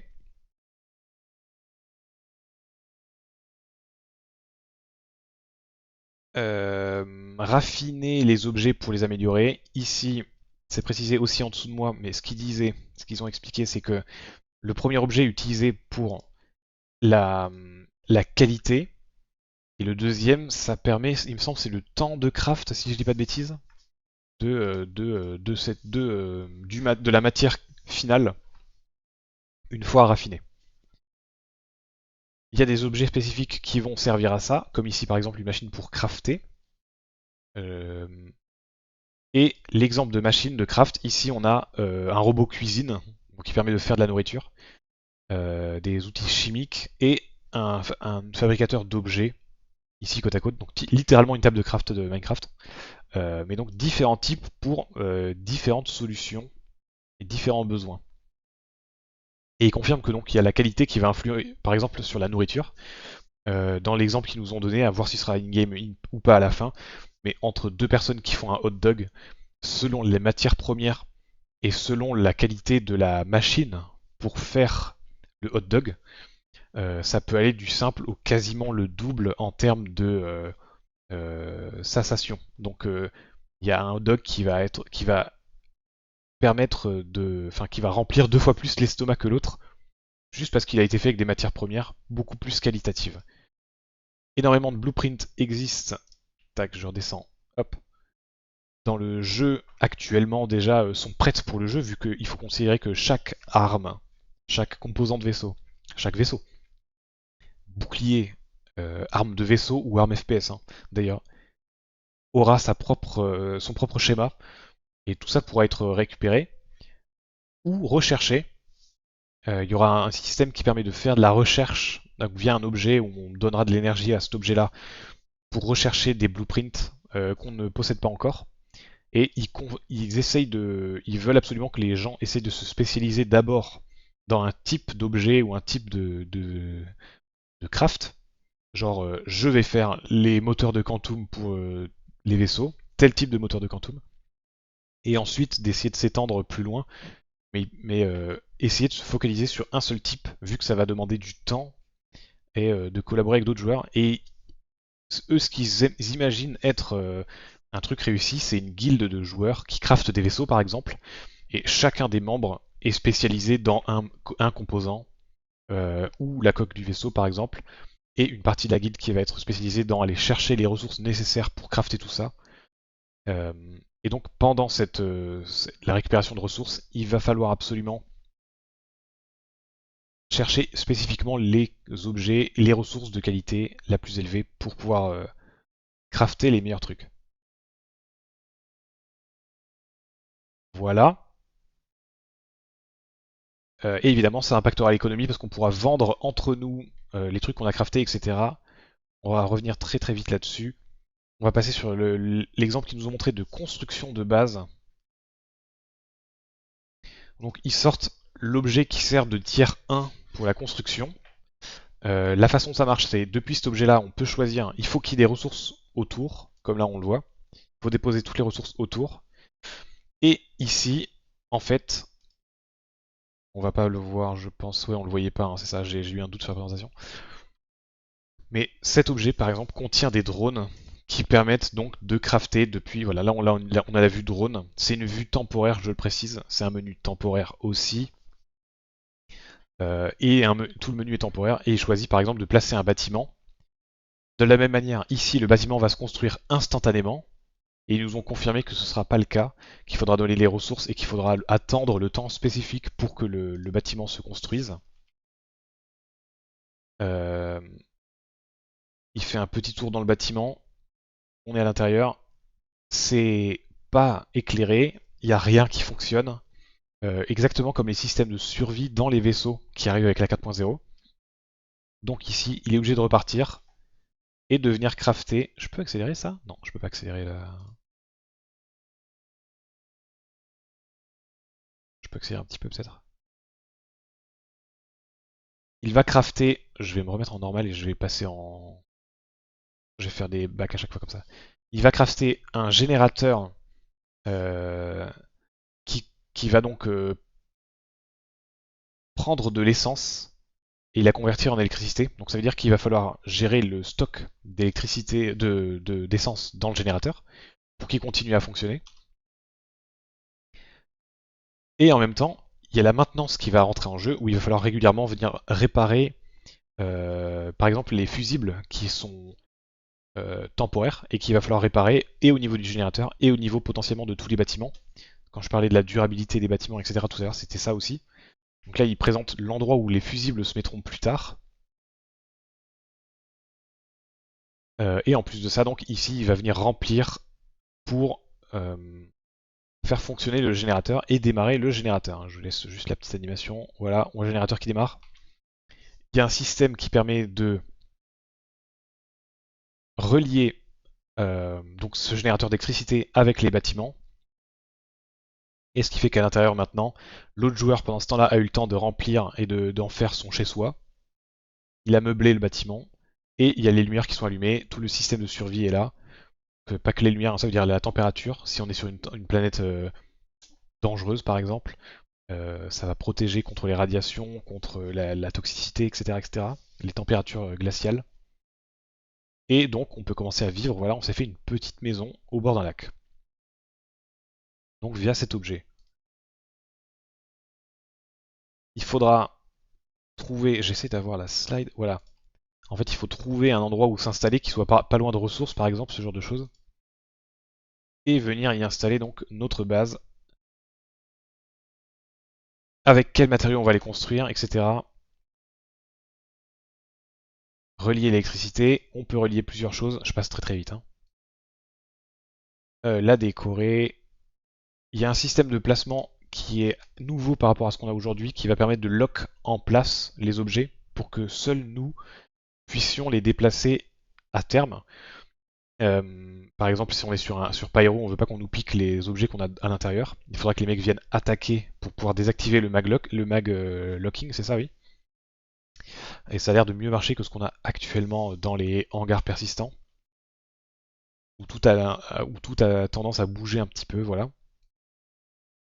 Et donc c'est l'objectif. Et derrière, ils vont nous montrer un exemple. Donc ça c'est la petite base, j'ai créé ma petite maison. Et la deuxième présentation, c'est sur l'industrialisation, où on va venir construire une grande base cette fois-ci, avec donc ici, c'est des autominers qui vont d'eux-mêmes miner le sol de la planète. Donc il faut vider les stockages quand ils seront pleins de ressources, par exemple ici. Il faut gérer l'électricité et gérer toujours la maintenance avec les fusibles qui vont s'abîmer, etc., etc. Donc on voit ici, ils démarrent et ils vont commencer à miner la planète tout seuls, tant qu'ils ont de l'électricité qui arrive à passer jusqu'à eux, et donc à produire des ressources. Ici on voit il y a pas mal de cargo et tout. Dans cette démo là ils construisent des gros environnements. Ici il y a un ascenseur de fret, et ils expliquent que si on en met plusieurs, ils seront liés à la même structure interne en dessous.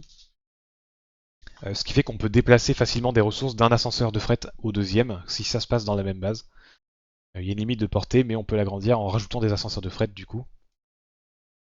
Ici c'est des exemples d'intérieur pour une guilde par exemple. Et petit à petit dans la démo là ils agrandissent l'endroit. Ils viennent apporter des ressources. Ici c'est un hangar qu'on peut placer dans le sol pour que donc on puisse avoir des vaisseaux qui sont pas en extérieur comme ici mais protégés dans la base. Et ici, donc on a parlé d'objets qui permettent de crafter. J'ai montré tout à l'heure le cuiseur à riz littéralement et les petits trucs pour crafter. Et ça permet de crafter des petits vaisseaux. Et donc il prend son véhicule pour venir voir le vaisseau qu'il vient de finir de crafter. Il rentre à l'intérieur. Et le vaisseau finit de se crafter. Donc il peut récupérer le vaisseau crafté, quel que soit le tir qu'il a. Et c'est parti pour décoller. Un spirit ici.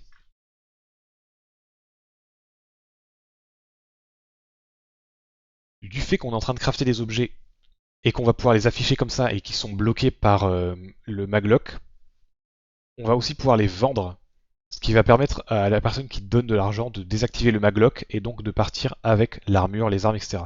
Donc les joueurs vont pouvoir venir dans vos bases, dans vos vaisseaux, etc. pour venir acheter ou vendre des objets depuis les bases. Voilà. Avec l'objectif donc de faire des trucs hyper grands. Je vais pas m'attarder là-dessus. Il y a la partie ferme avec les fermes hydroponiques, etc. pour les cultures et la bouffe. Et donc des trucs très grands.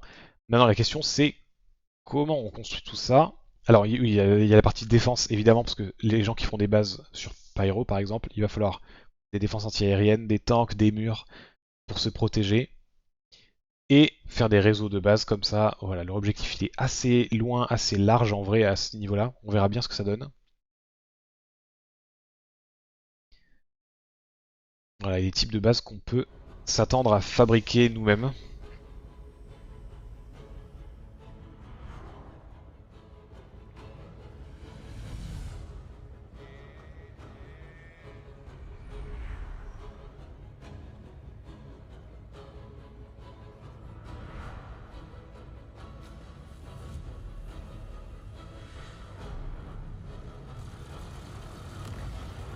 Bref, ça c'est la fin de la première conférence.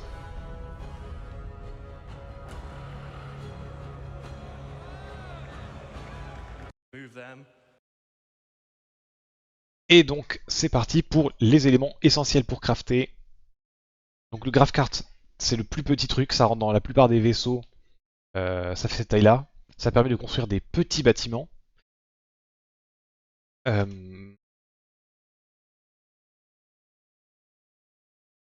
Et il y a en fait, c'est la taille des drones à bord qui définit la taille des bâtiments. Par exemple, un drone médium peut construire des petits, des médiums. Et plus c'est gros, plus les plus petits bâtiments sont construits rapidement. Et donc ici, il parle de la production. Donc ça veut dire que plus il y a de drones à bord d'un engin, plus ça permet de construire de trucs côte à côte. Voilà pour cette partie-là. Et donc là, ils nous ont présenté les différents trucs. Donc par exemple, nouveaux véhicules, les CSV de chez Argo, qui permettent de construire donc des trucs un peu plus grands que le truc de base. Il y a deux variantes, donc celle-ci, qui a deux drones de construction médium, qui peut rentrer, c'est assez compact, donc ça peut rentrer à peu près partout. Il y a 4 SCU internes, un bouclier. Donc c'est le tier 2 de construction, là où l'autre truc c'était tier 1. Ils nous ont présenté un autre véhicule qui est disponible à l'achat maintenant sur le shop. Ça c'est juste 4 cargo conteneurs, mais il a rien d'autre ce véhicule là. Voilà. Ils ont fait une pub évidemment, hein. L'objectif de cette conf là c'était de vendre ça. Et de la même manière qu'ils ont vendu, ils ont essayé de nous vendre un vaisseau ici. Donc le nouveau Misk Starlancer, qui a une variante de construction de vaisseau, une variante de combat et une variante de cargo. On va pas parler de ces deux-là, elles sont toutes les deux en vente sur le site actuellement, mais pas la première. Ils n'ont pas parlé du tout de la première. Et donc à l'intérieur, il y a de quoi gérer des drones, etc. Je sais pas s'ils montrent la fiche technique. Ah voilà, c'est ça. 4 drones larges. C'est un peu plus grand qu'un Constellation en termes de taille. Et un peu de quoi se défendre. Il y a un peu de cargo capacity vu qu'on a besoin d'avoir des ressources avec soi quand on va construire une base. Mais donc 4 drones larges, ça veut dire qu'on peut construire des bâtiments larges et on peut en construire jusqu'à 4 à la fois. Et que les bâtiments petits et moyens seront très rapides à construire avec ça. Voilà. Je vous épargne toute la partie sur les deux véhicules qu'ils ont essayé de vendre. Si vous voulez voir sur le site, il y a ce qu'il faut. Il y a le reconcept du Pioneer, donc qui est différent de ce qu'il était autrefois, et qui contient entre autres, je vais juste pause rapidement là-dessus, donc 4 drones extra larges. Il y a beaucoup d'espace de cargo, je ne sais plus où c'est exactement, et il contient des... Je crois que ici c'est les machines qui permettent de construire des objets directement dans le vaisseau, et au centre ça permet de construire directement dans le vaisseau des petits vaisseaux. Ils disent jusqu'aux nomades pour être construits dans le Pioneer. Ce qui est plutôt ouf en vrai. Il y a un petit tour du Pioneer. C'est très très early, donc ils ont commencé le développement très récemment et ils expliquaient que ce sera probablement dans le courant de l'année prochaine qu'on en apprendra plus sur lui. Voilà, où là on voit donc les lifts et tout, les endroits où on peut soit poser les véhicules, soit des cargos, soit les crafter directement. Il y a tout un tas de choses. Et on a appris quelque chose sur le Pioneer à la toute fin. Mais avant ça, on va finir sur les vaisseaux tant qu'on y est. Donc les vaisseaux avec leur nom affiché, c'est ceux qui ont été développés et release. C'est ceux qu'ils avaient tease à la Citizencon l'année dernière et qu'ils ont réussi à sortir dans l'année. Il en manque 4. Ils ont confirmé qu'il y en a 3 qui allaient sortir avant la fin de cette année. Le Crusader Intrépide, le Mirai Guardian et le Polaris. Avec au moins, je pense avoir compris que le Intrépide et le Polaris seront présents à l'IAE dans un mois. Mirai Guardian, ils n'ont pas du tout montré. Après, ils font un teasing voilà, des deux vaisseaux. Ils essayent de pas trop montrer le Intrépide parce que c'est pour le mois prochain et on sait pas à quoi il ressemble. Le Polaris, on a eu le droit à un tour complet, donc là, je vous laisserai aller voir cette partie-là. Ils sont revenus sur tous les vaisseaux qu'ils ont réussi à sortir cette année, qui sont quand même quelques-uns au final, et qui n'étaient pas dans le teasing initial. Les deux variantes de sabre, et donc maintenant le fameux teasing des vaisseaux qui vont sortir dans le courant d'ici à la prochaine Citizencon, c'est leur objectif. Je vais le laisser tourner. C'est assez rapide. Donc celui-là on l'a vu tout à l'heure. J'essaie de reconnaître à chaque fois. Hein. Ça pour moi c'est une variante d'Ursa qui permettrait probablement la construction de base, je pense qu'ils veulent faire un truc comme ça. De la même manière que cette forme-là, c'est tout ce qui est chez Anvil, la plateforme Atlas. Il y a déjà 3 ou 4 vaisseaux de ce style-là sortis. J'ai l'impression de voir un truc comme ça. Ça, c'est un Hornet. Ça doit être le Ghost. Et ça, c'est le Tracker avec la coupole au-dessus, qui sont refaits pour la version MK2. On en a parlé il y a quelques semaines. Là, j'ai vraiment l'impression de voir le Terrapin avec les 4 moteurs comme ça. Un rework du Terrapin, ce serait peut-être?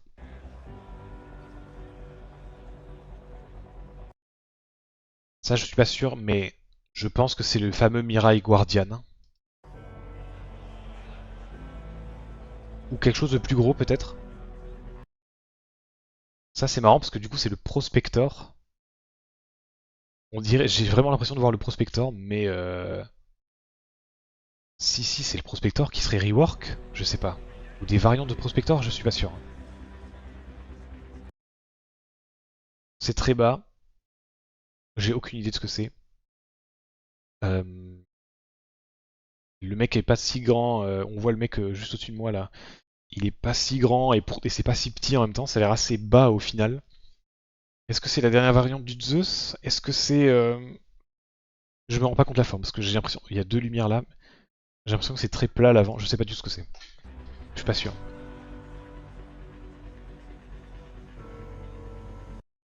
Ça, j'ai l'impression de voir une vitre ici. Est-ce que c'est un vaisseau Shihan? Peut-être. Les ailes ont l'air de se déplier. C'est peut-être du Drake. Ça non plus, aucune idée. Déjà c'est un peu plus grand. Donc celui qu'on a vu tout à l'heure, le Star Lancer. Qui est plus gros déjà. Le Perseus, qui est gigantesque.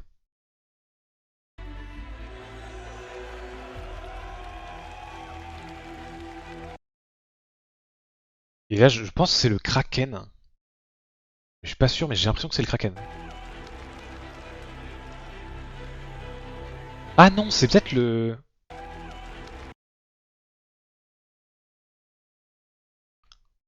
Pas sûr. La plateforme là, je sais plus.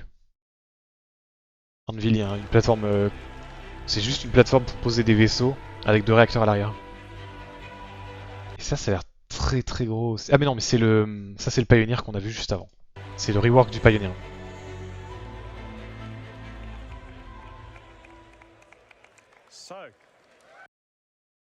Bref. Ça c'est pour les vaisseaux. Voilà. Tac, on va passer directement à la dernière conférence, la plus importante. C'est quoi qui est prévu pour la sortie officielle du jeu?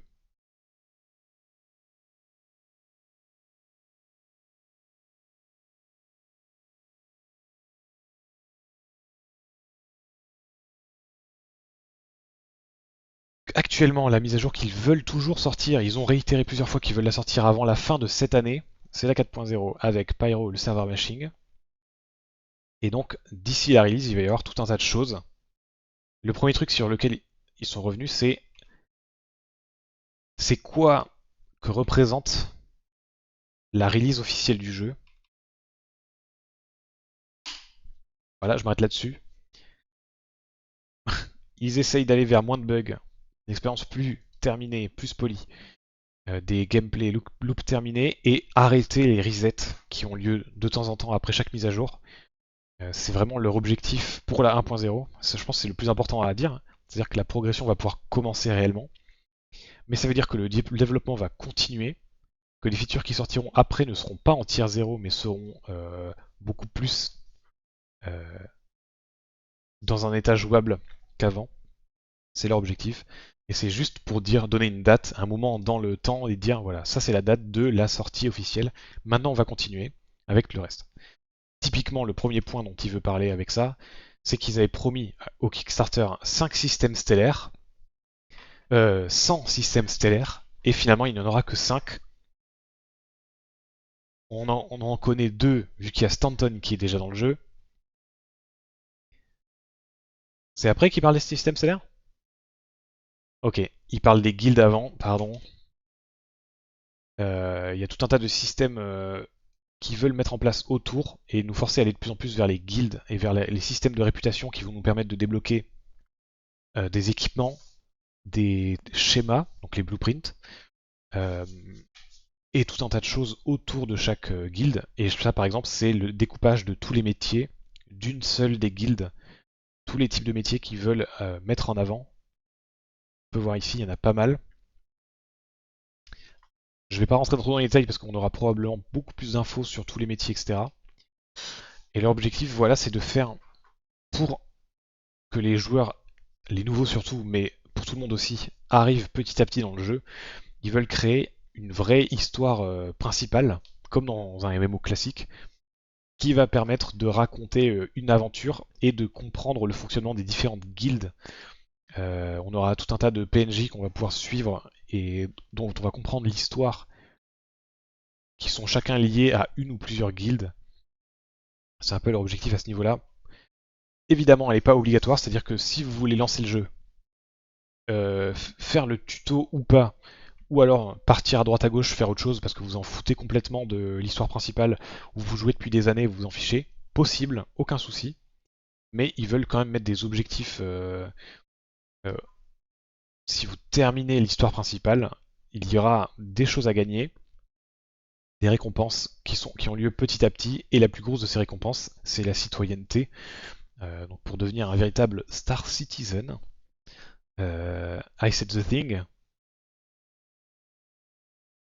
Et ça va permettre d'avoir des réductions par exemple sur le prix des assurances, de pouvoir plus facilement trouver un endroit, un claim sur les planètes des systèmes protégés pour mettre notre base, ce genre de choses.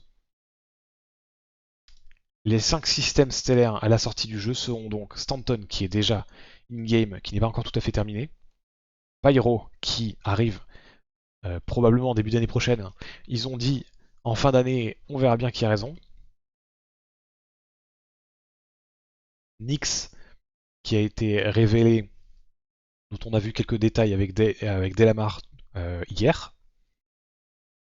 Et Castra qui a aussi été révélé hier et qui est en pré-production, donc qui n'a pas encore été construite. Il fait du teasing pour le 5e système, mais on s'en doutait, il fallait un système très très sécurisé et très très avancé, Terra, un système qui vend du rêve au final. qui est donc la nouvelle capitale de l'UE dans le lore. Il y a vraiment Earth, donc la Terre, et Terra, qui se battent en duel pour ça, et Terra est en train de gagner. Donc comme c'est en train de devenir la capitale de tout l'univers de Star Citizen, ils veulent absolument pouvoir le développer pour la sortie du jeu. Ça risque d'être un très gros système. Et donc c'est cette planète en particulier qui nous intéresse. Donc 5 systèmes à la sortie, et tout un tas donc de guildes qui gèrent tout un tas de types de métiers différents. Il va faire le rundown rapidement sur les types de métiers juste après. Donc toute la partie industrielle qui va gérer donc récupération de ressources, la réparation, raffinerie, salvage, minage, crafting, construction. La guilde de transport qui permet de faire donc les cargos, recovery. Le transport de passagers est cité ici. C'est très très vite aussi là-dessus. Toutes les slides sont évidemment disponibles. Tout ce qui est sportif avec les pilotes de course. Il y a du sniping apparemment. On parle de Star Marine ici. Il y a des courses de vaisseaux, il y a des courses terrestres. Athlètes ici, ça a l'air assez marrant aussi. L'Académie des sciences avec l'exploration, le farming. Il y a quelques trucs qui sont présentés ici par exemple qui sont assez marrants. La food. Alors je sais pas, tout ne fait pas du tout scientifique, c'est très bizarre. Les pompiers. Et on en apprendra probablement plus tard, mais on sait pas trop. Rayari par exemple, qu'est-ce que ça fait, ce genre de choses. À voir. Les deux guildes de fight qui s'opposent, donc The Council c'est les méchants et Mercenary Guild c'est pour au niveau sécurité. Globalement c'est les missions, toutes les missions PVP, PVE de fight. On les connaît globalement, les voilà, FPS versus les pilotes de combat. Et il y a la même chose côté méchant avec tout un tas de types différents. Il y a vol de vaisseaux, etc. qui sont précisés. Avec comme objectif donc d'avoir toutes ces choses qui arrivent sur ce truc final. La réputation va avoir son importance, comme on disait, on peut récupérer des blueprints en fonction de certaines guildes, etc., etc.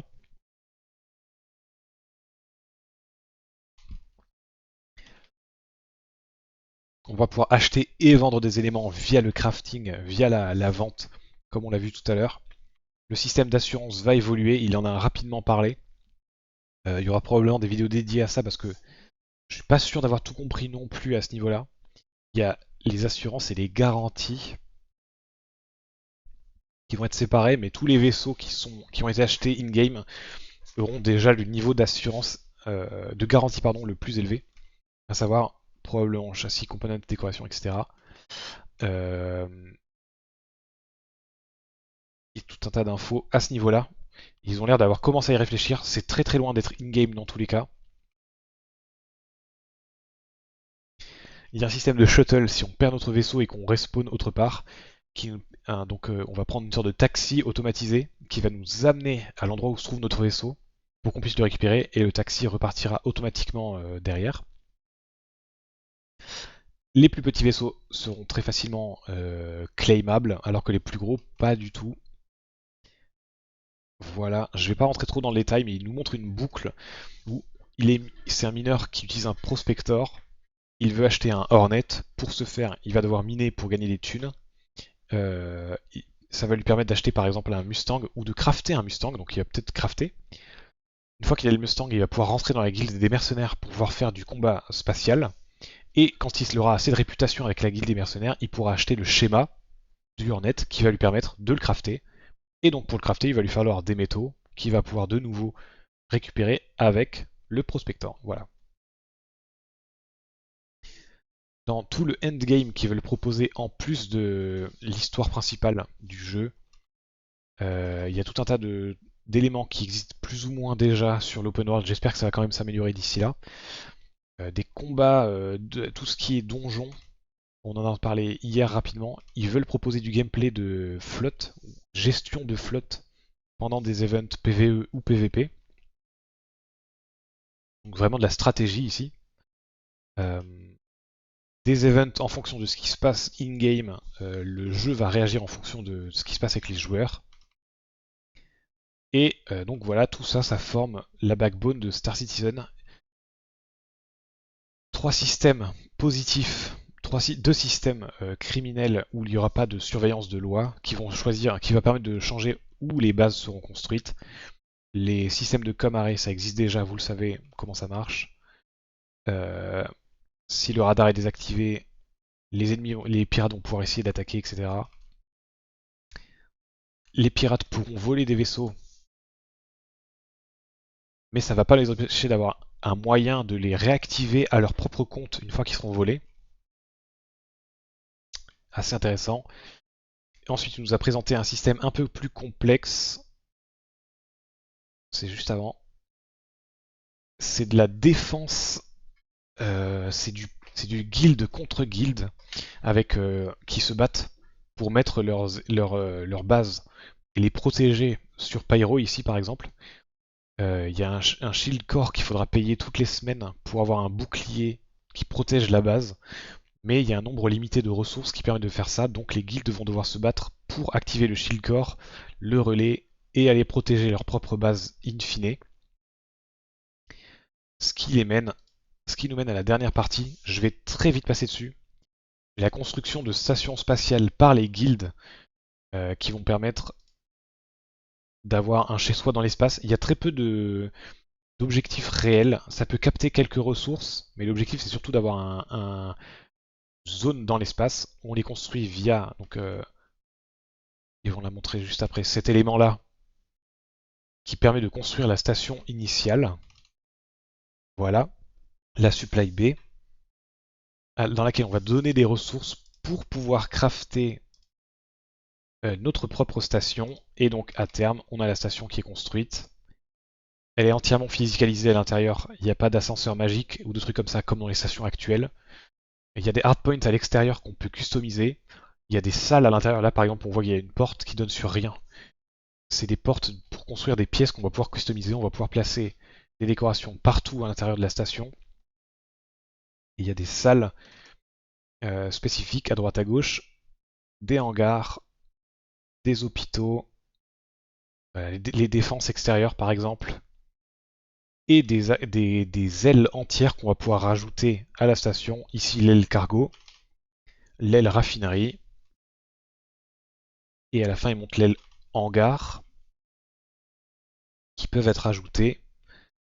Et donc, ils peuvent être construites comme ça. Voilà, je vais pas aller plus loin là-dessus. On peut rajouter des skins de couleurs, des décals pour les noms des guildes. Il y a des attachments uniques. Donc là, il parle d'une tour où le chef de guilde, par exemple, peut avoir sa propre pièce en haut. Je m'en bats les couilles. Et en bas, un flight deck énorme qui permet aux gens, à une flotte, de pouvoir défendre beaucoup plus facilement la station. Par exemple, si vous êtes sur Pyro. Mais je pense que le plus important de à quoi ça sert en réalité, là voilà, toute l'assaut d'une station par une autre guilde, par exemple sur Pyro. L'objectif réel, en fait, c'est le shipyard, le dry dock, qui permet de construire des vaisseaux depuis la station. Et donc la question de quelle taille de vaisseau on peut construire, ils nous ont un peu étonnés avec le Bengal. Donc ça veut dire que les vaisseaux pourront être construits jusqu'à la taille la plus grande de vaisseaux actuels. Directement construit depuis la guilde d'une station spatiale comme ça. Et là, un petit reveal supplémentaire, donc en plus d'avoir construit un Bengal, la guilde a une station spatiale énorme qui est liée à d'autres stations spatiales pour former une chaîne entière.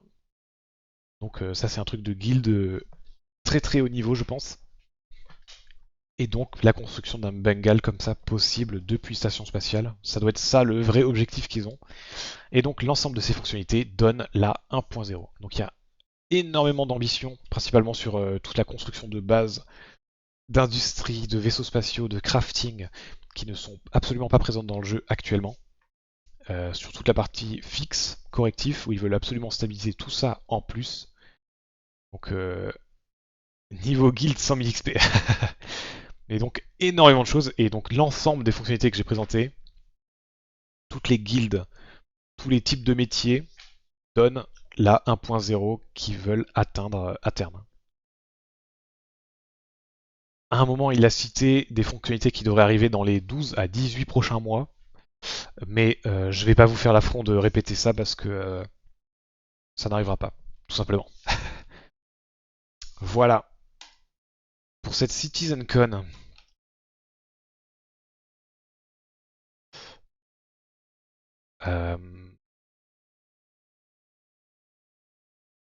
Je suis fatigué, mais on peut prendre 5 minutes peut-être pour que j'appelle mes collègues, voir ce qu'ils ont pensé de cette deuxième journée.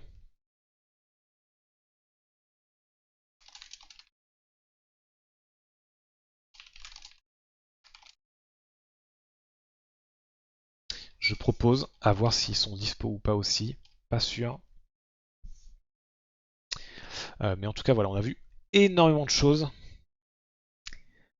C'était bien complet, ces 3 conférences-là.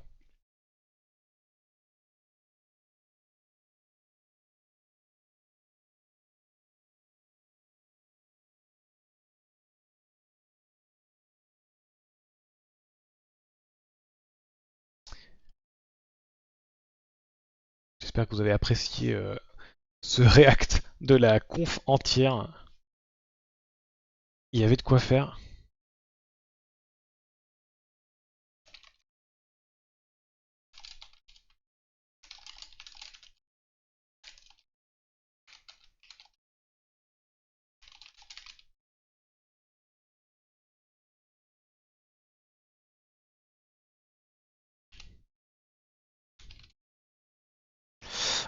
Il n'y aura pas... Ah, on va s'arrêter là du coup, c'est pas grave. Dans tous les cas, je suis crevé. Ils ne sont pas dispo. Eh bien, c'est pas grave, je vais m'arrêter là. J'espère que ça vous a plu. Je vais aller dormir. Non, je rigole. Mais pas loin, mais pas loin. C'était très cool. On a vu énormément de choses. Ils sont toujours aussi ambitieux, ils ont toujours des idées de fou. À voir comment ça rendra, combien de temps il va falloir pour faire tout ça. En espérant qu'on puisse déjà tester toute la mise à jour qui est actuellement en serveur de test chez les Evocati assez rapidement, ce serait cool. Et voilà, merci d'avoir suivi ce live, ce coverage de la Citizencon 2024.